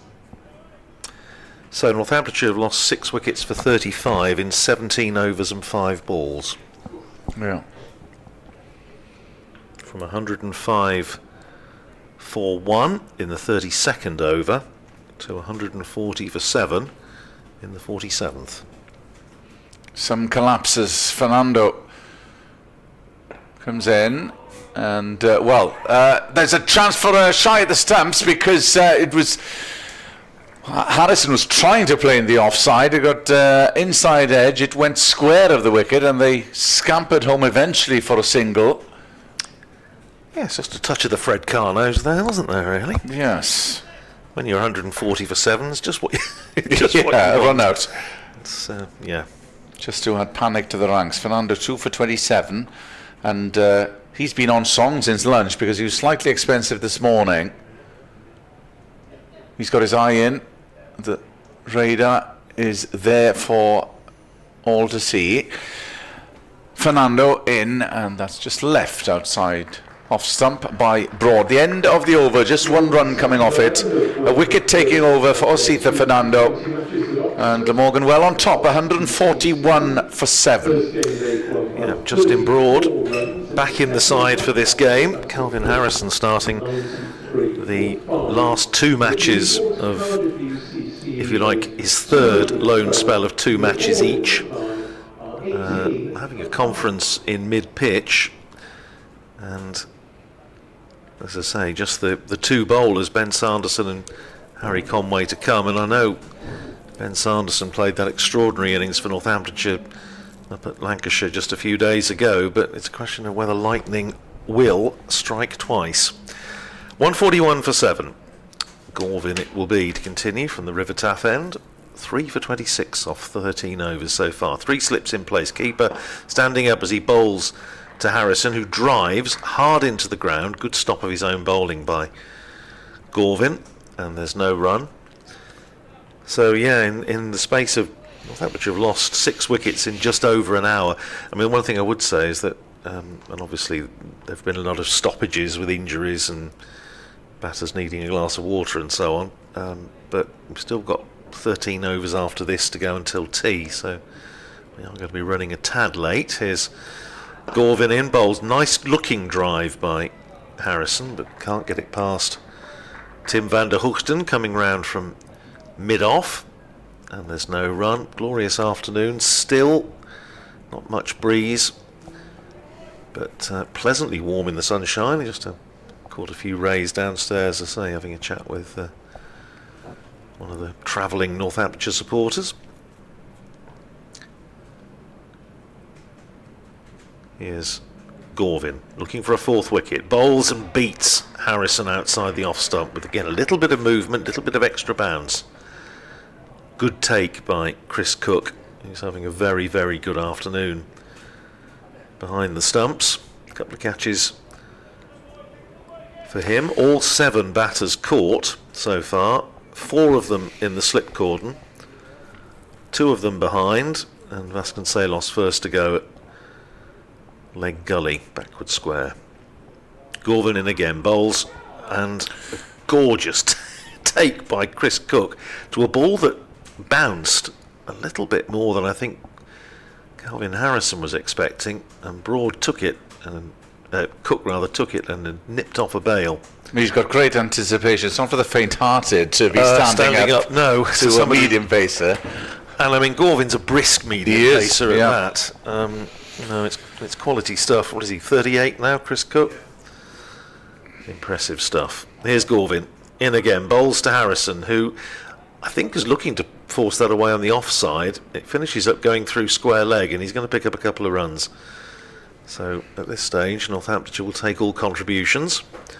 They are gratefully received. It takes Calvin Harrison up to 3 and Northamptonshire to 143 for 7, made a career best 56 in his first innings for Northamptonshire this year up at Old Trafford.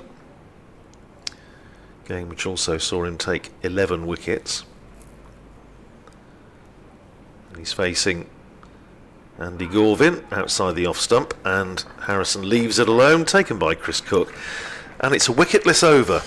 The nation rejoices. 143 for 7, Broad is 4, Harrison is 3. Gorvin's figures 14 overs, 4 maidens, 3 for 28. Getting ahead of myself with 3 wickets still intact, but it will be interesting when Glamorgan start their innings, because I would suggest to my untrained eye that I still believe there's nothing much here. The Glamorgan have done nothing more than just bowled tight and disciplined post lunch. Sort of surface, as you say, there's a way to go yet, but it's a sort of surface that you would think Ben Sanderson ought to bowl pretty well on if he's his usual miserly self. In comes Fernando, continues, and that's dug in short, and that was airborne for a while, and it's fielded at mid-on by Tim van der Hoogten. No run, 143 for 7. Morgan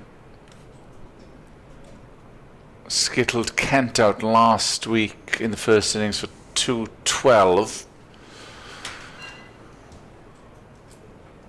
Fernando coming in, right arm over the wicket. 4 slips for the Sri Lankan, and that's just straight down leg there, and there's an easy single through mid-wicket.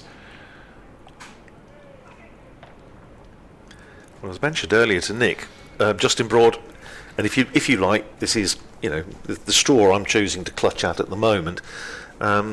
Justin Broad has opened the batting in Championship cricket, did so at the start of last year. In fact, it seems as though across all the various formats he's batted just about everywhere over the last couple of seasons in red ball and white ball.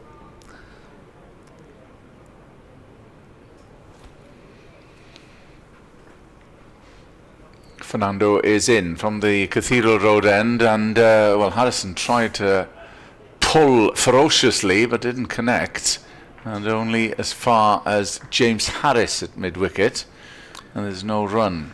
Broad's high score of the season was 46, and that was a remarkable innings up at Derby again when Northamptonshire were looking to press on fairly quickly, and he looked at one time as if he's going to threaten Rory Kleinvelt's record of the fastest first-class 50 for Northamptonshire in the end. Broad 46 off 27 balls. Slightly different sort of innings indicated here, perhaps. Fernando and Raps Broad on the Raps Harrison rather on the pads. There's no run. Cape Town born, of course, Justin Broad, German international. Son of Neil Broad, tennis player, for those who follow the tennis down the years. Partnered Tim Henman, yeah. To silver, I believe, in Atlanta. It was Atlanta, yeah. I think so. Worst places to visit, Cape Town. I was there in February and March. Very nice. In comes Fernando, bowls a full-length delivery, and it's defended up towards mid-off. Yes. So I'm not looking quite as pasty as I would if I'd spent the No, I haven't been there for a while now. About 11 years since I've been at Cape Town. It's still lovely. I can still feel lovely. Yeah, I'm sure it is. With an array of restaurants on the jetty. Oh yes. Where you can. But there's the thing in South Africa. There's brilliant fish and meat. Yes. Oh yes. And the filleted fish, the king clip, That's is the one. Brilliant. Fernando, and that's dug in short, and Harrison tried to pull. As we salivate over the king clip. That's the end of the over. We went to Hout Bay and had a very nice. Hout Bay, Camps Bay. Yeah, very nice. Very nice king clip and chips. Here, here you can go to Barry Island and get fish absolutely, and chips. yes. I was just going to say here the outlook rather less pleasing from a Northamptonshire point of view at 144 for 7. Glamorgan, conversely, will be highly delighted, and just what Northamptonshire want to see when they're 144 for 7 is Tim van der Hoogten starting to warm up again. He'll bowl beautifully on that spell straight after lunch. Here's Gorvin starting his 15th over, 3 slips in place, bowls and forced nicely off the back foot by Justin Broad for 4. just stood tall, punched it. Fairly low risk, low tariff stroke, and it brings him 4 runs to the grandstand boundary. Takes Justin Broad to 9 and Northamptonshire to 148. When was the last 7. boundary, Andrew? It's been a while. Been a very long time. They've been collector's items in this session so far. I'm struggling to remember one. It's been a while ago. Here is Gorvin in again and bowls. Well, there's another one. As Broad just, I'm not sure, is it quite going to go? Was it a little teaser? Yeah, just gone. Just like the Cardiff buses. Yes, that was fuller, whereas the previous one was a little back foot punch. That was fuller from Gorvin, and Broad just drove it stylishly away through the covers for 4 more. Shorter boundary over that side, of course, and it brings Northamptonshire up to, or past the 150 mark, 152 for 7. Justin Broad up to 13. Gorvin in again, bowls to him outside the off stump, and I think Broad leaving that as much on length as on line. It bounced over the top of the stumps, taken by Chris Cook just outside the line. But Broad and Calvin Harrison with an awful lot of work to do here, one feels. Here's Gorvin. And again, bowling to Broad outside the off stump. That's a little bit wider, and again a good take by Cook, but Broad not having to play it, so he doesn't. Northamptonshire since lunch losing the wickets of Bartlett for 20, Sales for 9, Proctor for 61, the one innings of real substance so far for Northamptonshire. Zabe for 0, Keogh for 5, and McManus for 0, 152 for 7. Here's Gorvin in again, bowls fuller this time and straighter, and pushed out into the offside by Justin Broad, fielded by Zain Al Hassan coming in from extra cover. 2 wickets for Fernando, 3 for Gorvin, 1 for Harris, 1 for Van der Hoogten. Just seen a little bit of a 1 over, wasn't it, of Ben Callaway's off spin before lunch. But it's the seamers that have done the damage. And here's Gorvin in bowls and full again to Broad, who drives up to mid-off this time. And there's no run. End of the over, 152 for 7, 13 to Broad, 3 to Harrison. And we have 11 overs to go until tea, so we're probably looking at 4:15, something like that. Going to be a late one. Returning to bowl, James Harris. So if you hear, James Harris will return from the Cathedral Road end. 1 wicket for Harris so far.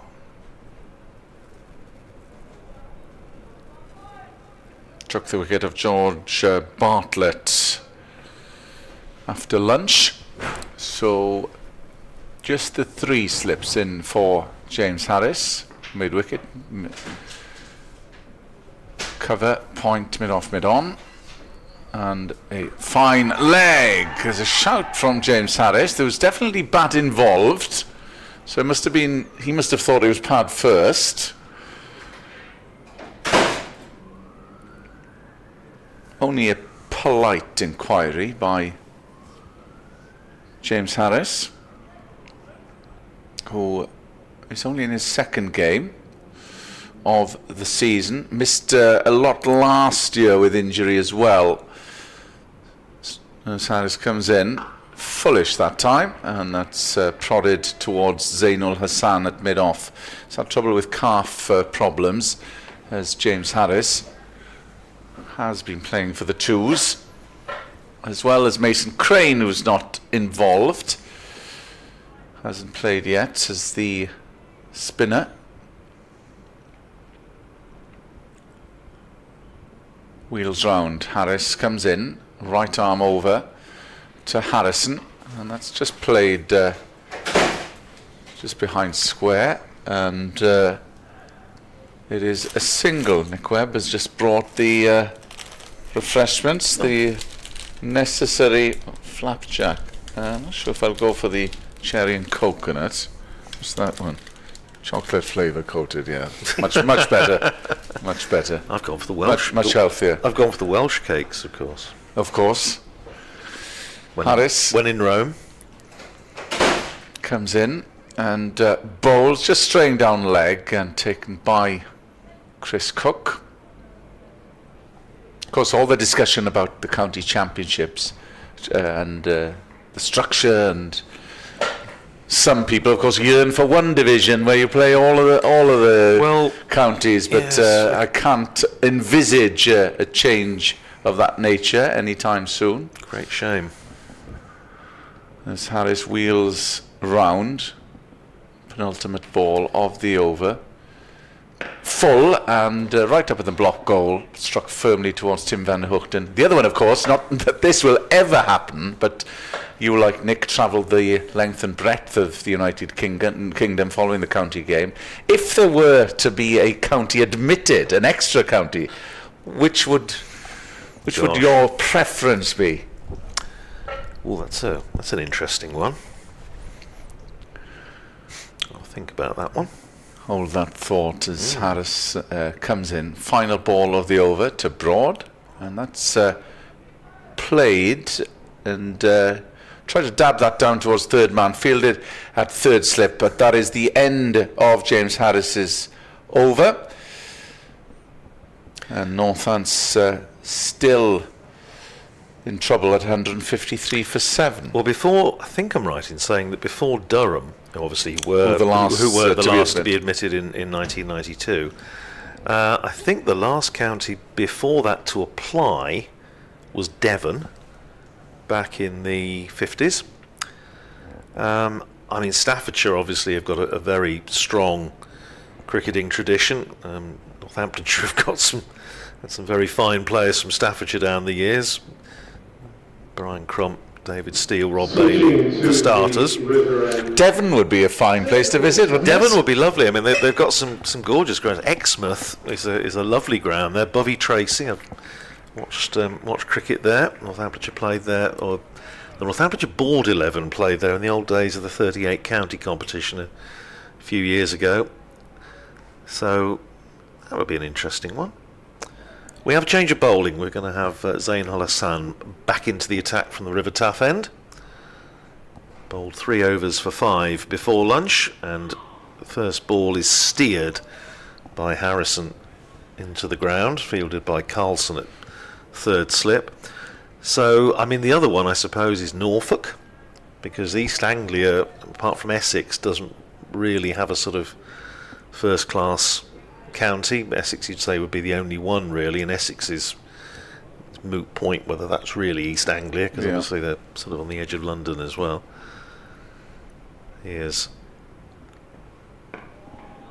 Al Hassan in, bowls and pushed out to extra cover. Cornwall play a bit of cricket, but that would be a very long way, dependent on where the ground would be. Cornwall are some beautiful grounds there. I mean, I've been to St Just. We were talking about Troon earlier. Truro, where I think they play a lot of the county matches. So there are some beautiful cricket grounds in Cornwall. But yes, the travelling might be an issue.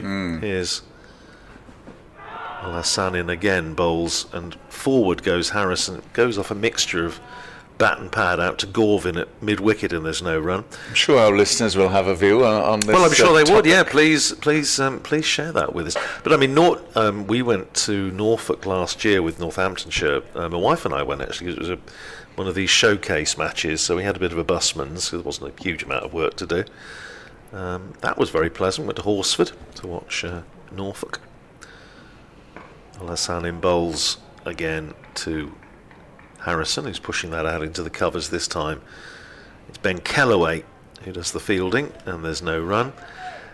I mean, Berkshire obviously have been very strong of late in national counties cricket. Oxfordshire is strong. Yeah. But then again, you're talking about areas where there are a number of other... Yeah. I'm trying to think of somewhere where you've got a little bit of distance. You're Maybe. probably right in saying Norfolk. Yeah, Norfolk's might be a thought.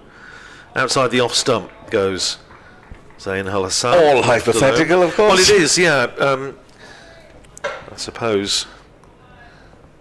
Yeah, I suppose if you'd need, because we've got 18 counties now, you'd probably need, I suppose, 2 more. Give you 20, 2 divisions of 10. But then again, you see, you'd be looking at 18 matches. So would you be playing 18 through? Yeah. Oh dear, if you're looking at 2 divisions, which you may not be.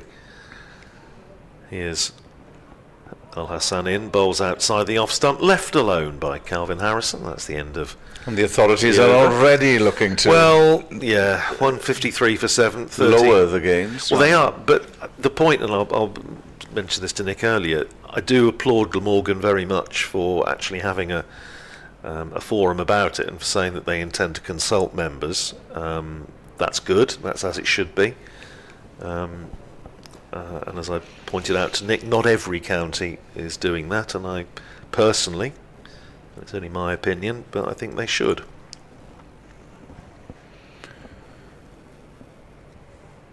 James Harris comes in from the Cathedral Road and bangs that one in short, and it's left alone by Broad, taken by Chris Cook.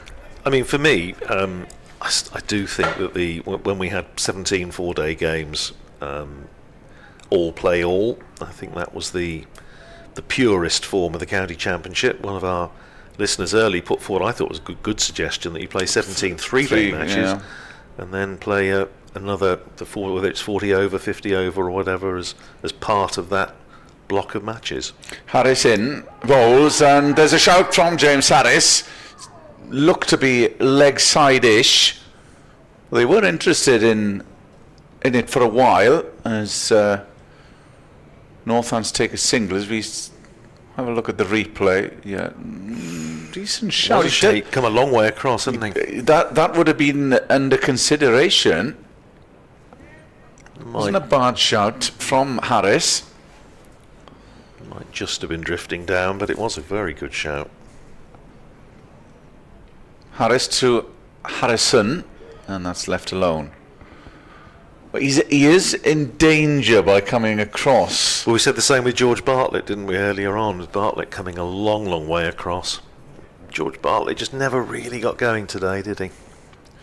No, he looked a bit nervy before lunch, and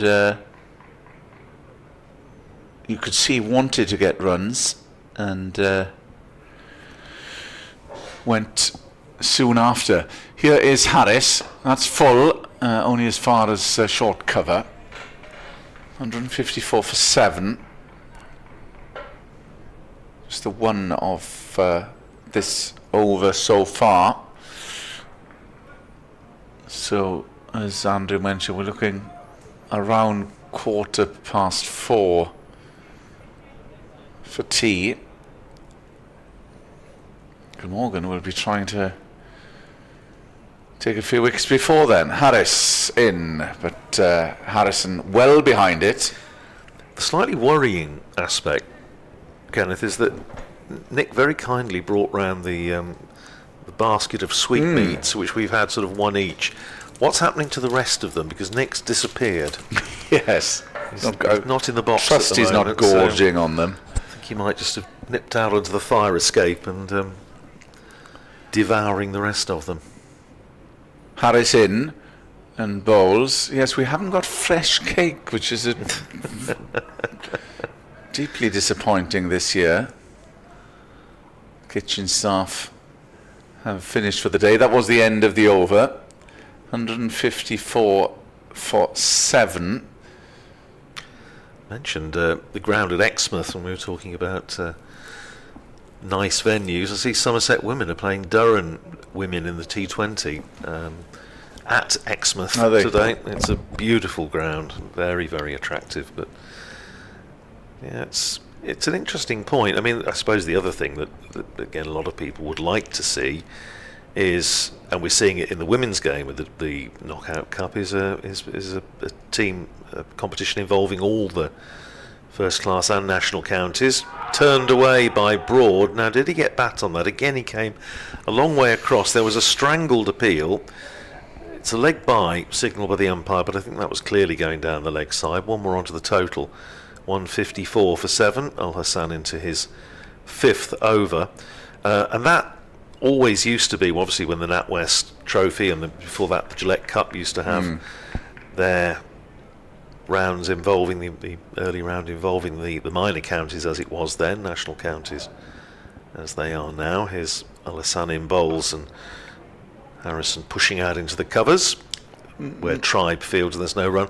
And that used to be one of my very favourite days of the year because where we are, obviously, you'd be looking for cricketers from League Cricket playing perhaps for Buckinghamshire, for Bedfordshire, Oxfordshire, a lot of the counties around us, and Cambridgeshire. And it was just a very interesting day. And even if not too many of the threw outside the off stump, Hassan going full, bringing Harrison forward, and it goes past the outside edge.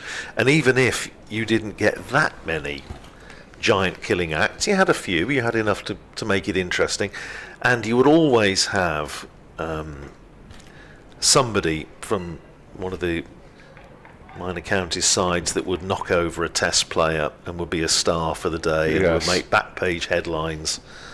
Here's Al Hassan in again and tickled down towards fine leg by Harrison, and it crosses the rope down below us, and it's another boundary. And well, we've had 3 in relatively quick succession, having had nothing at all for a while.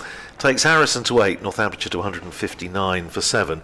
I remember a lad called White, Matt White, I think his name was, and he got Brian Lara out for Bedfordshire against Warwickshire, and he got on the cover of the league handbook and all sorts, and generated a lot of interest. Here's Al Hassan in again, bowls to Harrison, who's pushing that up to mid-off, and there's no run. We'll do a grand swap around at the end of the over with Nick Webb coming in to join me. You can carry on the discussion about picturesque grounds. Oh, we shall, and much else besides, and more to the point, what's happened with the rest of the cakes.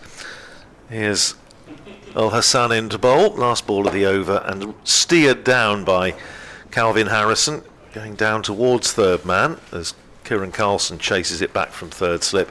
Come back for a couple, and that's the end of the over. So 161 for 7, with 13 to Justin Broad, 10 to Calvin Harrison, and these two at least have steadied the ship a little bit after that horrendous sequence of, from Northamptonshire's point of view, of 6 wickets in just over an hour. About an hour and a quarter. 161 for 7, and Nick Webb is alongside me again.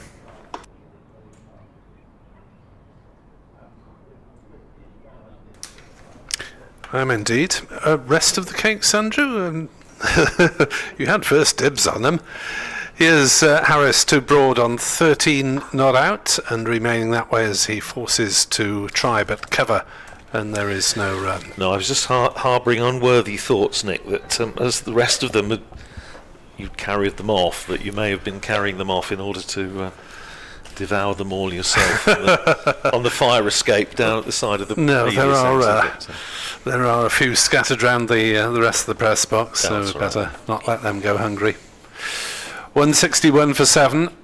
Harris is into bowl to Broad, who plays and misses, and there's been just enough in the wicket this afternoon. The bowler's getting a bit of movement with the middle-aged to elderly ball. But Richard Dawson, I'm sure, will be highly delighted at the work that his bowlers have put in this afternoon, and as we said also, the fact that they've held all their catches. Yep, slip catching so far has seen Northeast bag 3, and that's push and run on the leg side, but a safe one from Broad because it was played well to the right of Van der Hoogten. And somehow Magnus Labuschagne has not managed to get in the game. I can recall him touching the ball, apart from when it's thrown around between the fielders, once when he chased it down to third man. Yeah, very early on, wasn't it? So he may get to bat today. The openers will be hoping he doesn't, as Harris bowls up in the block hole, driven gently by Harrison to mid-off, and there is no run. Take that on one step further, Northamptonshire will be hoping the Glamorgan openers don't bat today, but it will be a good performance if they don't, put it that way. With 38.2 overs left in the day's play, so another 6 and a bit before tea. Harris in to Harrison, turns on the leg side, no quick single to be had there because it's clipped fairly firmly towards Van der Hoogten. I've done my little bit of impromptu book signing down down the bottom, and it's gentleman, it's lovely to meet him. We've obviously exchanged messages and so on social media, but very nice to meet him. He says he's going to take the book away on a cruise to the Norwegian fjords. All right. As you do. Harris into bowl, and it's defended by Harrison. Back to Harris, his near namesake. Well, enjoy your reading, sir. Well, I would be surprised and indeed rather disappointed if he went for the book ahead of glorious scenery of the fjords and the glaciers and heaven knows what else. And the Who mountains. needs fjords when you've got Radar's finest literary efforts in your cabin? Well, you said it, Nick. It's going to be Zain Ul Hassan to continue with figures of no wicket for 11 from 5 overs. Starting his 6th from the River Taff end, bowls and driven hard into the ground by Justin Broad. Bounces nicely for Asa Tribe to field. Glamorgan's fielding, both the catching and the ground fielding, has been pretty good today. It's been very crisp, and they've held what now 1, 2, 3, 4 in the slip cord, and as Nick said, Sam North East has held 3 of those at second slip. Kieran Carlson 1 at third slip. Good catch by Asa Tribe earlier to get Vasconcelos. Is Ul Hassan bowls, and that bounces on Justin Broad, who does well, drops the hands, goes through to Chris Cook. I wonder if, as we watch that one going past the edge on the replay, if there was in the last match, there was more life in the pitch for the bowling from the far end, the River Taff end, in other words, for the batters nearest us. Here's Ul Hassan in again, and that's worked into the onside, and again a really good bit of fielding there by Andy Gorvin, who's had plenty of bowling to do today, and that sums up what we've been talking about. It's the fact that there was a chance for Northamptonshire and for Justin Broad just to relieve the pressure there.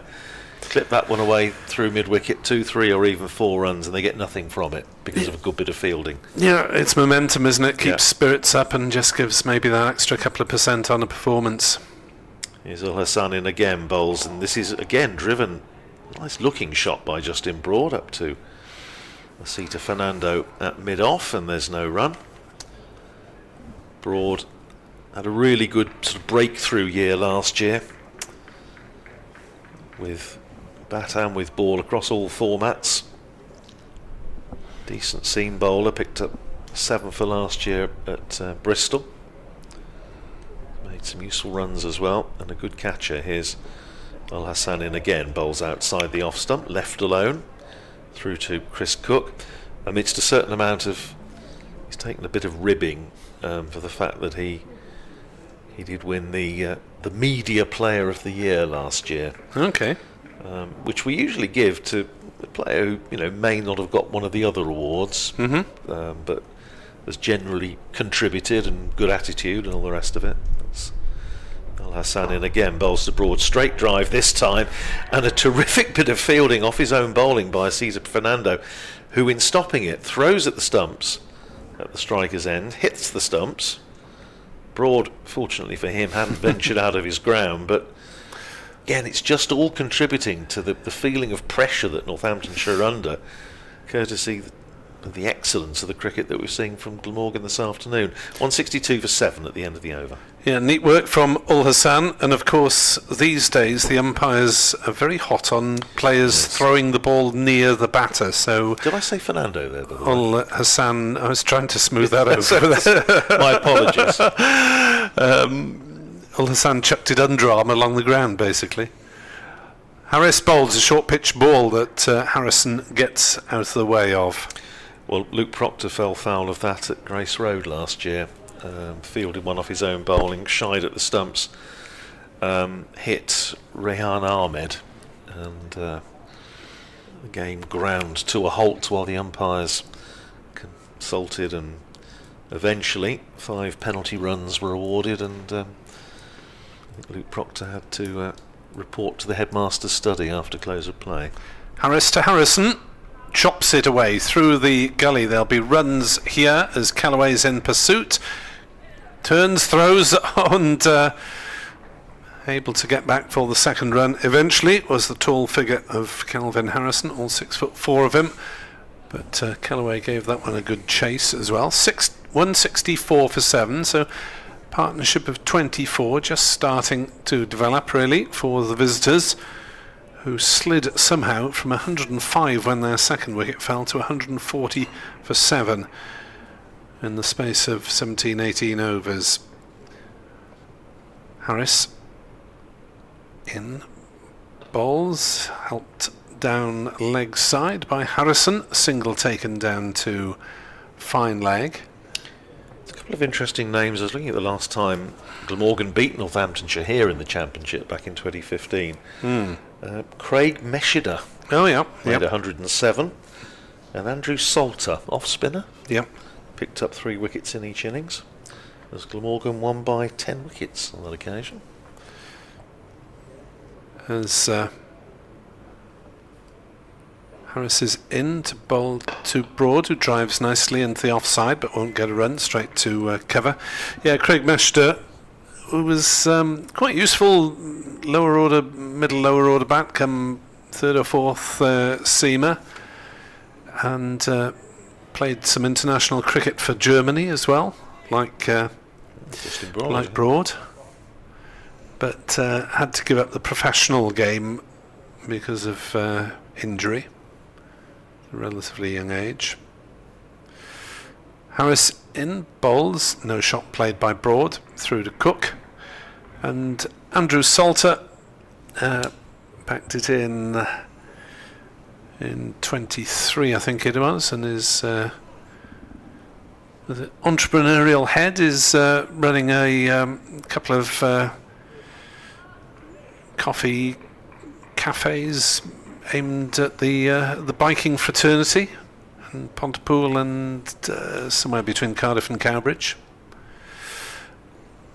As that's nudged on the leg side by Broad, single taken. Yes, Salts, we asked if he'd care to join us on any of last season's T20 commentary, and his other business interests prevented him from doing so. He was so busy. Does a bit of photography as well and design, I believe.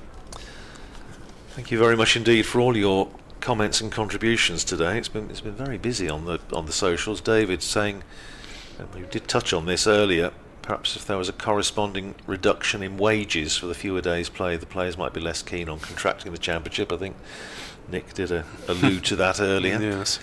Also, our friend William at 4th Slip has been on with an update. Here's Ul Hassan in bowls to Broad, who's forward, pushes it up to mid-on, and there's no run. Van der Hoogten fields. Talking about the situation that Northamptonshire find themselves in now, he's saying batsmen going for the shots is fine if they're confident and in form, otherwise it's just risky, aka Bazball. Our batsmen, Northamptonshire's batsmen, are not in form, enough said. We are, though. Good news is in the garden now, so that's good news. Ul Hassan is in bowls outside the off stump to Justin Broad, who leaves it. I'm not sure there's been much bazballing responsible for No. today's debacle. No, there hasn't. No, they've just they've largely been got out by, as we've been saying, some good bowling and some good catching. But I think the performance has reflected, and I think this is probably what William was getting at, a collective lack of confidence at the moment and form amongst the top order. Here's Al Hassan in again, and that's an inside edge. It could have gone absolutely anywhere for Justin Broad in the event. It's going to bring him 4 runs off a thick inside edge. The old Harrow drive, or whatever you want to call it, various names for it. It was an inside edge that didn't miss the stumps by much. Stroke of luck for Justin Broad. He goes to 19 and Northamptonshire to 170 for 7. Yes, the averages among the top 5 in, or 4 of the top 5 are not what they'd want to be at the end of the season. No. Driven firmly, and again really well fielded off his own bowling by Al Hassan. No, I mean, going into this match, Vasconcelos 23, Bartlett 24, Sales just under 18, Keogh 21, Zabe and Proctor both high 30s. Update for BBC Radio Wales shortly. 2 balls to go in the over. Might as well carry on. Yeah, Al Hassan to bowl to Broad, who turns it away on the leg side. More runs from here. Certainly should be at least a couple. It's a chase back towards the square leg boundary. And they come back for a couple. So it takes Broad to 21, Northamptonshire to 172 for 7. 1 ball to go in the over. Still 3 slips in, as you would imagine, with Northamptonshire 7 down and Glamorgan looking to polish off the innings. Al Hassan is in, bowls to Broad outside the off stump, which he leaves alone. Chris Cook takes 172 for 7. Broad is 21, Harrison is 13, and Zayn Al Hassan 7 overs, 3 maidens, no wicket for 17. So he's tidy as usual, as Northants wonder if they can battle their way through till tea.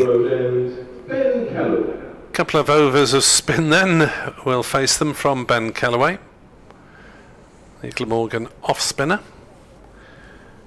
Has 11 wickets, 25 this season. A very healthy batting average because of his 181 not out last week. 3rd successive career best for Ben Kellaway in consecutive matches with the bat.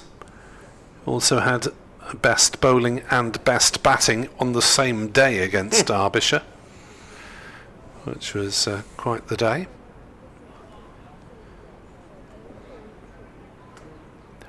So there'll be a leg slip rather than a short leg, and a slip as Kellaway's in to bowl to Harrison, who reverse sweeps straight away and will get runs for it. Down to the 3rd man boundary. Van der Hoogten is giving chase, picks up just inside the ropes. They think about a 3rd and decide against it,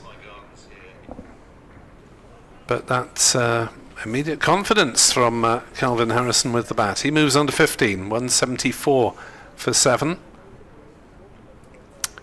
Going for the reverse straight away. Van der Hoogten will stay down there in a deepish 3rd man. About, oops, Marnus Labuschagne tosses a helmet, and it looks like leg slip is going to the more conventional short leg, or not quite yet. Still a leg slip and a slip. Kellaway in bowls. Harrison pushes forward defensively, no run.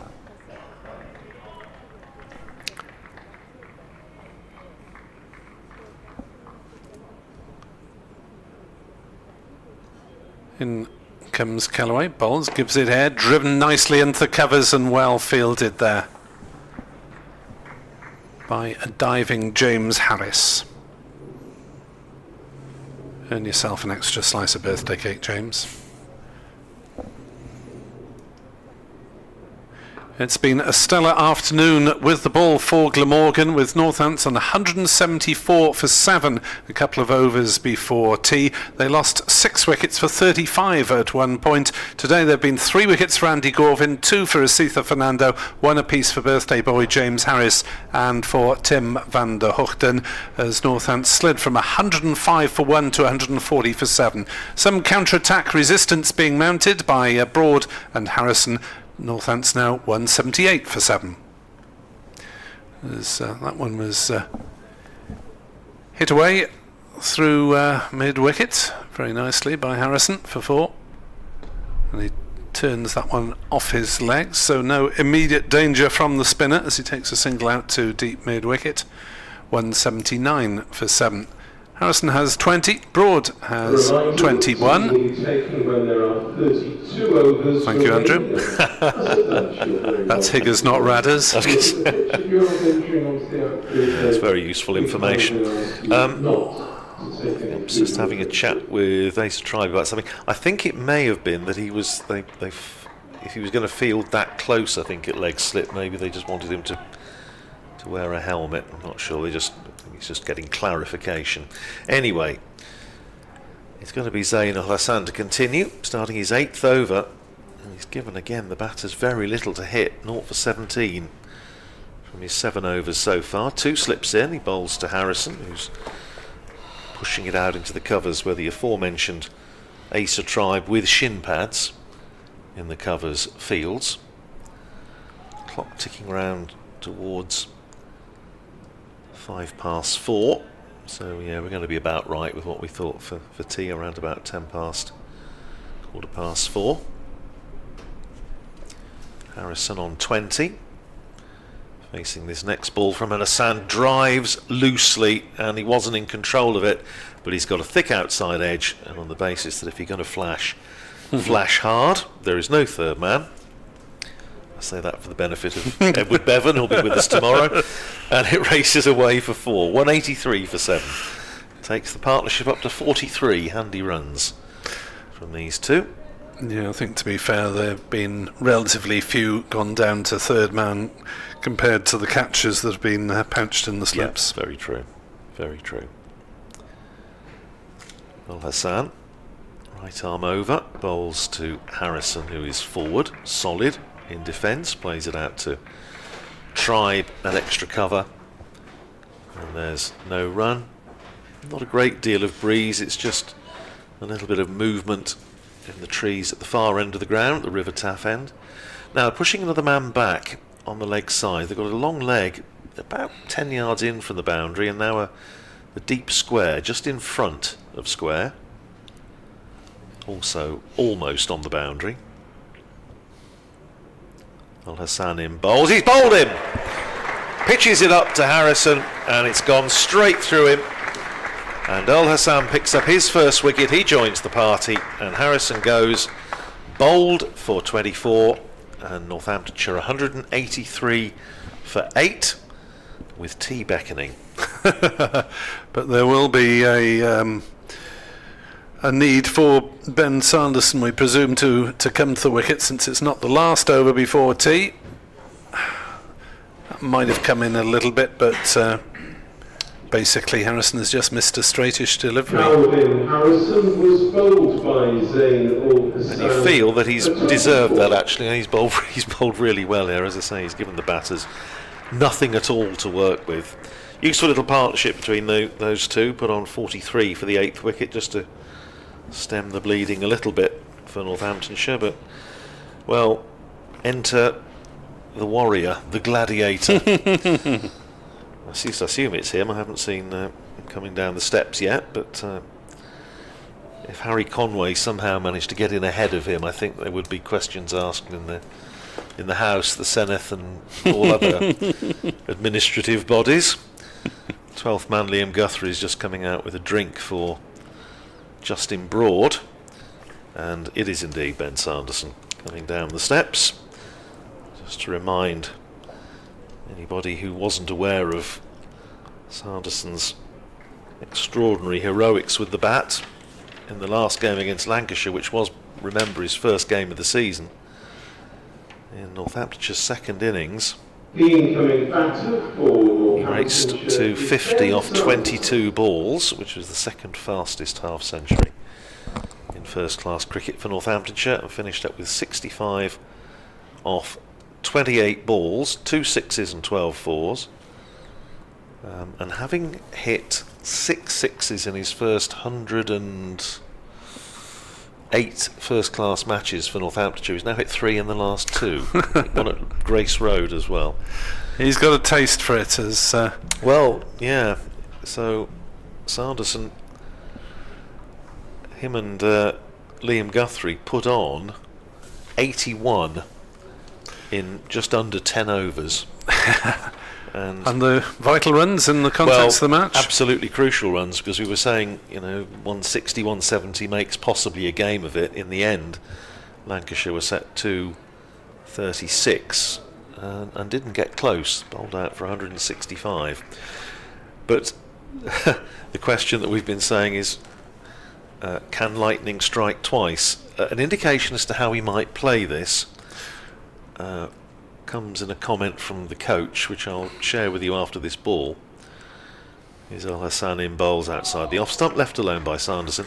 I asked Darren Lehman about the way that Sanderson had played, and he said, well, he has to play like that, because if he tries to defend, he's useless. Quote. So, Very good. the feeling is that Sanderson is better trying to play a few shots than trying to hang in there. Be interesting to see his approach Well, to Ben Callaway potentially in the next over Yeah, then. absolutely. Al Hassan to finish the over. Bowls very full, driven by Sanderson nicely, but well fielded by Asita Fernando. Diving to his left at mid-off, and that's the end of a successful over for Zain Al Hassan. 8 overs, 3 maidens, 1 for 21. Northamptonshire 183 for 8. We have 1 over to go before tea. And Unless a wicket unless falls. a wicket falls, in which case that packet of Welsh cakes that's in front of me, and has been in front of me for some time, maybe have to wait a little bit longer to be devoured. Yeah, we had a problem food-wise against Derbyshire, because their last wicket pair were together at 1 o'clock and were still together when we eventually took lunch at 1:40, and the Sunday lunch wasn't quite as crisp and fresh as it had been 40 minutes earlier. Callaway to Broad, who pushes forward defensively. Leg slip has now mutated into a short leg.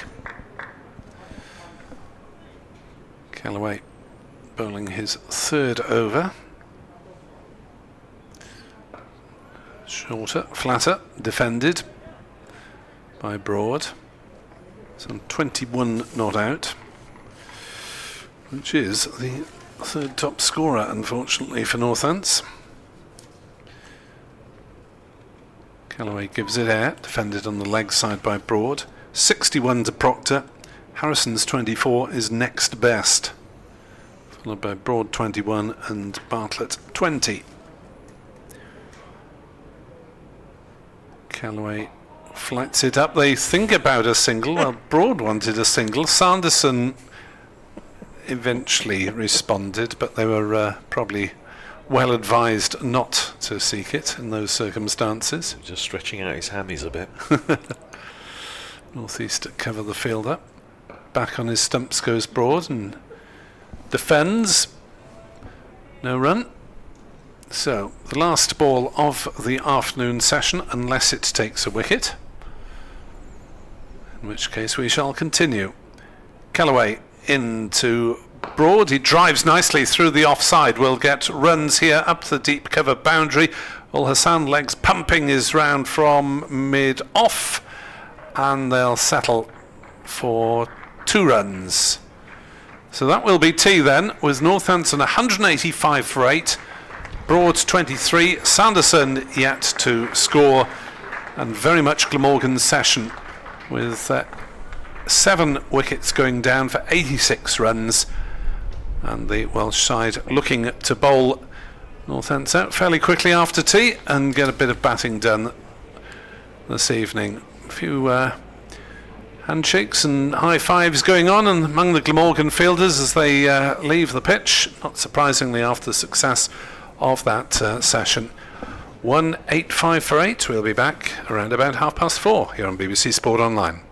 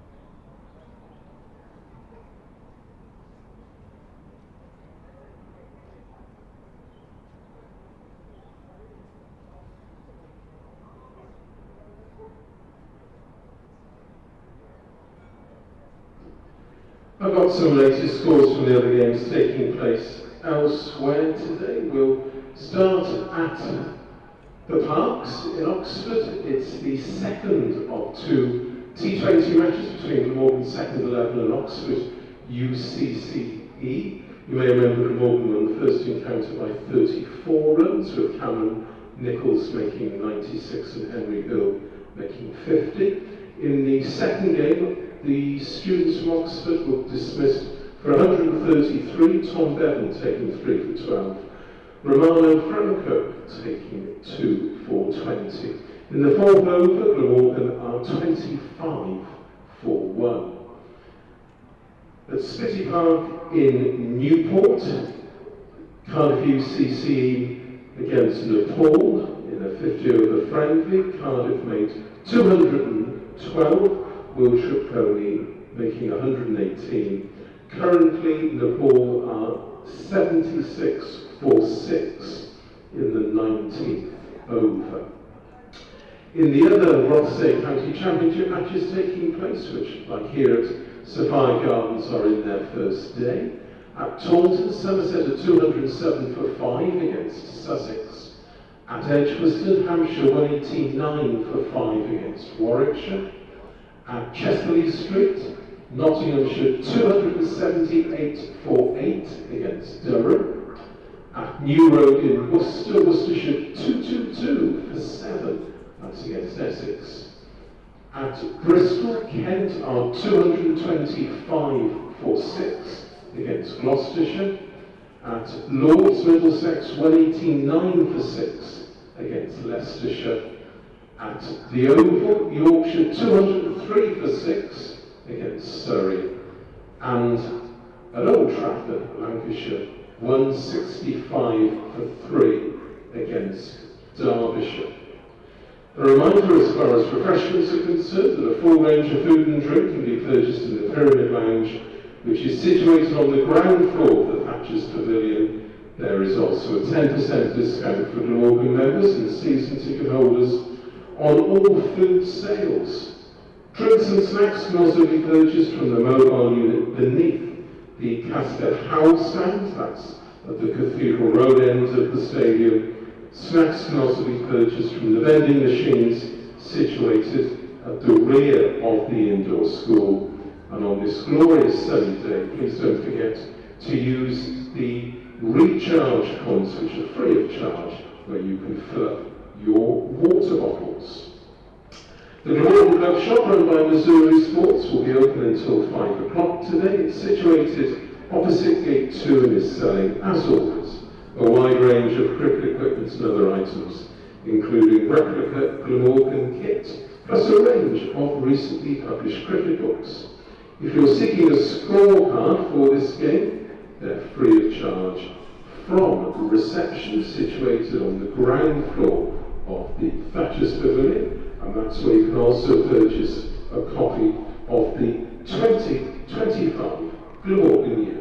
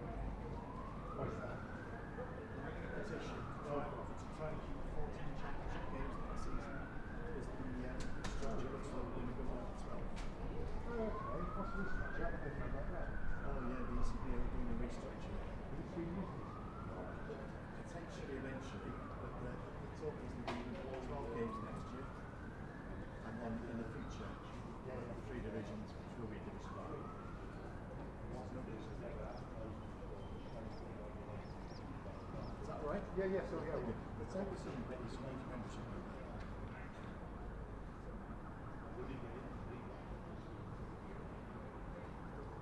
Is this it? Sorry? Oh, no, it's not. Yeah, it's not done in there.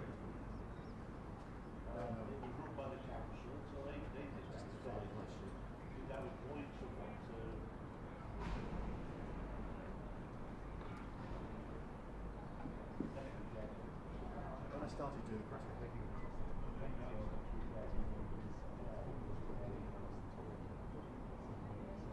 Yes.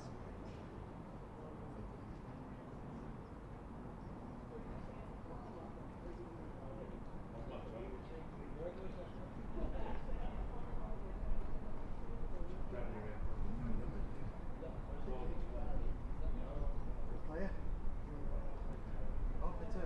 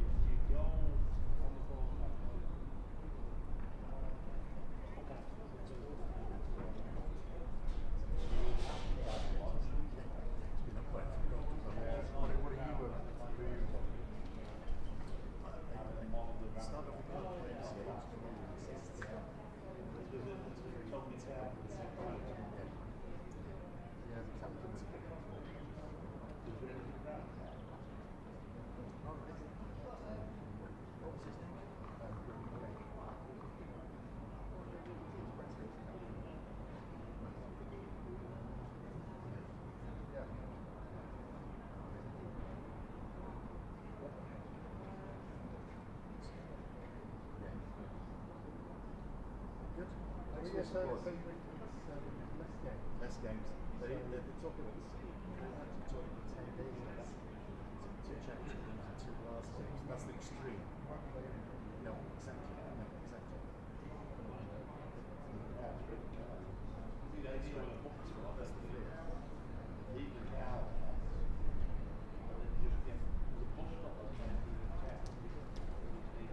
Just 3 divisions is 6. It's 19 to 10 minutes. For 6. 6, 5, 5, 5 away. I think we're going to lose, but I want to go down to the fight. Thank you. Try to stay. Use the ball.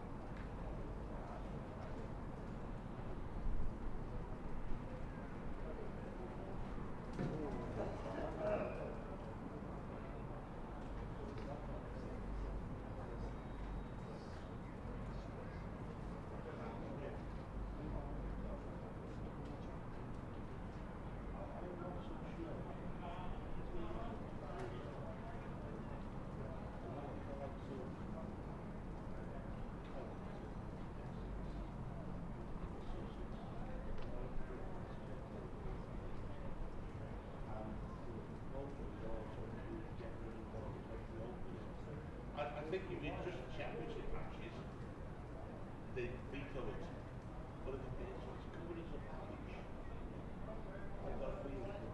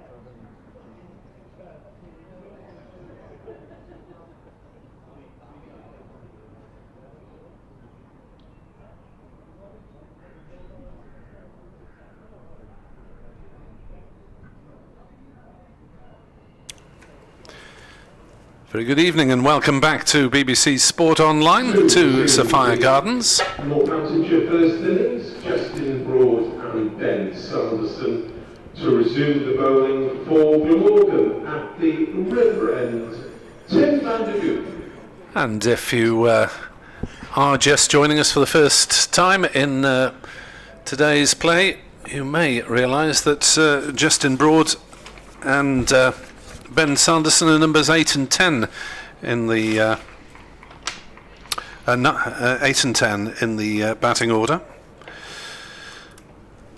As it will be Tim van der Hoogten to bowl to Sanderson off the back of that spectacular match-winning knock last time out, and Sanderson jabs that one down into the ground and back to the bowler.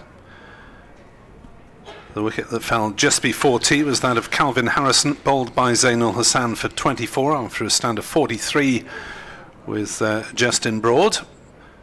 But really it's been slim pickings for Northants ever since they passed 100 with just one wicket down in the over after lunch. The game has, or the innings at least, has slid away from them as Van der Hoogten is in to bowl. Sanderson plays that fluently enough into the covers, but there's no run.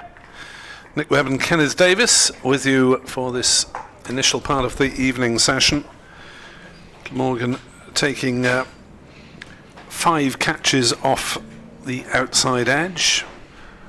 1 keeper's catch down leg side, 1 caught at leg gully. And the 8th wicket to fall was the first to be bowled.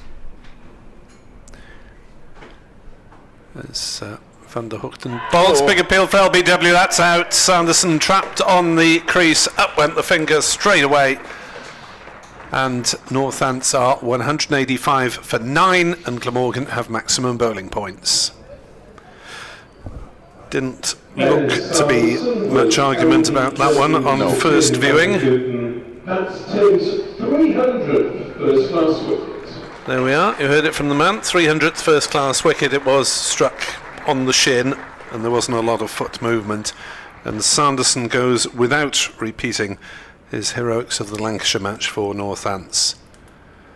And Glamorgan, it seems, may have a fair bit of batting to do tonight, as Harry Conway will come in, the South Australia player, formerly with New South Wales, has made quite the impact with the ball for Northants. 13 wickets as an average of 15 in 2 matches, which is quite the haul. But can he bring out any sort of revival with the bat? Superb effort, says Mike O'Hara on X, about Glamorgan's afternoon work with the ball. Session in which 7 wickets fell after just 1 in the first session, and we thought it would be a hard day's yakka for the Glamorgan bowlers, but they've put the ball on the spot. It's done just enough with the old ball, and it looks as though Northants will be shot out for a very low total. Duncan Evans asks if Sam North East would have batting first. I don't know that. I didn't have the chance to ask him at the toss, but may make inquiries. An excellent post-fish and chip session, says Duncan. So, was that a late lunch or an early tea? Early dinner. 185 for 9. Van der Hoogten has his second wicket. He has 2 for 23 in 11.5 overs. So the 32-year-old right-arm fast bowler takes guard with a slightly agricultural stance from the big man as Van der Hoogten bowls, and he leaves that one outside off stump and then goes for a little walkabout towards the square leg umpire and practices the leave. Well, that's dedication. Oh, he's practicing a few more shots now as well. As never still, says Andrew from the back of the box, who's seen him obviously in the last couple of matches.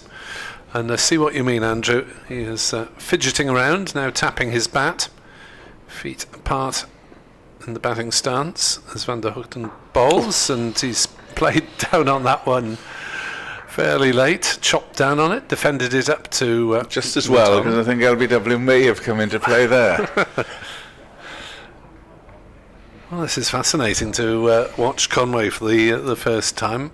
He's almost matching Marnus Labuschagne levels of busyness, which we may or may not see this evening. As Van der Hoogten is in, bowls to Conway, who's forward. And now he comes down the wicket a few metres before saying no, as the ball ran to mid-on. Labuschagne, in contrast, has had virtually nothing to do. He's chased the ball to the third-man boundary once, and fielding at first slip. He hasn't taken the catches. Those have gone to others. He hasn't had a chance. And there'll be a lot of energy when he comes out to bat, if it is this evening. Not sure whether he will bat at 3, 4 or 5. He's down at 4 on the scorecard. Not required a bowl either. No. Any of his variations. Fernando will try and knock over the final wicket, as Glamorgan not bothering to rest the bowlers for the new ball. They're hoping to get the job done well before that. He's taken 2 wickets as Fernando. So just 1 required to wrap up the tail and get out to bat. 2 slips. There's a third man in now as Fernando comes in, bowls, and that's played behind square, and they decide not to run down to fine leg. It's a very easy single here, so Broad obviously has it in his mind not to let Conway face at the start of an over.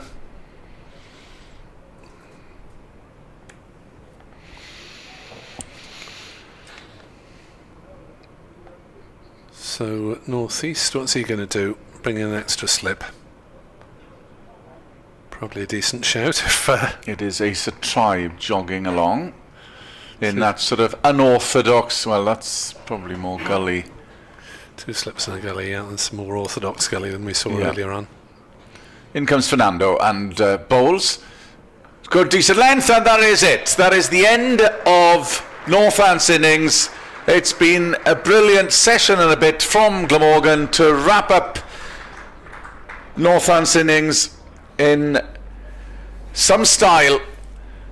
It is Fernando who takes his 3rd wicket, and Northants out for 185.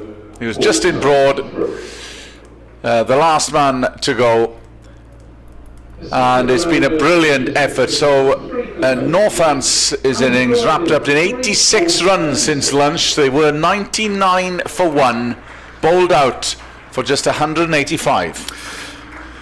So Broad trying to protect last man Conway and then edging to second slip himself. So there's a 4th catch for Sam Northeast in that second slip position. And 3 ducks on the Northants scorecard. Zaid, McManus, Sanderson and Conway not out. So Glamorgan bowl out Northants in 65.2 overs. The over rate, surprisingly, since they've bowled little spin, is +2, which shows you that they've learnt the lessons of the last few weeks and have got on with things, even with the seamers bowling.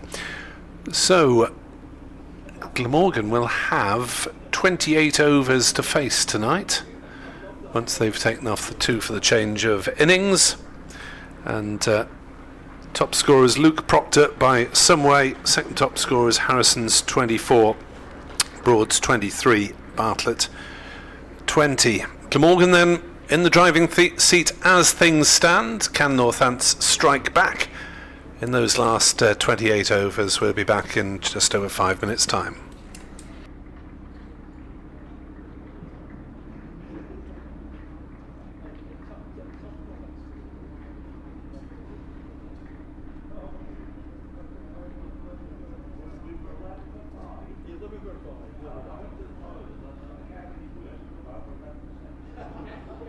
For those of you who like to keep your scorecards up to date, I'll give you the rest of the Glamorgan bowling figures in just a moment.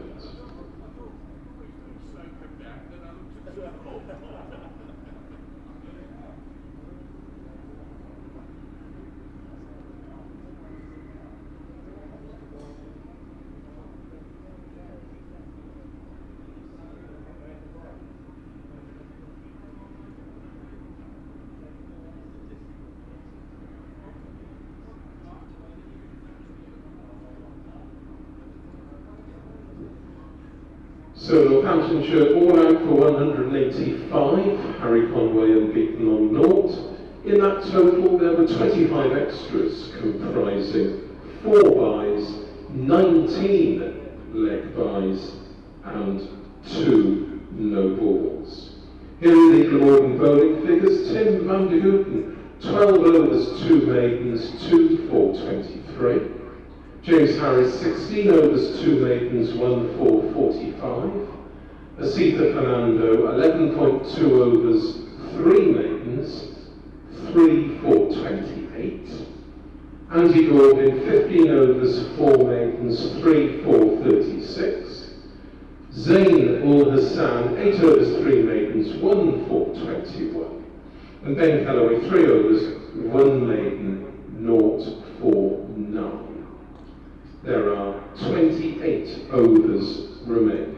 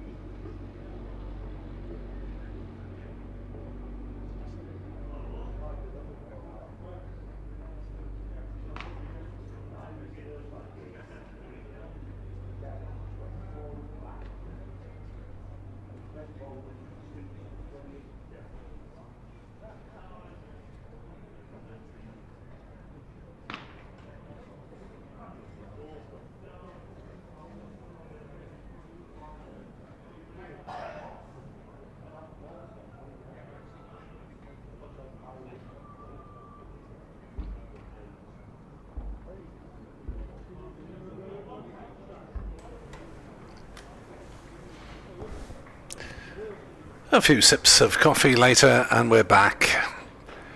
10 to 5, we've got 28 overs to bowl. So don't get your evening meal on too quickly unless you want to listen in the kitchen. Glamorgan replying to Northants 185 all out, 3 wickets apiece for Fernando and Gorvin, 2 for Van der Hoogten, 1 apiece for Harris and Ul Hassan. Proctor's 61 was by some distance the highest score. Mike O'Hara on X says Fernando's really found his groove at Glamorgan now, hoping not to see Marnus bat until tomorrow. Rob Williams on X, finally a chance to sit down and listen to cricket after a long week of travelling around North East Wales for work. Glad to see the lads doing well. Thank you very much indeed for all your contributions on social media. Nick Webb 2017 and Kenneth Davis with you at the moment. I'm also on Blue Sky. And you can email me at nickwebb2017 as well at gmail.com. Better add that bit, otherwise it won't get to me. So, Tribe and Ul Hassan, as usual. Ben Sanderson, the curse of Glamorgan, more than once, notably at Swansea, when he bowled his side to victory.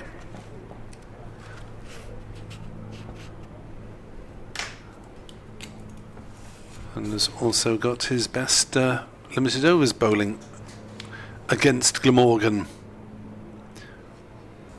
7, I think it was, he took in an innings at Swansea. It's not his CB. As in comes Sanderson to bowl, and that'll be for first ball, I think, for Zainul Hassan. Down leg side, glanced away, as we saw on a couple of occasions at the start of the Northants innings, and Ul Hassan is up and running. So he's off the mark first ball. It's a fairly short boundary down towards fine leg, and Conway couldn't cut it off. For those of you who don't know the Cardiff ground, the boundaries, the straight boundaries are pretty short. As Sanderson bowls, and that's past the edge through to McManus. So 4 slips being posted by the visitors. It's definitely a 4-slip cordon rather than a 3 slips and a gap and a 5th slip, as Glamorgan tend to go for these days, with Saif Zaib, the 4th of them, and fairly close to the wicket. So obviously Northants don't think it's carrying that well, as Ul Hassan gets one off a thick inside edge down towards the massive figure of Conway at fine leg. 5 without loss. In the evening sunshine, a few spectators moving round to catch the sun, as we predicted. It's large chunks of the Castell Howell stand at this Cathedral Road end have gone into the shade, and it gets quite cool certainly in the evening session if you want that. On the other hand, there are quite a few soaking up all the rays they can get, exposing various parts of the body which maybe haven't been exposed that much during the winter. Sanderson bowls, Tribe is forward, playing defensively out to point. Asa Tribe got a career best 94 in the first innings, well, the only innings for Glamorgan at Kent, and would probably have got more kudos had it not been for Ben Kellaway almost doubling that and getting 181 not out, as Tribe steered Glamorgan through the first half of their innings and Kellaway through the second half, which is excellent for 2 21-year-olds. What can he manage here today against the wily old Sanderson? Well, he's been beaten by that one, I think. Pushing half forward, may have played inside it at the last moment, but certainly up against a very experienced campaigner in Ben Sanderson. 5 without loss, Glamorgan replying to Northants 185 all out here on BBC Sport Online. And Sanderson on his way in to complete the first over from the River Taff end. Bowls to Tribe, who is able to leave this one go through. Through it goes to McManus, 5-0 after 1 over. And that is replying to Northampton's 185 all out. 27 overs remain of the day. I'm going evening early dinner booked, have you? No, not this evening. So it is the big Aussie, Harry Conway, from this Cathedral Road end, wearing 13. Don't get many of those. Obviously not a superstitious man. Sydney born in his first season.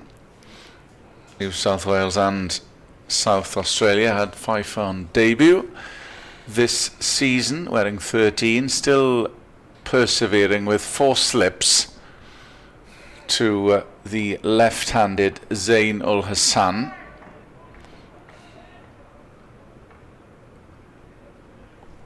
Five without loss at Glamorgan. In comes Conway then.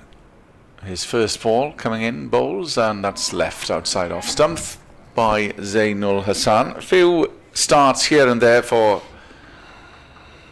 ul Hassan with the bat. 2 wickets against Kent. He's averaging 32. As you say, has got in almost every time since the first game.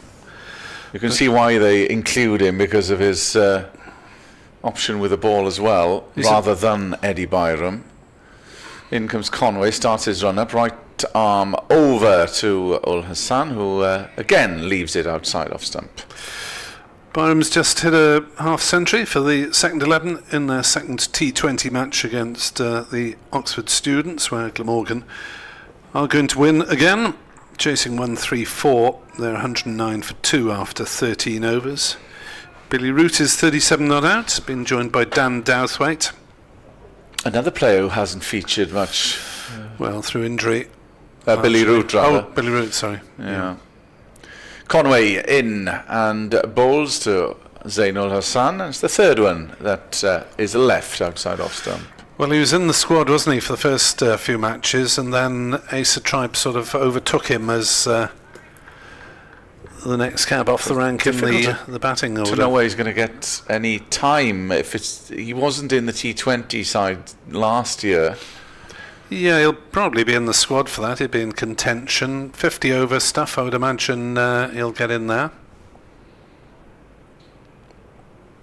Conway starts his run-up in the sunshine here at Cardiff. Conway in, good length delivery, but it's left once more. 4 have whizzed past the off-stump of Zain ul Hassan. 4 dot balls. Yeah, and that Glamorgan second 11, the second of the friendlies against the Students. Tom Bevan took 3 for 12 in 3 overs. And 2 wickets apiece for Romano Franco, the young left-arm spinner, for Jamie McIlroy and for Tom Norton.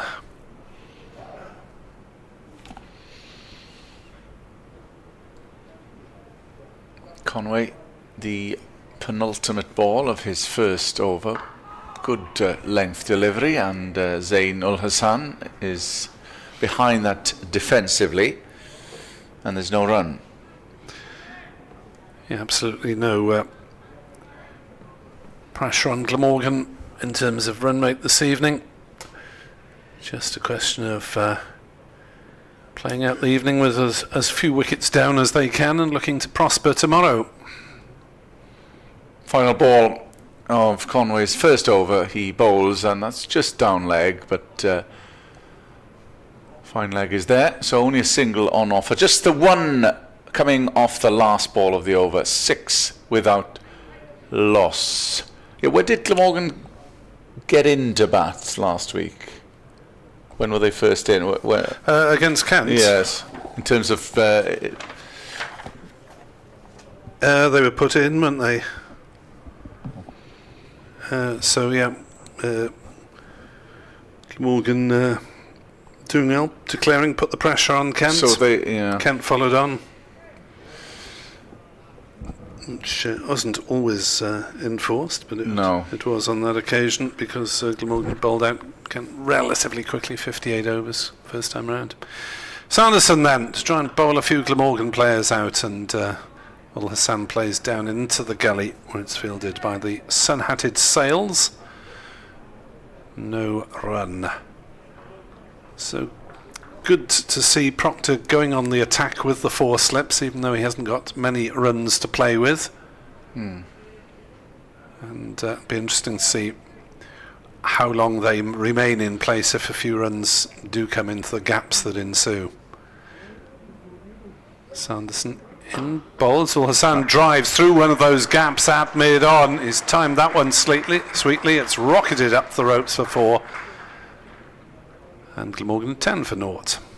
Lovely shot from Zain Ul Hassan, all about timing past mid-on.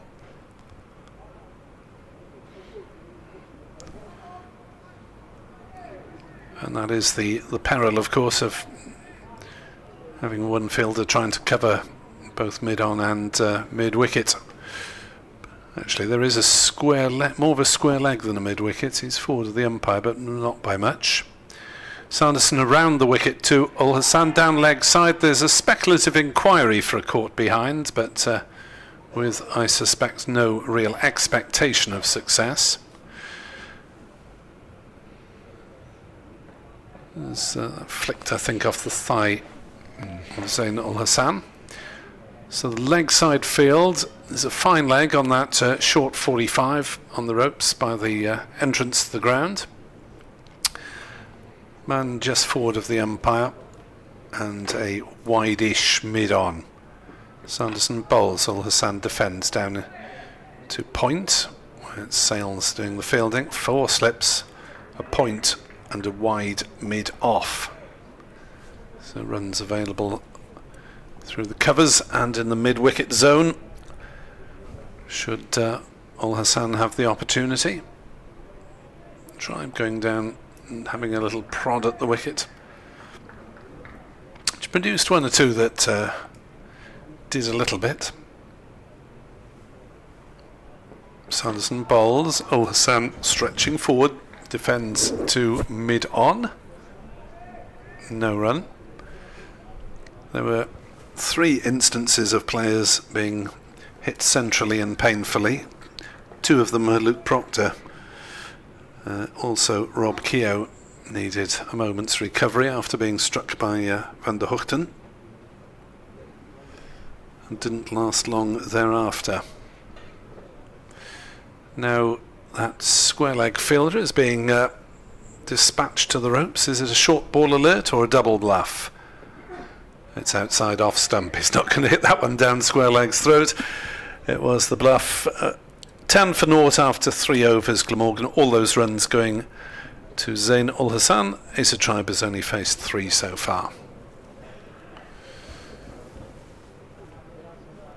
So Glamorgan will just be hoping that these 2 stick around for this evening session with, 25 overs remaining. Yeah, it's a long time to bat though, isn't it? It is. You can just afford to take whatever runs are on offer, I suppose. But you can't just play defensively with that length of time.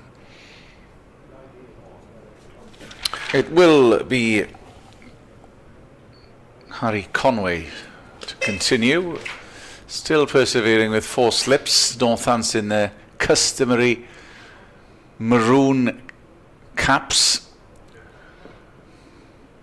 Conway comes in and bowls fullish, and that's whipped towards mid-wicket, and it's a good stop, saving 4 because that was struck firmly.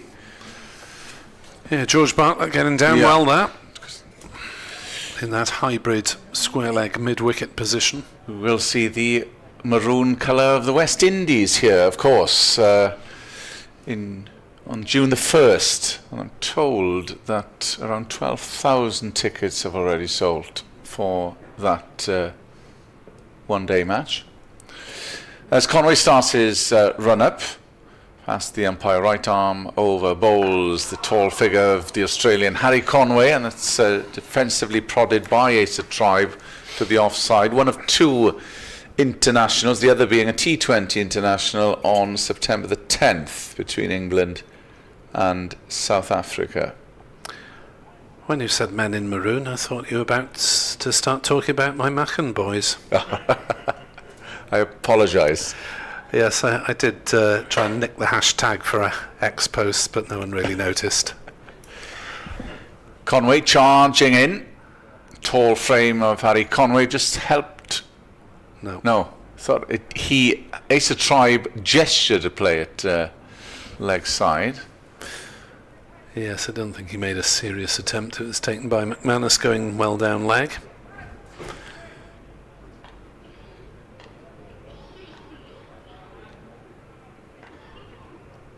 Just losing the ball momentarily in the glare of the evening sunshine at Sophia Gardens.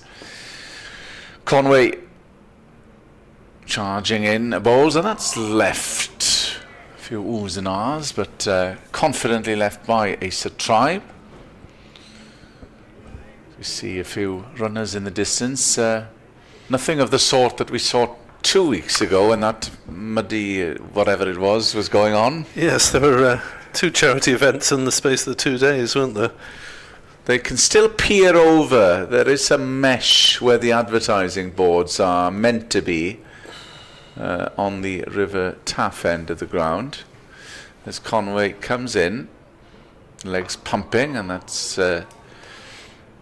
played defensively towards mid-on by Ace of Tribe. I presume Sophia Gardens will be thoroughly garlanded with adverts by the time of that One Day International of which you spoke on the 1st of June. I would have thought so. The same day Glamorgan opened their account in the T20 competition away at Middlesex.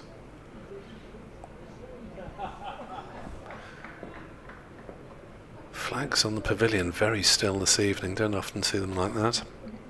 Conway, the last ball of Harry Conway's over, coming in, bowls, good length delivery, and they'll think about a quick single, but it's stopped at mid-wicket by Bartlett, who tumbles to save a few runs and does so, and that is the end of the over. Glamorgan 10 without loss.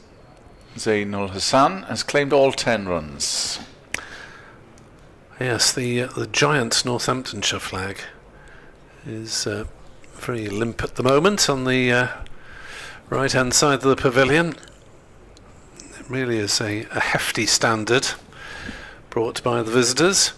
10 without loss after 4 here on BBC Sport Online.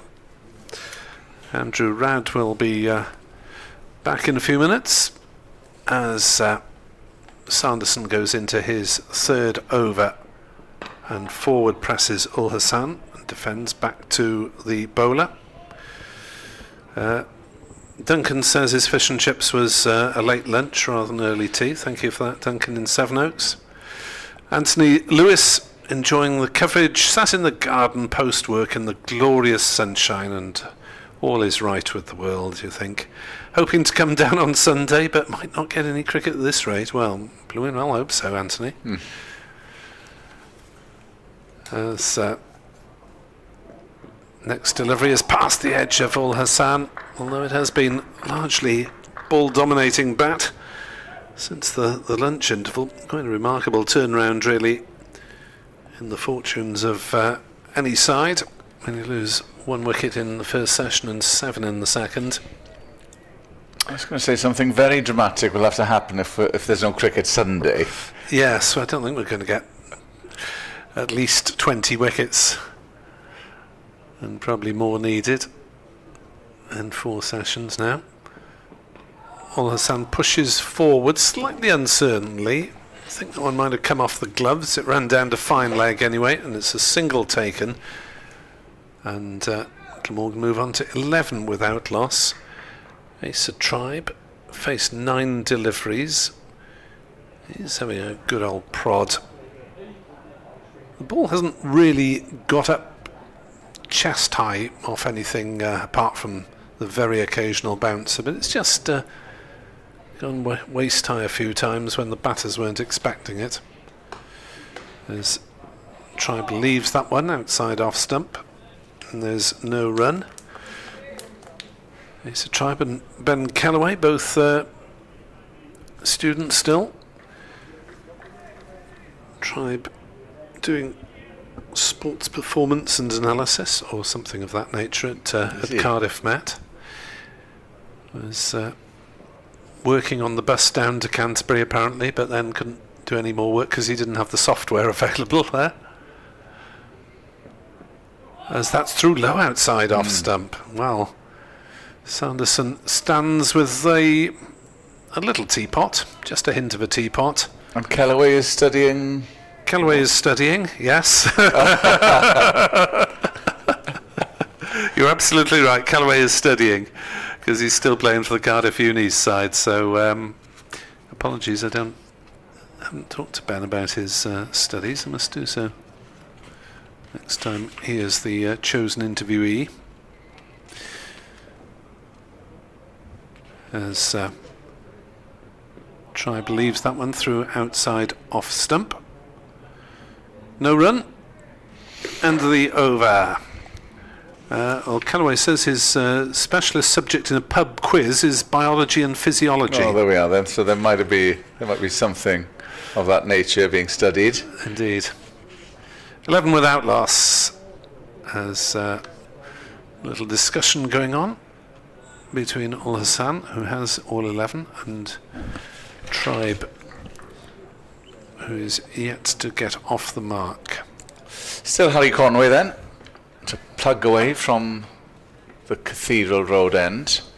Zain Ul Hassan is on strike, still going with 4 slips as they try and get a breakthrough here.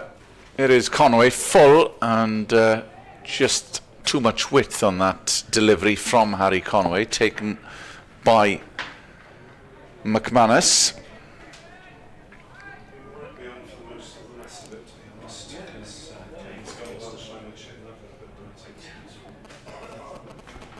Northants.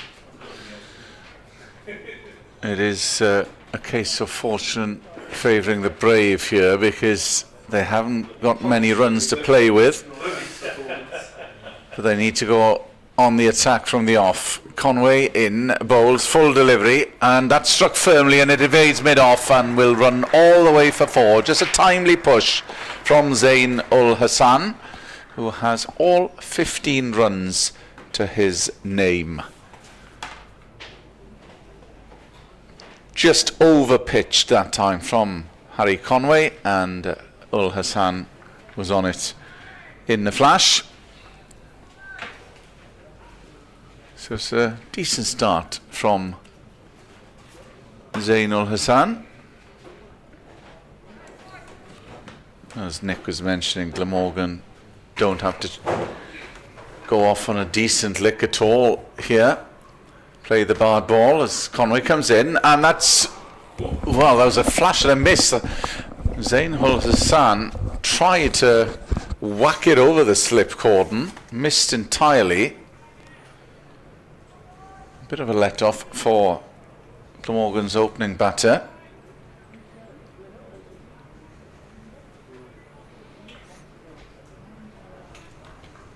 Four slips, square leg, man at point, mid-off, mid-on, and there's some protection at fine leg. Conway coming right arm over the wicket, passing the umpire now, and bowls to Zain Ul Hassan, and that's wide, and that, given the treatment it deserved, cut by Zain Ul Hassan through the covers for 4. It did absolutely get what it deserved. Kenneth, that was short, wide, 4. Easy as that. And Ul Hassan, I haven't seen him before, but looks a well-organised player. And so far, giving Glamorgan just the sort of platform they were hoping for. Plenty of starts, as we were mentioning so far this season. Hasn't pushed on. 2 50s, a 48 and a 44. So plenty of potential there as Conway comes round this time to Zain Ul Hassan to cramp his movement. That's pushed just towards point. If Glamorgan have a decent session here, they really could be in a very strong position come the close of play if they're sort of able to score at 3.5, 4 and over. and don't lose more than a couple of wickets, they are really going to be on top. Northamptonshire need, you would think, 3 wickets minimum in this session. Just to put a bit of pressure on Yeah. overnight. In comes Conway, bowls, and that's helped round the corner. No, it isn't. It's hit towards the man at square leg, and that is the end of the over. So Glamorgan, in reply to Northants 185 and 19 without loss. No panics so far, with Zainul Hassan looking quite decent out there, unbeaten on 19. Tribe is yet to get off the mark. That total of Northamptonshire's 185, the lowest total that Northamptonshire have scored on this ground since the last time they lost here 10 years ago, back in 2015. 4 slips in place. Sanderson is in bowling to Asa Tribe, still looking for his first run, pushes it up to extra cover where Rob Keogh fields, and there's no run. The shadow of the floodlight pylon immediately to our left is starting to stretch across the ground now. Luke Proctor is doing some limbering up at mid-off. To be fair, they're still striving for that wicket. Be easy to push a couple of those slips out. Well, it's like we say, I think Northamptonshire have got to pick up at least 3 wickets tonight, you would think, if they're going to be sort of still in it. Driven, but without any timing by Tribe, once again up to this position somewhere between a sort of wideish mid-off and a straightish extra cover where Rob Keogh is fielding, and there's no run. But having seen the fairly extraordinary way Northamptonshire bounced back for that last game against Lancashire, then, well, all things are possible, but they do need a good session here. They just about, well, they probably won the first session at 99 for 1. Here's Sanderson in bowls to Tribe, who takes a step down the pitch, which is probably not a bad tactic, but in the end just blocks it out to Keogh in the offside, and there's no run. But Glamorgan won the second session by such a huge margin, and Northamptonshire losing 7 wickets for 86 between lunch and tea. Glamorgan then polishing off the innings almost immediately afterwards. Now another man being dropped back, James Sales, going back onto the deep square leg boundary. There's a long leg as well. Here's Sanderson, bowls short, and it's pulled away by Asa Tribe in front of square. Very well fielded out there by James Sales on some of the old practice pitches. He sends in his return, but Asa Tribe is up and running with a couple of runs. He goes to 2, and Glamorgan rather to 21 for no wicket, replying to Northamptonshire's 185 all out. We have 21 overs to go after the over in progress. One imagines Proctor will want to try and get all his seamers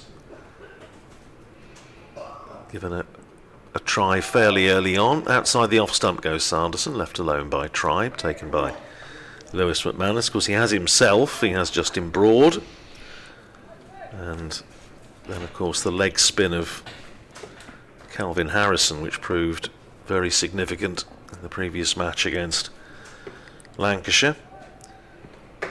Safe Zabe to bowl a bit of left arm spin if required. Those are the main bowling options. James Sales also has bowled a little bit in the last couple of games. He's fast medium. Sanderson in and bowls to Tribe, and Tribe blocks it out to extra cover where Sanderson wanders back to retrieve his cap from the umpire. Keogh fields. That is the end of the over. 21 for no wicket. Asa Tribe is 2. Zain Al Hassan is 19, as Andrew Hignell informs the crowd that Gloucestershire have beaten Oxford University, or Oxford University Centre of Excellence, in the second of the T20 games this afternoon. And there will be a change of bowling. And I think, as you were mentioning, it is going to be the captain, Luke Proctor, who's bowled well this year, and his figures don't really reflect how well he has bowled this year. He's picked up 8 wickets at 38, which is nothing on paper massively impressive, but He's bowled some telling spells and bowled better than those figures would suggest. Here he comes, bowls, and Ul Hassan into his stride, firmly struck to point, and there's no run. They have pushed one slip out now, just a 3 for Luke Proctor. Got away with that, didn't he? It was a first loosener in every sense of the word. It was wide and full, and well, a yard either side of Keogh, and it was 4. In Proctor comes and bowls. That's a better delivery, and defended by Zain Ul Hassan. And there's no run, second dot ball. So the wicket takers for Glamorgan, 3 for Gorvin, 3 for Fernando as well, 2 for Tim van der Hoogten.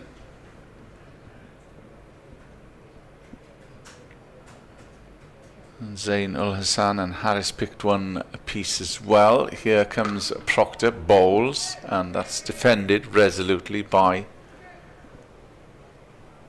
Zain Ul Hassan.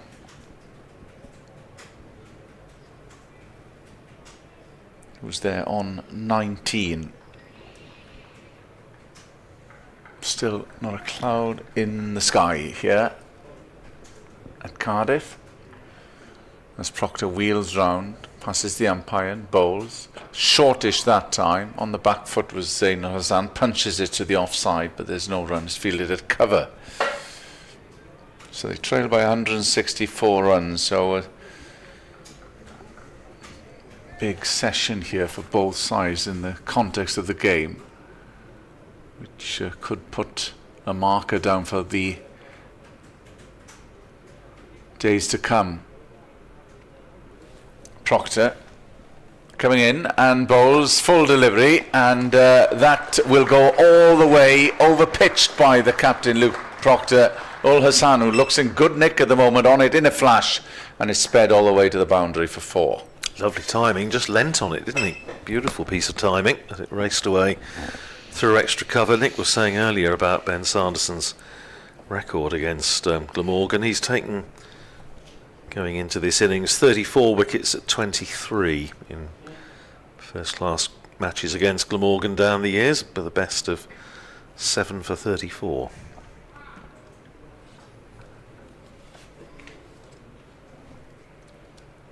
Last ball of the over, and that's a better one from Luke Proctor, defended by Zain Ul Hassan. So just that one boundary from Luke Proctor's first over, and Ul Hassan is unbeaten on 23. Tribe is there on 25 without loss at Glamorgan. Thanks to Niners Dave, one of our regular correspondents, who makes an interesting point. We were saying earlier about this discussion that was mentioned at the Glamorgan Members Forum at lunchtime, and we've been carrying on in the box for a good part of the day, about scheduling and how many championship matches should be played. And Dave makes the point, he says, isn't the argument that less playing and travel time means more time to train and practice between games? Here's Sanderson bowling to Tribe, who leaves that alone outside the off stump through to McManus. And he says, so the players would still be active, but just not in front of a paying audience. And that, I think, is rather an interesting point, because it is one of the things that you hear a lot. Oh, you know, we don't get enough time to practice, and so the standard is not as high as it should be. But are they saying that, or are they saying they're playing too much? Somebody needs to perhaps clarify that one, but good point. Thank you for getting in touch. Sanderson in, bowls to Tribe, drops it out into the onside, go through with a sharp single, shy at the stumps by Luke Proctor. It misses the stumps. I think, to be fair, Zain Ul Hassan was probably home anyway. It was a sharp single, but it was a well judged one. Takes Tribe to 3 and Glamorgan to 26 for no wicket. Perhaps run through some scores in the other games in the course of this over. In Division 1, Nottinghamshire 349 for 8 against Durham up at Chesterley Street. Hasib Hamid is 160 not out. Good nick at the moment. 4 slips in echelon. Sanderson in bowls to the left-handed Ul Hassan, who lets it go through to Lewis McManus. Down at Taunton, Somerset 289 for 6 against Sussex. Runs all the way down the order. Tom Lammonby made 60, James Rue 46, Tom Abel 42, and Archie Vaughan is 56 not out. A couple of wickets for the off-spinner Jack Carson. At the Oval, Yorkshire are 251 for 9 against the champion Surrey. Sanderson in again, bowls to Ul Hassan, and that doesn't bounce a great deal. And Kenneth made the point a couple of overs ago that the odd, it was one I think from this end, wasn't it, Harry Conway, that just squatted a little, and that actually wasn't anything. It did nip back a touch. I don't think there was much of an issue with the bounce there, having seen the replay. Johnny Bairstow made 89 there, Adam Lyth 55, but otherwise not a great deal from the Yorkshire top order. Here's Sanderson from the River Taff end, bowls to Ul Hassan, who's nicely in behind that, pushes it out to cover where James Sales fields, no run.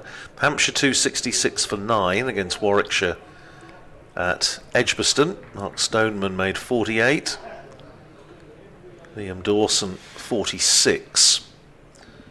But quite a number of starts from Hampshire, but nobody really going on.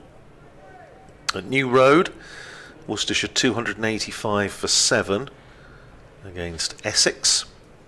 Sanderson in bowls and Ul Hassan on the back foot, pushing it up to Proctor, coming in from mid-off. He keeps hold of the ball because he's going to be bowling the next over. End of that one from Sanderson, 5 overs for 13, and Glamorgan are 26 for no wicket in that Worcestershire total of 285 for 7. Useful runs down the order from Matty Waite, 46 not out. Tom Taylor, once of Northamptonshire, 41 not out. Worcestershire were 192 for 7, so good recovery there. In Division 2, Kent have also rallied strongly, 323 for 6 against Gloucestershire at Bristol. Grant Stewart, Italian international, 132 not out. Captain Proctor, and that's left outside off stump by Asa Tribe. Gives it a bit of a bunt, Grant Stewart, to use a technical term. 132 not out off 140 balls for Stewart. 3 sixes and 16 fours. Chris Benjamin, 62 not out, and they've staged a strong recovery there. Lancashire 231 for 3 against Derbyshire. They were 11 for 2.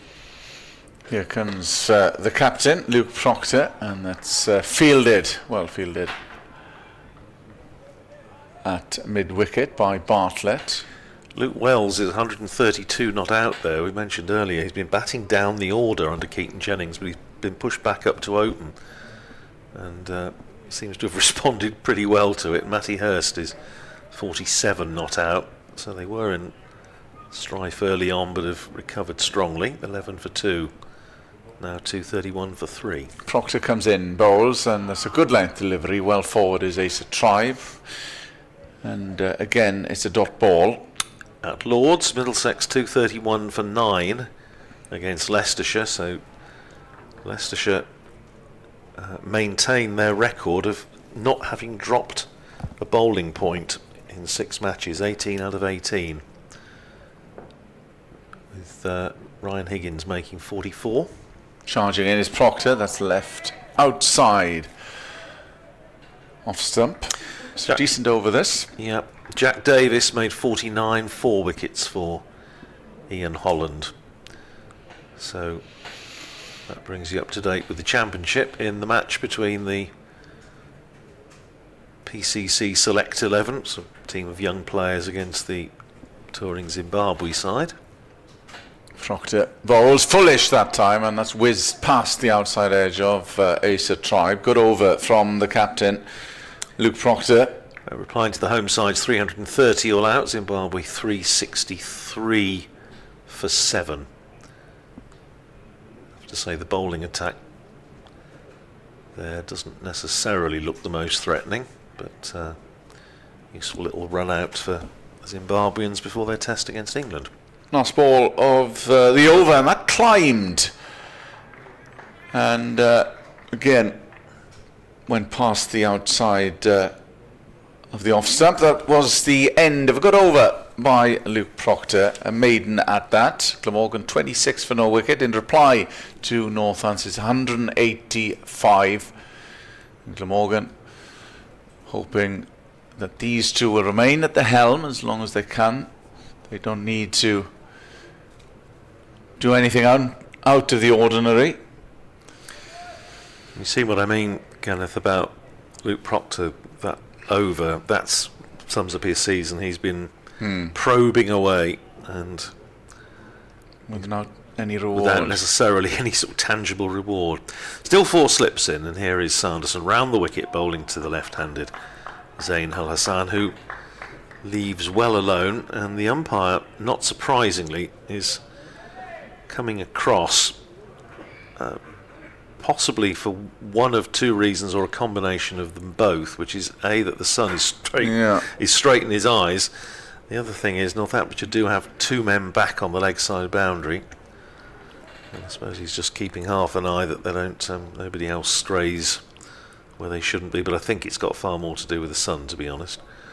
Here's Sanderson in again, big expansive drive from Al Hassan, rather out of character with how he's played so far, and he's beaten.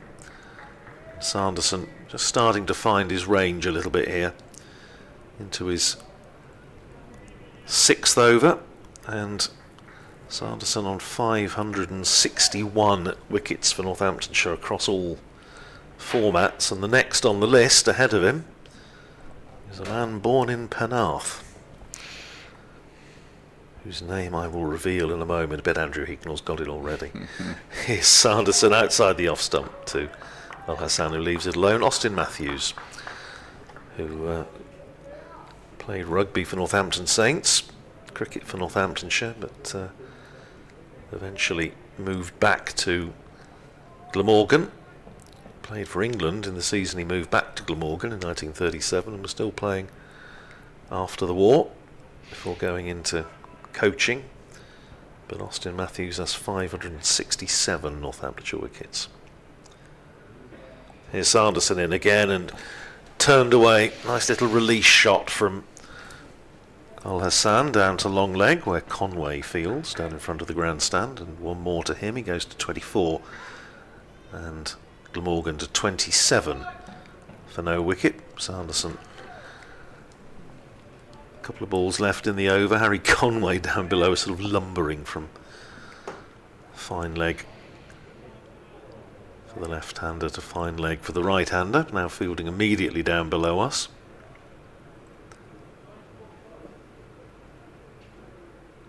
And Sanderson running into bowl to Asa Tribe, and Tribe plays inside the line of that, I think, to give him his due. Watches it go through to wicketkeeper Lewis McManus. Glamorgan's talking about their last win over Northamptonshire here, which is 2015, which is the last time Northamptonshire were bowled out for under 200 here. Before that, they also beat Northamptonshire here in 2010, 2000, which was a good year for Northamptonshire. They were promoted, but started the season poorly, including the defeat here. Here's Sanderson in bowls, and a big flay by Asa Tribe, firm-footed, a wonderful take by Lewis McManus, diving in the end between first and second slip. But fortunately for Asa Tribe, he didn't get anything on it. He stays on 3. Zain Al Hassan is 24. And Glamorgan, so far so good. 27 for no wicket. We have 17 overs left in the day. This in reply to Northamptonshire's 185 all out. They also beat Northamptonshire in 1995, which was another very good season for Northamptonshire, when they won enough games in most seasons to make them county champions, and Warwickshire, I think, just the exceptional side at that time. They were that was a golden era for Warwickshire. It will be Proctor to continue to bowl 3 slips, and that's past the outside off stump of Zainul Hassan, and it whizzes through to keeper McManus. Yeah, that was some side by Warwickshire then. It was frustrating for Northamptonshire because they had a wonderful year and won some extraordinary victories in matches that they appeared to be dead and buried in. With Alan Lamb's last year as captain. Proctor in bowls, and that's left outside off stump once more by Zainul Hassan, who was unbeaten on 24, just 3 runs off the bat of Ace Tribe, but he won't be too perturbed about that if he can stick around in this evening session. Nick was talking earlier about early finishes. Game at Luton that year was over just after lunch on the second day. Was it? Proctor bowls full and wide outside off stump. And Northamptonshire were bowled out for 46 and won. Was the most extraordinary game against Surrey. They were bowled out for 59 and won.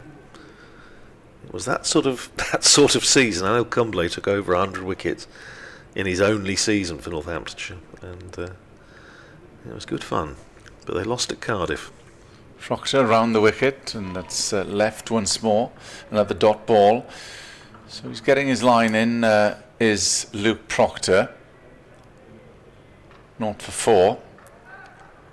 And it does seem runs have dried up a bit. They are economical at the moment. Are Northants. They need a breakthrough though. Having been bowled up for 185. Proctor in bowls, and again just outside off stump. It's easily left by Zainul Hassan. A minimum of 16 overs remaining after this ball. And Glamorgan trailed by 158. Plenty of batting to come, of course, with Northants, Carlson, Labuschagne instead of Colin Ingram to conclude the over then. And almost 6 balls the same. Didn't trouble Zainul Hassan, who could easily leave all of them. It is a maiden, 27 without loss. Labuschagne, the only change in for Ingram. Kellaway, fresh from that 181 not out. Chris Cook, Gorvin. Harris can stick around as well. There will be a change from the river end.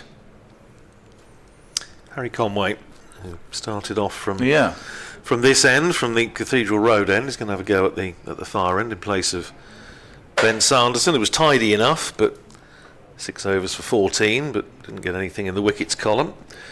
That was a serious game in 1995. It was one of his selective memory, because I can remember a lot about that 95 season, and I seem to have completely erased that from the memory banks. But it was a good game. Glamorgan chasing down 290 to win on the last day. Here's Conway, long straight run in and bowls to Tribe. Appeal for LBW as it goes across his stumps. Conway is enthusiastic about it, characteristically so, but the umpire says not out. Yeah, chasing. There was 100 for Tony Cotty in the first innings for Glamorgan. Tony Cotty. I've done some commentary with him here.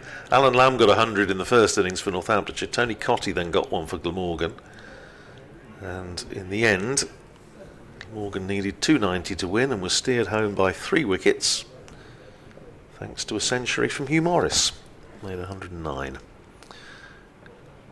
Driven beautifully by Tribe, hard into the ground. It's beaten the dive of Proctor in there tight at extra cover, and it's raced away for 4. Proctor's really tight in there, looking to block the single, and see him, if you're watching on the stream, he puts in the big dive to the right, gets nothing on it, and it's raced away for 4. Yeah, Cox will probably be with us on commentary duty during the season, I would have thought. There's only 2 Tony Cottys, of course. Yes, right, yes. 7 to Tribe, 31 for no wicket for Glamorgan. Here is Conway in again and bowls. Oh my goodness. That's a bouncer that sailed over everyone, sailed over Ace of Tribe, sailed over the keeper, signalled as wides, understandably, and it's gone away for 4, so 5 wides onto the total. And, well, can understand a bit of frustration from Harry Conway, but that just gave nobody any sort of chance of doing anything. It's just 5 runs handed away, really. 36 for no wicket.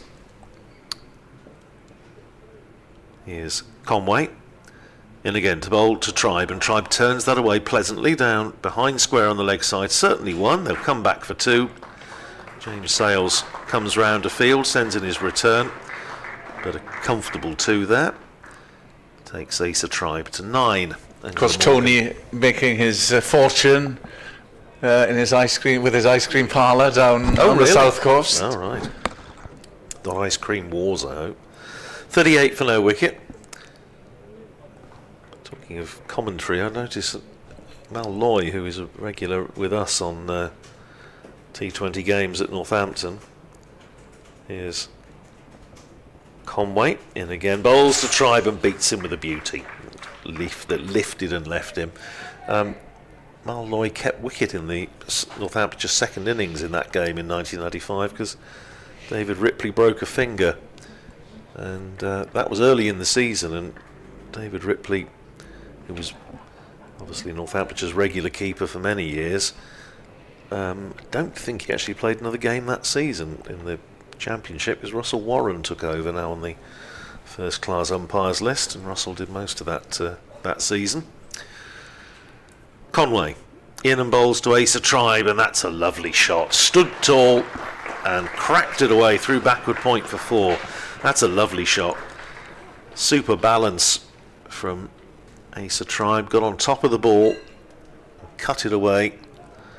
It was short wide outside off stump, but beautifully played, and it takes Tribe into double figures. 13 to him and Glamorgan to 42 for no wicket. I will make way for Welsh language commitments. Right. I can't. Radio Cymru. I can't help you with that. My wife would have a go, but I'm afraid I can't help you. 42 for no wicket. Kenneth will be back a little later. I'm sure you're immersed in it by now, Andy.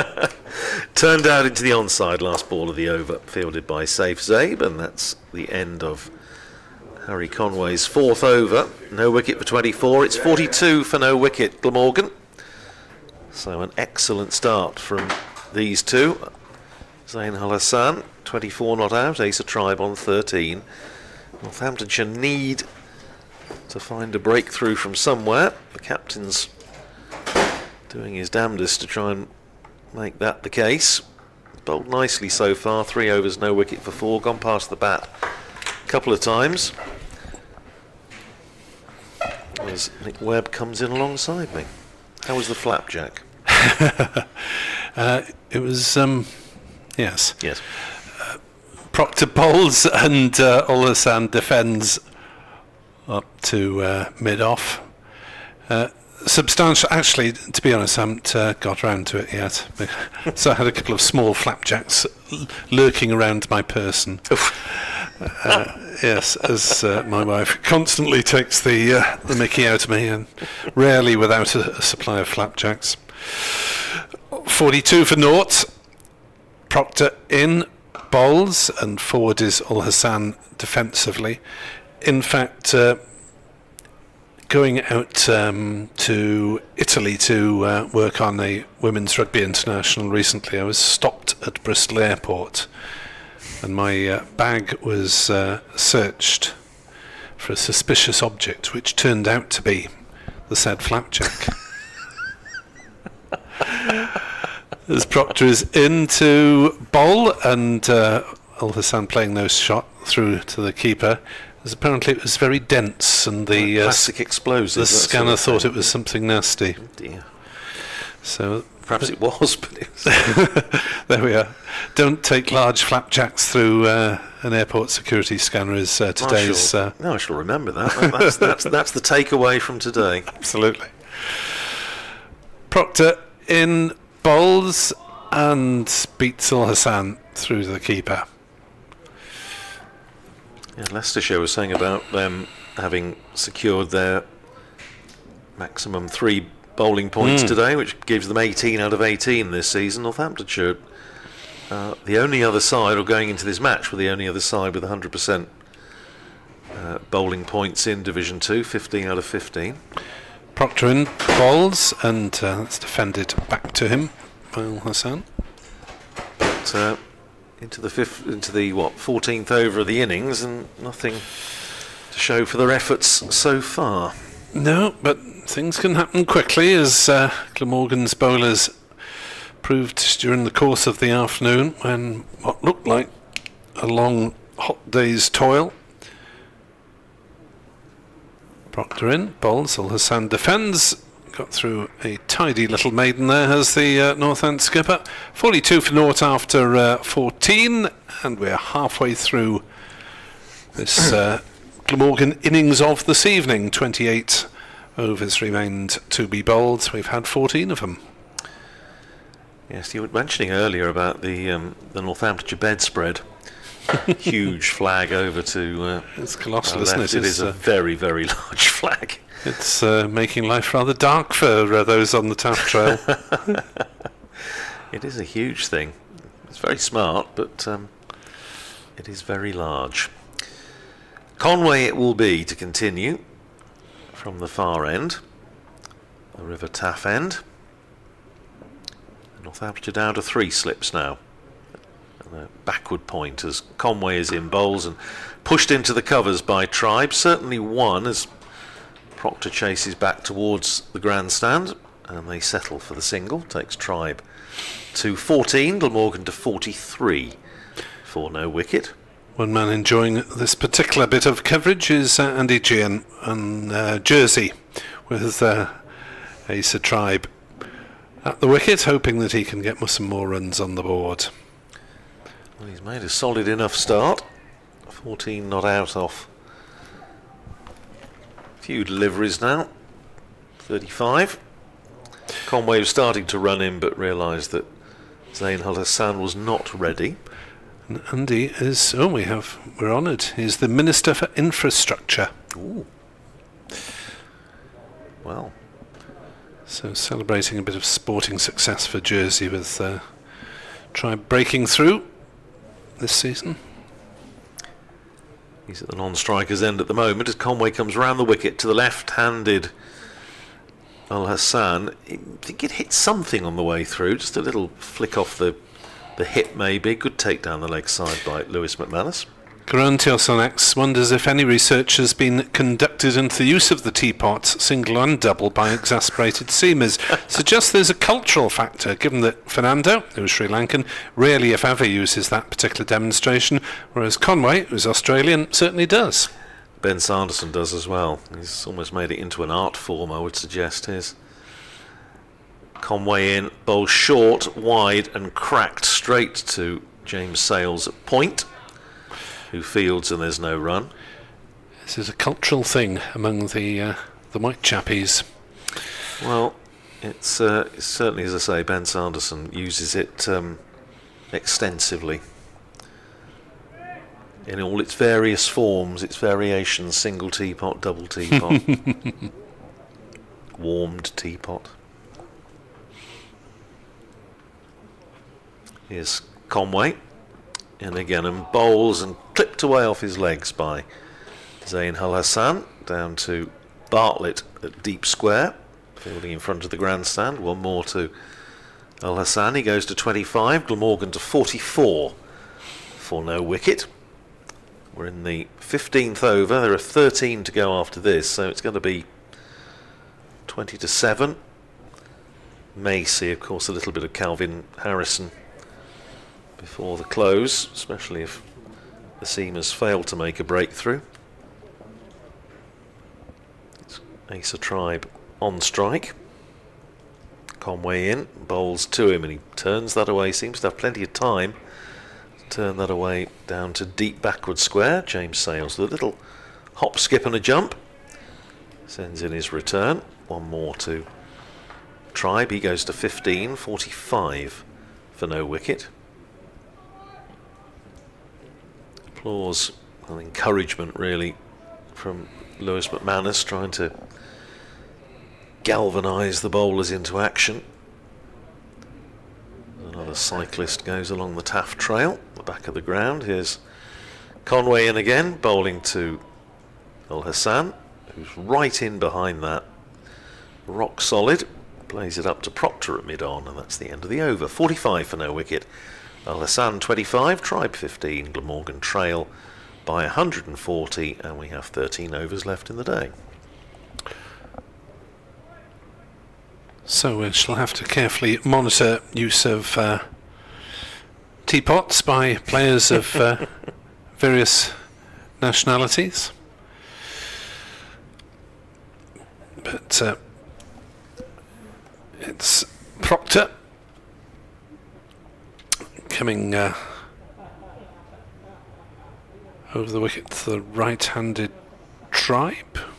What's the umpire up to? Going across now to... Yeah, going across to square leg, but the sun must be right in his eyes. Has clipped off his legs by Tribe, past said umpire, out to Bartlett, sweeping on the square leg boundary, single taken, 46 without loss. Glamorgan replying to Northants 185 all out. And I wonder whether either of us will get the interview bingo phrase of "it'll be a big first hour tomorrow morning." Yes, it could be. If we can get our innings going, stroke knock a few over earlier on. We'll be back in the game, or we'll be on top in the game. Proctor round the wicket to the left-hander. A little bit of bounce in there, but well outside off stump. And Ul Hassan doesn't play any shot, as momentarily distracted by a squadron of pigeons heading apparently for the commentary box, but thankfully they wheel off at the last moment rather than splattering themselves in a kamikaze mission against the windows of our box. 46 for naught. As that's pulled by... Oh, he's attempted to pull it. Ul Hassan looking for a big shot, and he's dragged it onto his stumps. Well, Northants get the breakthrough, and Luke Proctor will take them any way they come. He's looking out towards square leg, but Zain Ul Hassan has managed to drag a ball that was bouncing high outside off stump onto his wickets. And it bounced and hit off stump. Just got a bit big on him, didn't it? And he was trying to fetch it from outside off stump. Bounced a little bit more than he thought. He wasn't really in control of it. Couldn't get the desired connection, and it just ricocheted down, as you say, onto the stumps. And I think it's Ricardo Vasconcelos out there just trying to recreate exactly what happened. I'm not sure it was a very accurate reproduction of it, but anyway, as you say, it probably wasn't the way that Northamptonshire were envisaging getting their wickets, but nevertheless, in all the circumstances, they will take anything that's going. So Ul Hassan goes. Proctor himself makes the breakthrough, and as we've said on any number of occasions this year, does often it's rather tend to be the case that if you want a job doing, do it yourself. Now, Marnus Labuschagne with a big build-up from Andrew Hickman. I have to say, it was a bit like Britain's Got Talent there. Well, Marnus Labuschagne does have an awful lot of talent. That much we do know. Australia's Got Talent. Yeah.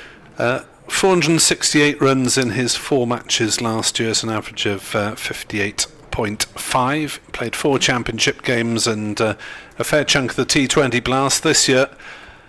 Unfortunately, it'll be just these 2 championship games in the build-up to Australia's World Test Championship final against South Africa at Lord's next month. But Colin Ingram has been going pretty well, averaging over 50, so Labuschagne's actually got something to live up to. Well, we were saying earlier, his figures for Glamorgan are absolutely first class. 30 matches. This is his 31st first class appearance for Glamorgan, 2,700 runs, very nearly, averaging 56, 10 hundreds, including one against Northamptonshire. Now, if Northamptonshire could get him early, then they will all of a sudden have a bit of a spring in the step. Proctor is going to be bowling to him. They have 3 slips, a leg gully, and mid-wicket fairly tight in there. Right. In a catching position. Push and run on the offside for a quick single, maybe. Could very well be. Labuschagne on strike then for the first time this year. Proctor bowls to him and is beaten with an excellent delivery from Proctor that fizzed a bit through.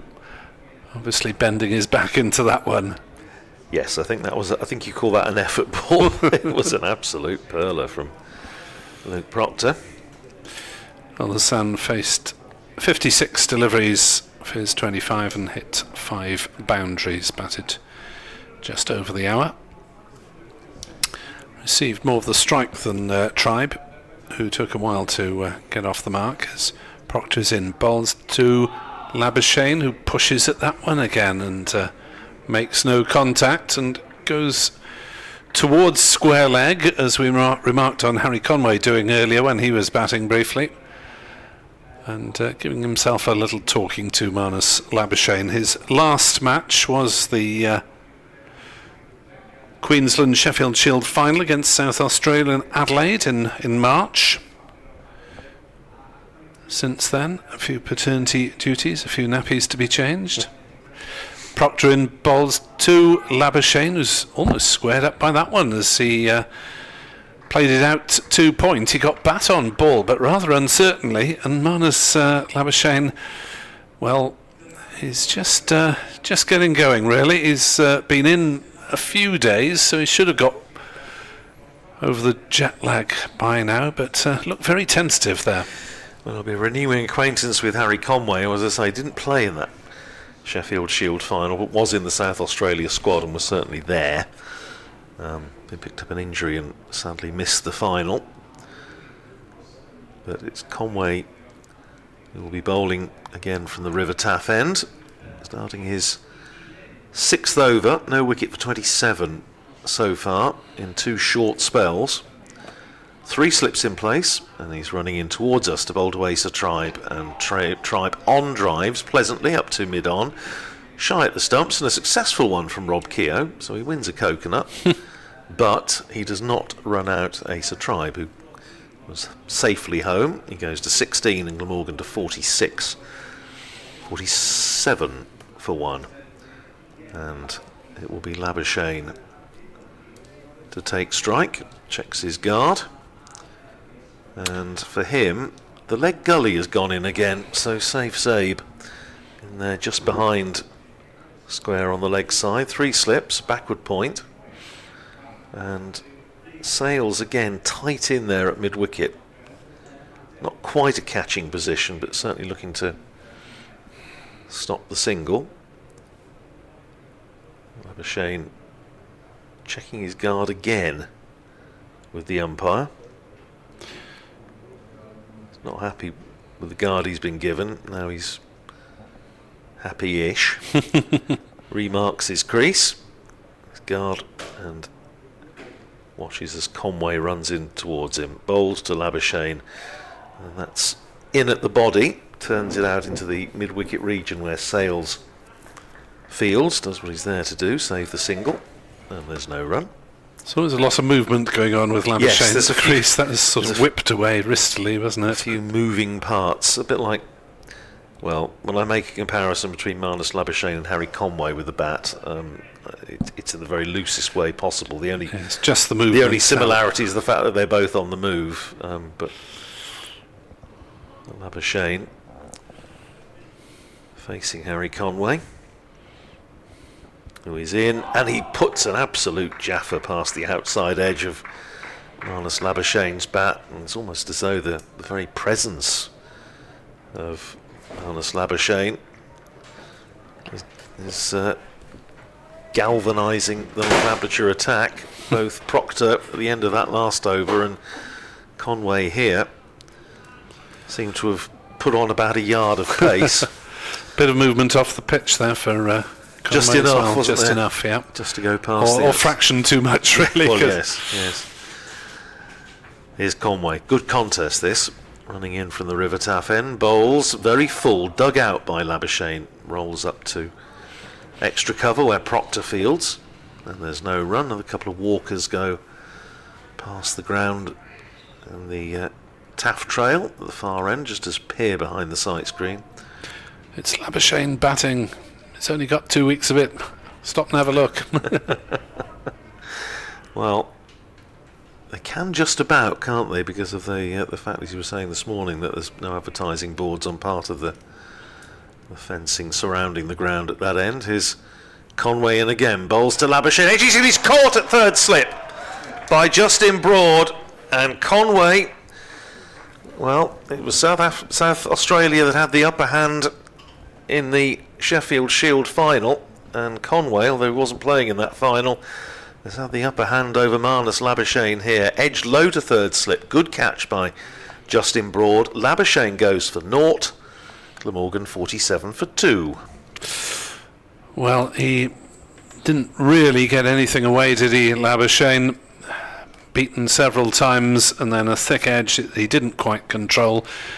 And Northants are just about back in the match with 2 down, and Labuschagne one of them, and no doubt about the delight shown by the visitors taking wickets in the successive overs. Well, we were saying, I think, when Kenneth and I were on earlier, that from Northamptonshire point of view, given the situation they're in, and obviously having posted a well, you think looks like a well below par score, they would need 3 wickets, and one of those ideally to be Labuschagne in this session to just keep themselves in it. Well, they've got 2 of them, and they've got Labuschagne. There's still 11 overs to go. And if they could knock another one over tonight, then certainly they'll feel they're still very much in the game. Yeah, North East has got a couple of half centuries so far, but his average of 23 is certainly not where it should be. 50 against Gloucestershire away, and 63 here in the first innings against Derbyshire, 42 last week at Canterbury, so by no means in disastrous form, but certainly not producing the big innings that we know he's capable of. There's 1 or 2 spectators heading for home. Rather disappointed. Rather disappointed, yes. They've probably, Labuschagne should have stood there and done a WG Grace. They've come to watch me bat, not you bowl, son.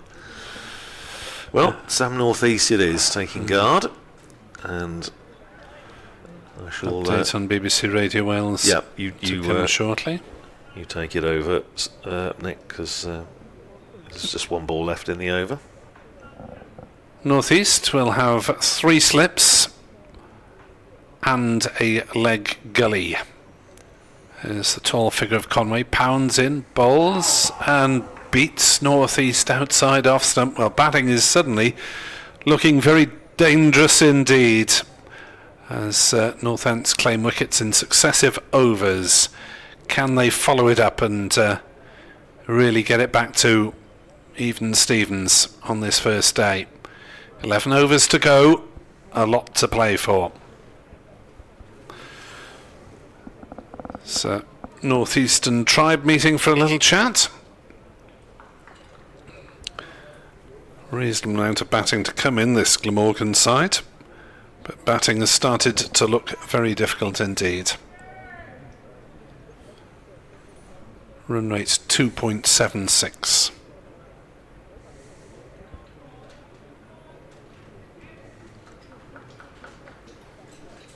Glamorgan are 47 for 2 in reply to Northants 185 all out, and they've just lost wickets in successive overs. Zainul Hassan for 25 and the Australian star Marnus Labuschagne out without scoring 7th ball, a wicket apiece for Proctor and Conway. Earlier Glamorgan bowled really well in the afternoon session to dismiss Northants with 3 wickets each for Andy Gorvin and Asitha Fernando. Replying to Northants 185 all out, Glamorgan are 47 for 2 and there are 10 overs to come tonight. As Proctor is on his way in and bowls. It's driven. Oh, there's an appeal for a run out at the non-striker's end, not given. North East didn't appear to have ventured too far, but it was good work. I think Proctor was interested either, was he? It was the enthusiasm came from the slip cord, and we were in absolutely no position to see. Umpire Adnan was in a reasonable position. At least he was looking in the right direction, which always helps. I saw one on social media, I can't remember what the game was, but where the batter should have been given out, but the umpire turned away to avoid being hit by a straight drive. Proctor bowls, and Tribe plays that one gently to mid-off, and there is no run. So Northants bowling attack coming into this game with some pretty healthy averages. Conway averaging just 15 runs a wicket. Sanderson 20, Harrison 19, the leggy. Proctor's in to bowl, turned away on the leg side by Tribe for a single. Proctor 8 wickets at 38 coming into this game, but has added a 9th already. Ul Hassan playing on for 25. And Proctor went past 100 first-class wickets for Northamptonshire in the previous game against Lancashire. He'd taken 70 odd for Lancashire during his time there. North East taking guard.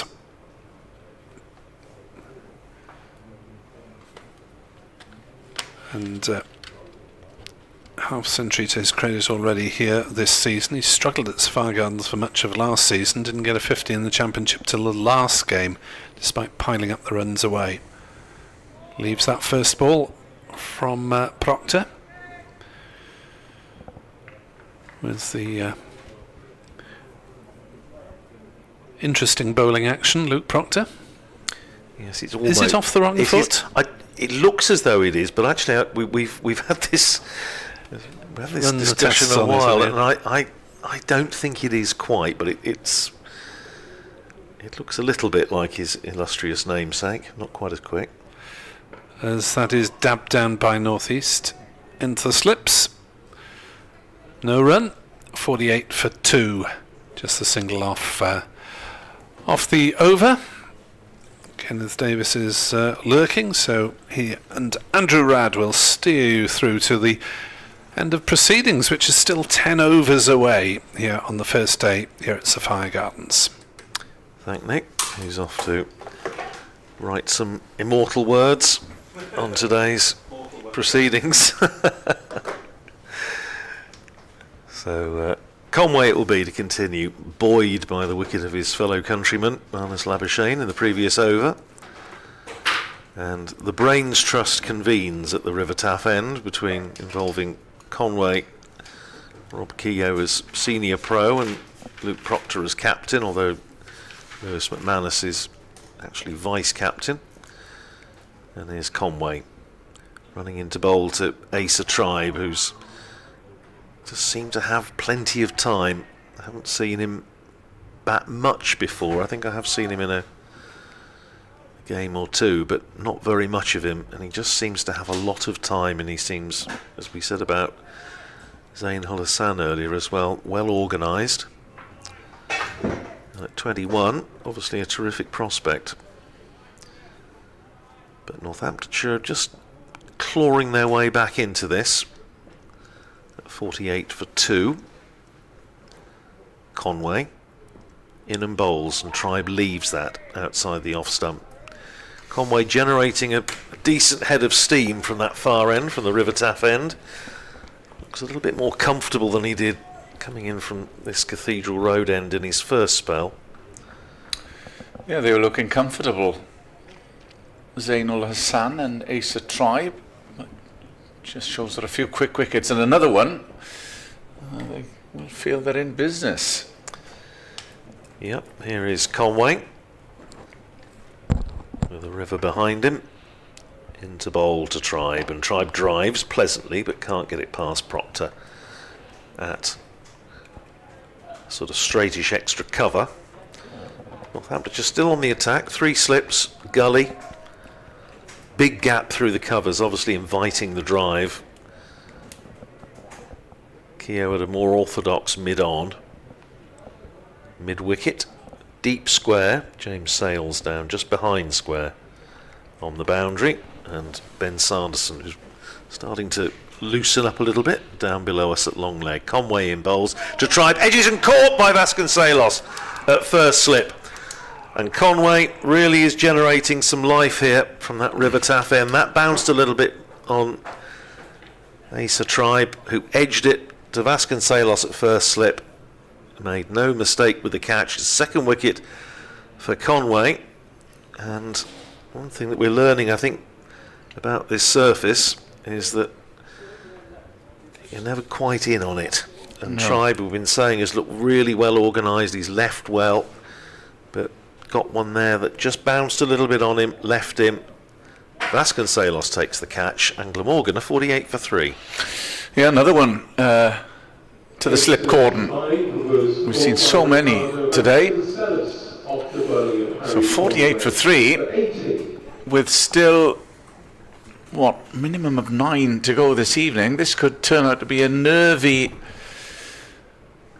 half an hour or so for Glamorgan.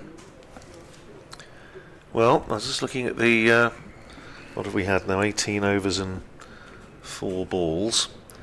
So we were saying, I think the last time you and I were together, what Northamptonshire needed just to keep themselves interested.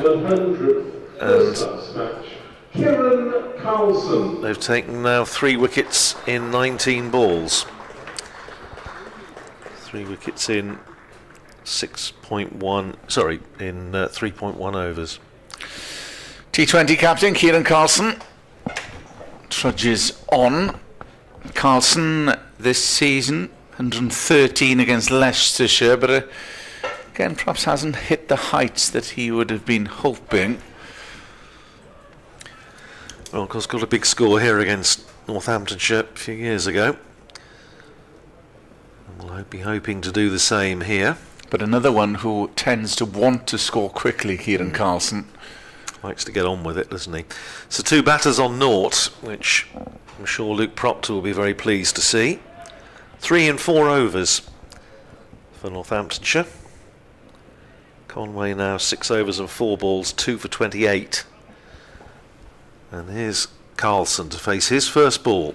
3 slips and a gully, and a leg gully. And Conway is in, and he really is generating a bit of a head of steam now. Running in from the river taff end. That bounces. Carlson does well, gets everything out of harm's way. Immediately goes and has a little prod of the pitch just short of a length. But you can just see the way Harry Conway's walking back to his mark. He's really warming to his work here. Yep. And this is what Northamptonshire brought him in to do. He said it was a dream come true to play county championship cricket. And he's running into bowl to Kieran Carlson, very full, Yorker length, dug out, well played again by Carlson, but another successful over for Harry Conway. 7 overs, 2 for 28. North East and Carlson both on naught, and Glamorgan 48 for 3. So still 137 runs behind, and we have 9 overs to go in this evening session. Proctor it will be to continue. Yeah. So difficult period for Glamorgan and these two to negotiate now. 2 experienced campaigners, of course, out there in the shape of Sam Northeast, the red ball captain, and the white ball captain at the non-strikers in the shape of Kieran Carlson. So under a bit of pressure here are Glamorgan. In reply to Northants' 185, it will be Proctor to continue from the Cathedral Road end. Right arm over. Northants, that's tickle round the corner. There is a fine leg in place, so only 1 on offer as they come through for the single. 49 for 3. It's always rather nice when you talk to players coming in from other parts of the cricketing world when they talk about their feelings about the county championship. Chris Tremaine, who came over and played a bit for Northamptonshire last couple of seasons, was saying that when he was playing back home in Australia, I think he said when he was 16, his coach said you can't really count yourself as a completely educated cricketer unless you've played county championship cricket. Proctor, and that's pulled, and that has gone square of the wicket on the onside, and it's gone all the way for 4. Wasn't a million miles away from that leg gully. Shout of catch it, as there always is, of course. Oh yes, when there is even an impossible chance. Wasn't too far away. But he was saying, Harry Conway was saying, he wanted to be over and playing county cricket before now, but obviously it's the situation with visas and so on, and the fact that he's here on a 30-day visa, so he's only playing 4 matches. 50 up, incidentally, for Glamorgan as Proctor rather steams in, and that is left, and there is no run.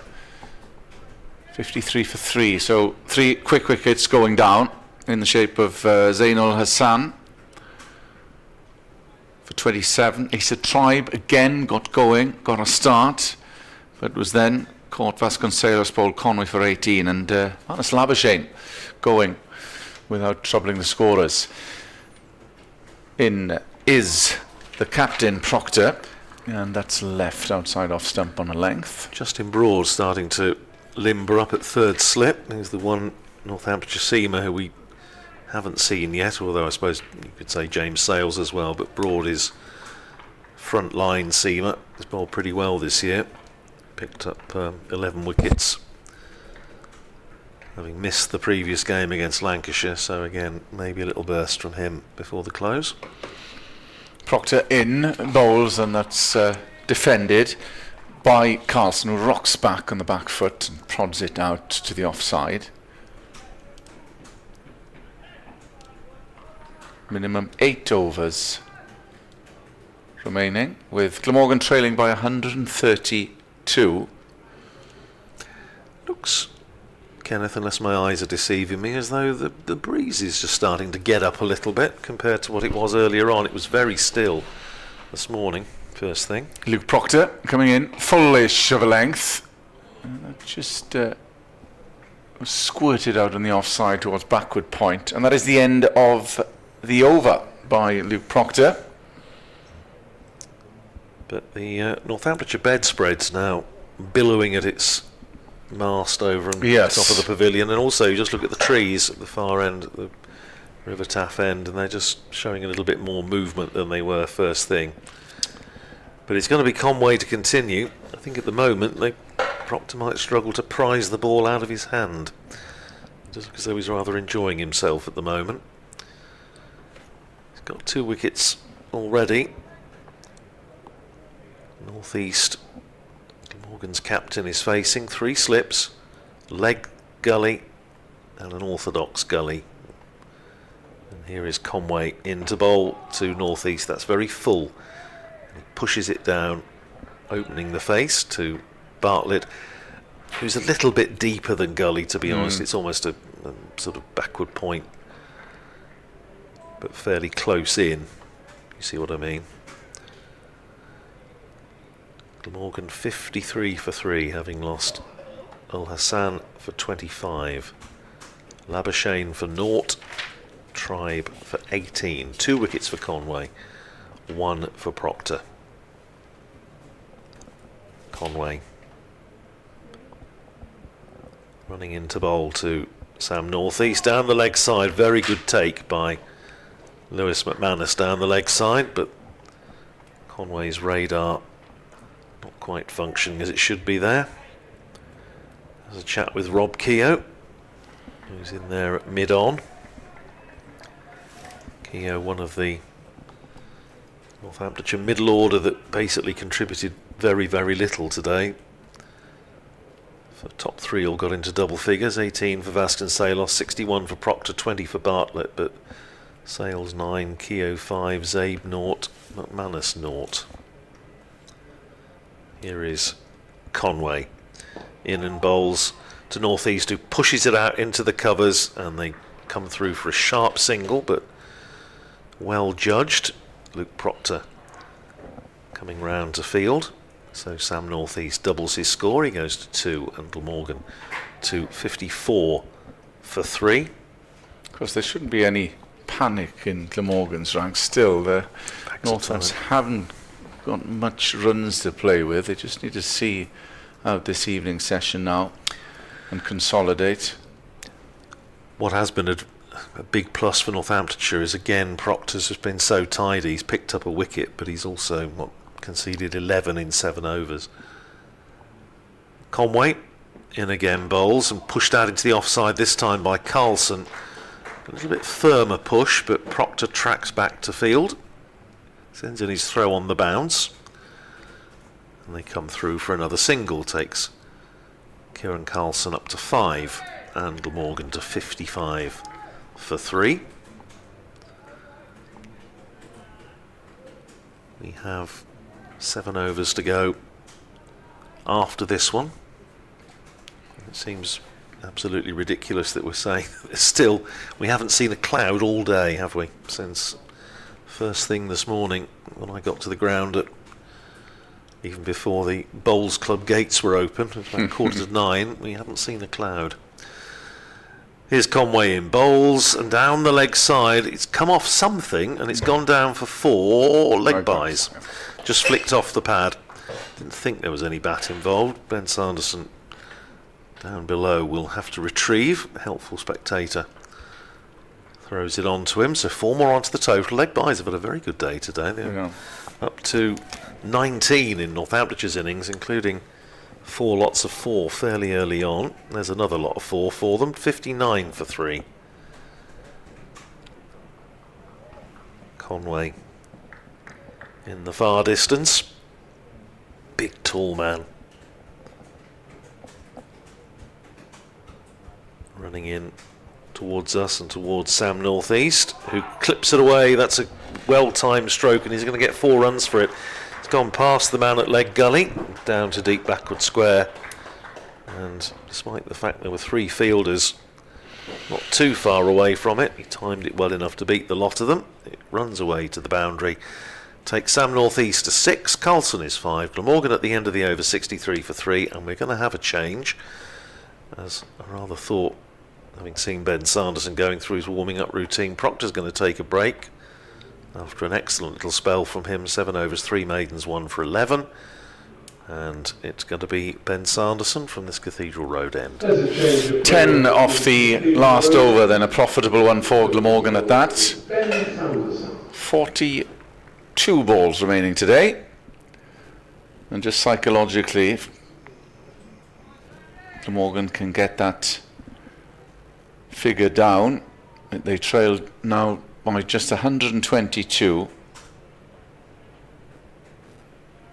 and it will be Sanderson from the Cathedral Road end. Carlson to face, bowls, and on the back foot, rocks back as Carlson punches it through the cover just for a single.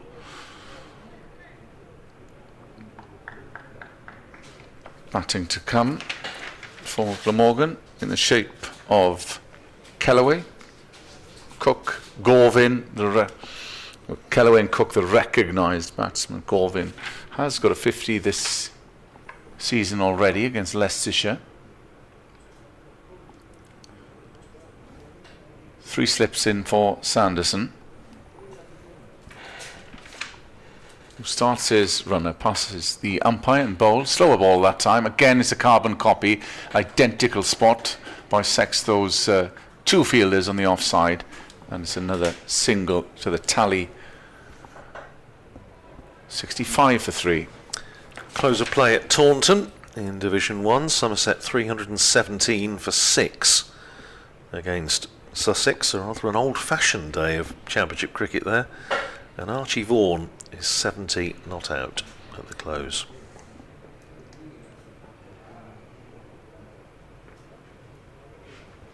Sanderson starts his run-up, comes in and bowls. That is dug in short. That's whipped by Carlson, only as far as mid-wicket, and there's no run.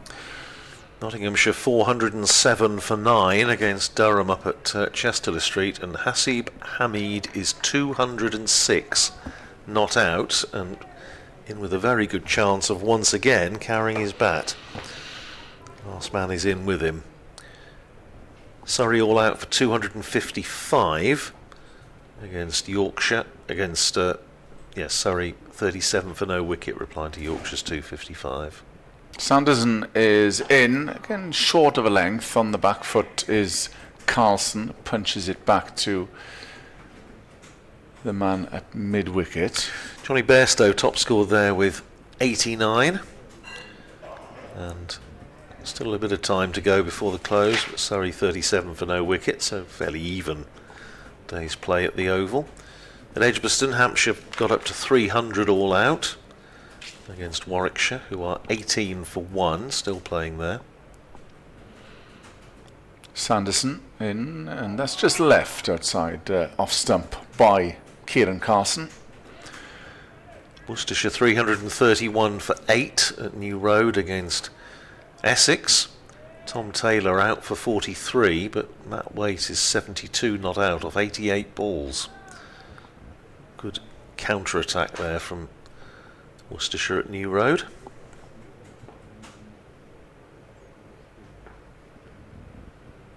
Northants still lying a fourth wicket with 6 overs remaining. Sanderson comes in just short of a length again, but it's partially stopped at short cover, which means they saved a couple, and Glamorgan come through for a single. 3 off the over with 6 overs remaining today. Glamorgan are 66 for 3. They trail Northants by 119. All of the other Division 2 matches are finished for the day. At Bristol, Kent 386 for 6 against Gloucestershire, having been in a lot of trouble early on. They were 74 for 5, 137 for 6 and 386 for 6 at the close. Grant Stewart 173 not out off 174 balls. Wow. With 5 sixes and 19 fours. Chris Benjamin 82 not out, and those two have put on 249 so far for the 7th wicket. Extraordinary performance. Close of play also at Old Trafford as Conway comes in and bowls to Carlson, who clips that away down to deep backward square. Safe save is on the boundary, and it's just a single to Carlson. He goes to 8, Glamorgan to 67 for 3. Again, rather an old-fashioned day's Championship cricket at Old Trafford, where Lancashire are 250 for 5 at the close. Luke Wells made 141. Marcus Harris 45, Matty Hurst 51, as Lancashire look to turn their season round. Here's Conway in, bowls down the leg side, and Sam Northeast shadowing it, taken by McManus. And last but not least at Lords, Middlesex 232 all out against Leicestershire.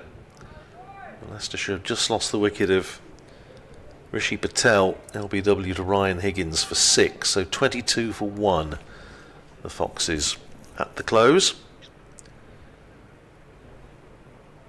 Here, still a bit of cricket left in the day. Nicely turned off his legs by Sam Northeast. Next ball, which is full and straight-ish from Conway, but just heading towards leg stump. Works it into the leg side for a single. There's Northeast. He goes to 8, and Glamorgan to 68 for 3. It's going to be a late finish here. And about, well, it depends if we see anything of Calvin Harrison, but it's going to be around about 6:45. Conway in bowl short, pulled by Kieran Carlson. Sanderson coming round the boundary fields. It seemed as though he picked it up straight away, but kept it to a single. Takes Carlson to 9. And Glamorgan to 69 for 3. Sanderson in conversation with Northampton's 12th man Liam Guthrie, immediately down below us. Sanderson is Northamptonshire capped players cap with the gold piping.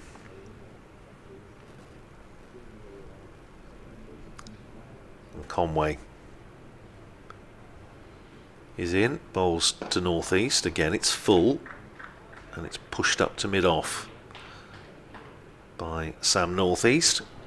He stays on 8, 69 for 3. A few of the spectators are going to see it through to the end, especially those sitting at the far end of the ground, the River Taff end. 1 or 2 as soon as Marnus Labuschagne was out, headed towards the nearest exit to get the bus or whatever home. Keogh, in his role as ball polisher in chief, passes the ball back to Harry Conway to finish the over. He's in and bowls, and that's left alone by Sam Northeast through to McManus. That might, I suspect, be the end of Harry Conway's spell and the end of his work for the day. He might get another one. Sanderson's going to continue from this end. 9 overs, 2 maidens, 2 for 37 from Conway. 69 for 3 with Sam Northeast on 8, Kieran Carlson on 9.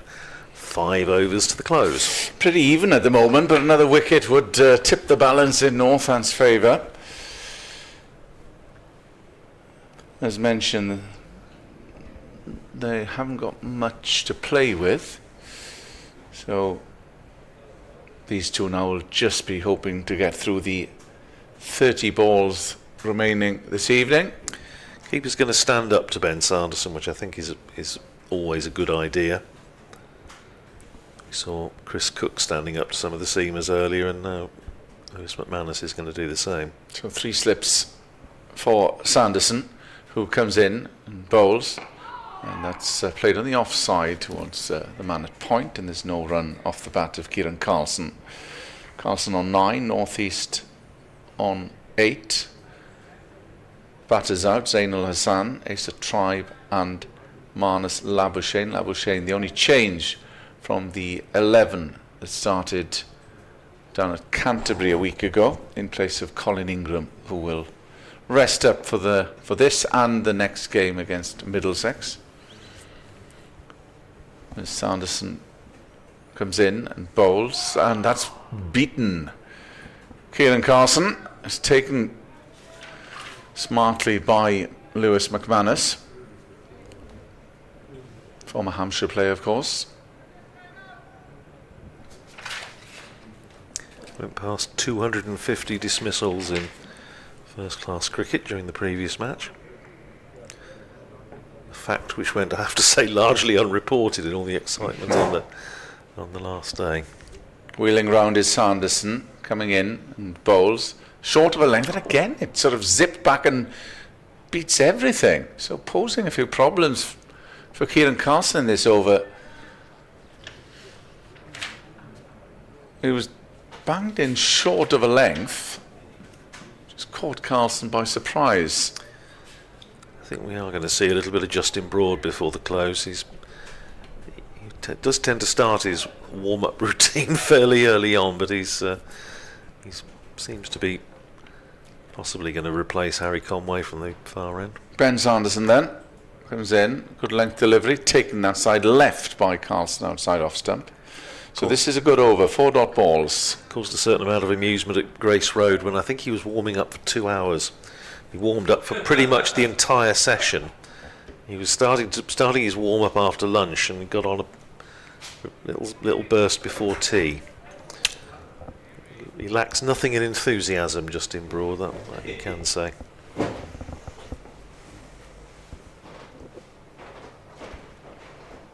Ben Sanderson coming in, short of a length, guided past second slip, who's after it. It's just a single, 70 for 3, trail now by 115, so it's more workmanlike now. We haven't had a boundary in a while. methodically going through their business. It's all about survival now for Glamorgan, with 4 overs remaining after this delivery.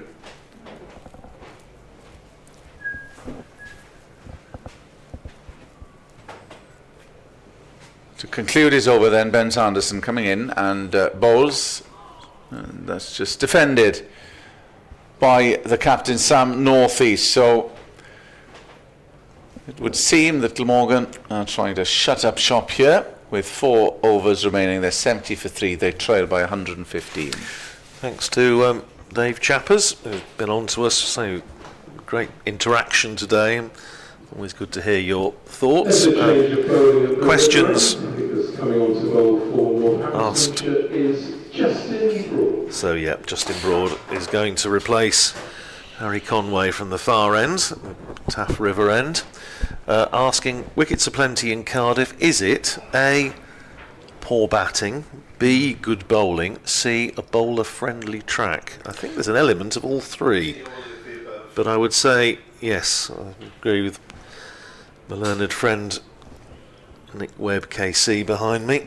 It's a bit of all three. Yeah, probably. I would say more A or B than C. Yes, I don't think it's a 13 wickets in the day pitch. But anyway, here's Broad for his first bowl of the match, and right on the money. Round off stump, pushed up to extra cover by Kieran Carlson, and there's no run. Will be looking to be still there at the end of his birthday. 3 slips in, the leg gully's come out, but now a short mid-wicket in there. James Sales. As Broad is in, bowls outside the off-stump. Starts wide, goes a bit wider, taken by Lewis McManus. Broad with 11 wickets at 33 this year. He's bowled pretty well.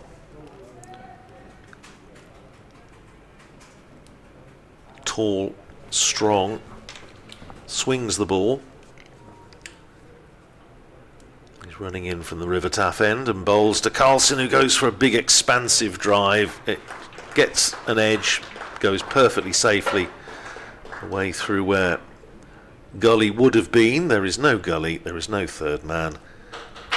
Therefore 74 for 3. He was Carlson in goes to T20 14. mode there. Yes, he threw the sink at it and various other items of culinary hardware. But as I say, it was fair enough. There was it would have flashed through where gully would have been. Now they're putting a backward point back on the boundary. Harry Conway. Broad is in, bowls and squeezed down to said fielder at backward point, Harry Conway, and they're through for a single. Takes Kieran Carlson up to 15 and Glamorgan to 75 for 3. 20 balls remaining. It always helps if you can add up, I find. We forget now, though, of course, Northants were 99 for 1. Yeah, well, that's, I'm sure, one thing that will be in the Northamptonshire captain's mind. Here is Broad in, bowls to Northeast. It's on leg stump, pushed up to Sales, who comes across from mid-wicket in front of Keogh at mid-on to field. So, Dave, yes, I think there's been some poor batting. I think there's been some very good bowling, some good catching as well.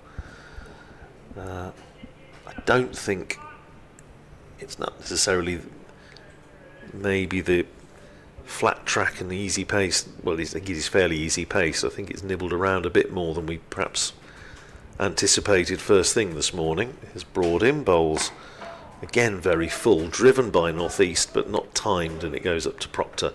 His opposite number at mid-off. That's the end of the Justin Broad's first over. 5 runs off it. 75 for 3. Northeast is 8. Carlson is 15. But it may be one of those surfaces that, with a bit of sunshine on it, maybe tomorrow is the day to bat on it. Could be. But Northamptonshire won the toss, chose to bat, and as you say, at 99 for 1, we were thinking, well, it's going to be a little sort of 300 for 5 at the close or something, but in the end, Glamorgan enjoying a magnificent afternoon session. Bowled well, caught well,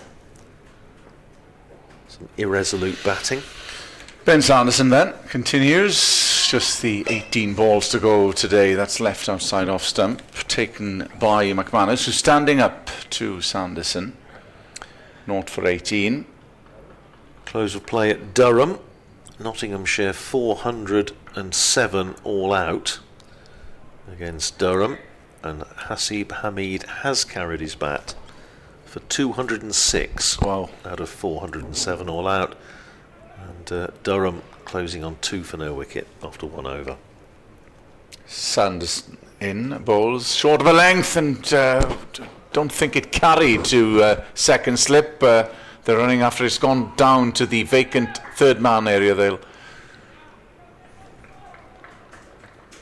just evaded second slip. I don't think it carried. No, I didn't think so.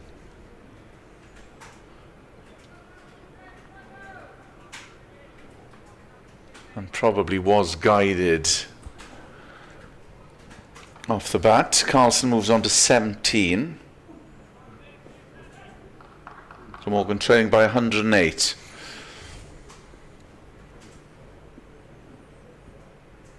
In comes Sanderson, bowls, good length delivery, and that's played into the offside, but there is no run.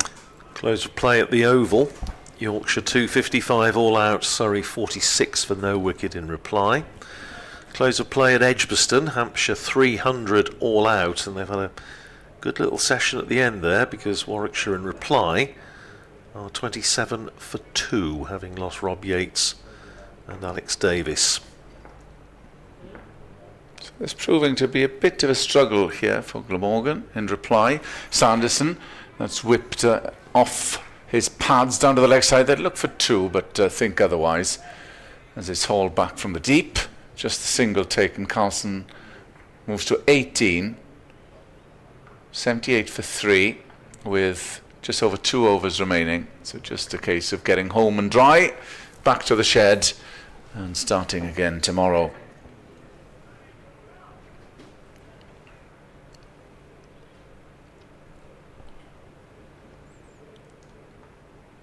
Penultimate ball of Ben Sanderson's over, and that's a beauty, and that flew up into the gloves of Lewis McManus, flashed past the outside edge of Sam Northeast's bat. Good shape on that delivery by Ben Sanderson. Couple of overs to go as well at New Road, which is the only other game they're actually playing in. Worcestershire 340 for 9 against Essex. That weight out for 73. Sanderson, last ball of the over, bowls, and that's just played down to fine leg, and they'll take an easy single. End of the over, 2 to go then on the first day's play. Glamorgan are 79 for 3, and they trail Northamptonshire by 106. These two have steadied the ship, haven't they? Added unbroken 31 for the 4th wicket after Northamptonshire picked up 3 wickets in 4 overs. So the visitors with 12 balls to go in the day to try and pick up a 4th wicket. I think they've achieved, as we said earlier, Kenneth, the minimum was 3, and they've picked up 3 wickets, and they will feel they are in the game, albeit Glamorgan have had the better of things. 3 slips in place, Justin Broad in and bowls and driven. Again, without really timing it, Sam Northeast runs up to mid-off, and there's no run. Harry Conway just doing a few stretches down on the boundary in front of the grandstand. Can't think he'll be required to do any more bowling today. A few more spectators starting to drift towards the exit gates. Is Broad in, bowls to Northeast, who drives and runs up to mid-on where Keogh fields, and again there's no run. They've had their money's worth today. They have. Spectators. Yeah, it's ebbed and flowed, and looking forward to the second day's play where anything's possible again.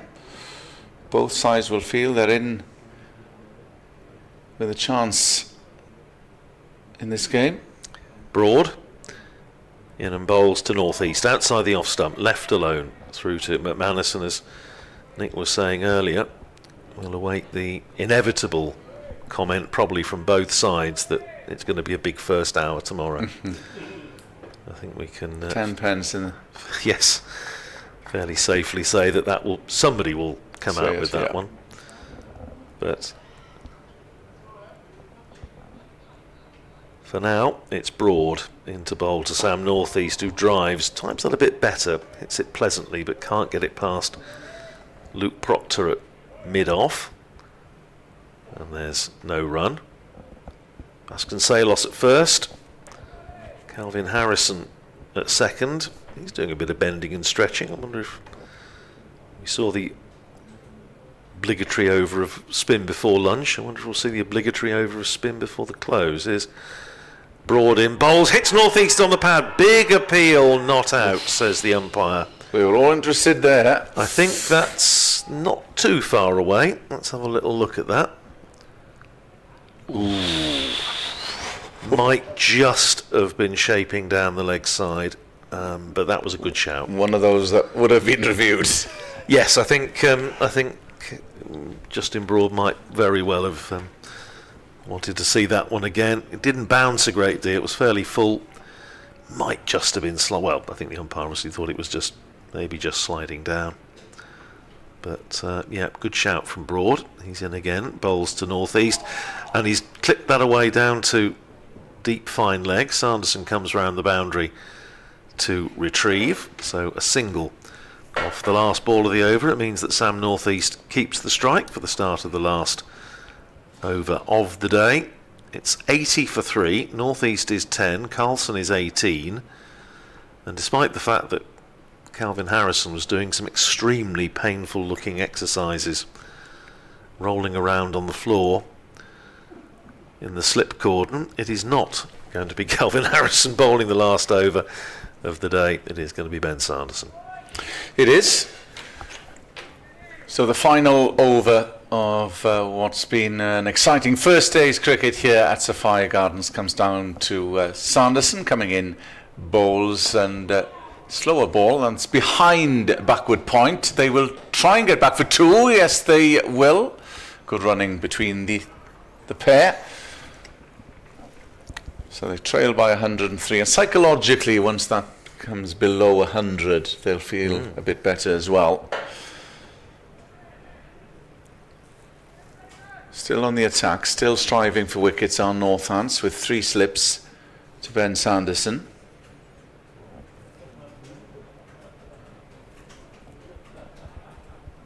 As he comes in past the umpire and bowls, and Northeast is forward defensively, and there's no run. Well,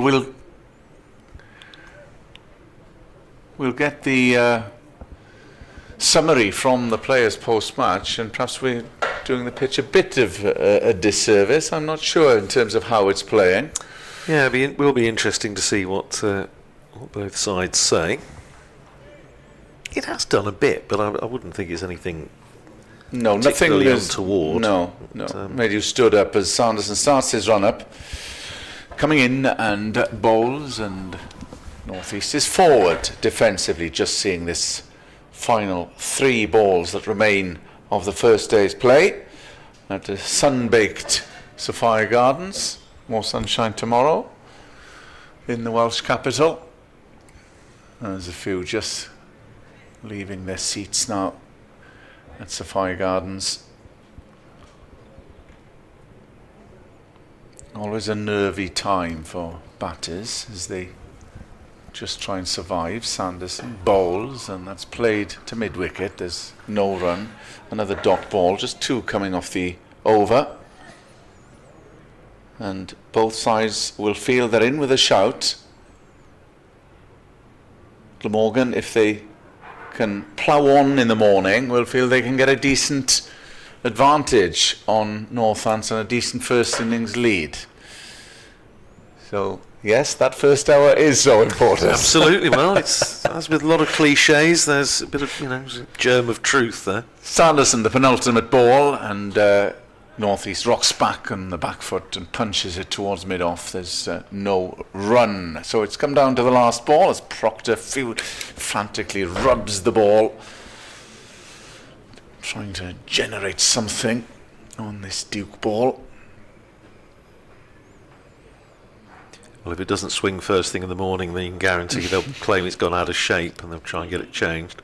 This, the final ball of the day, falls to Sanderson, who comes in and bowls, and Northeast is forward defensively, and that is stumps on the first day of play, where we've had pretty much everything here at Sophia Gardens. It was looking promising from a Northants point of view. They were looking great guns. 99 for 1 they were at the lunch interval. Then it all went Glamorgan's way. They bowled out the visitors for 185, just 86 added after the lunch break, as Glamorgan's bowlers held sway in that afternoon session. But it's swayed back in Northants' favour momentarily. 3 wickets fell very, very quickly. Zainul Hassan, Asa Tribe and Marnus Labuschagne going without troubling the scorers, which means, Andrew Rad, it's pretty even Stevens, with Glamorgan trailing by 103 at the end of the first day's play. It is, Kenneth, and I think what will give Northamptonshire a little bit of heart is the fact that, as we saw earlier on, wickets have tended to fall in clusters. We saw early in this innings, indeed, Northamptonshire picking up 3 and 4 overs. Earlier on, Glamorgan, with the aid of some excellent catching, taking 6 overs in the space of about an hour and a quarter in 17 overs. So wickets are tending to fall in clusters, and Northamptonshire will think if they can make an early breakthrough in the morning, then they may still be in business. But you would feel also that a little bit of sun on this might make it easier to bat on, and it may be that tomorrow is actually potentially the best day to bat on it. We shall see. But it's been a fascinating day. It has indeed, and many thanks to our listeners. So that is the state of play then. To sum up, Glamorgan are currently 82 for 3 with Sam Northeast there on 12. Kieran Carlson is unbeaten on 18 in reply to Northants' 185. So Glamorgan trailed by 103. It will be Edward Bevan joining Nick Webb and Andrew Rad tomorrow and Sunday for day 2 and 3. I'll be back for day 4 if there is cricket on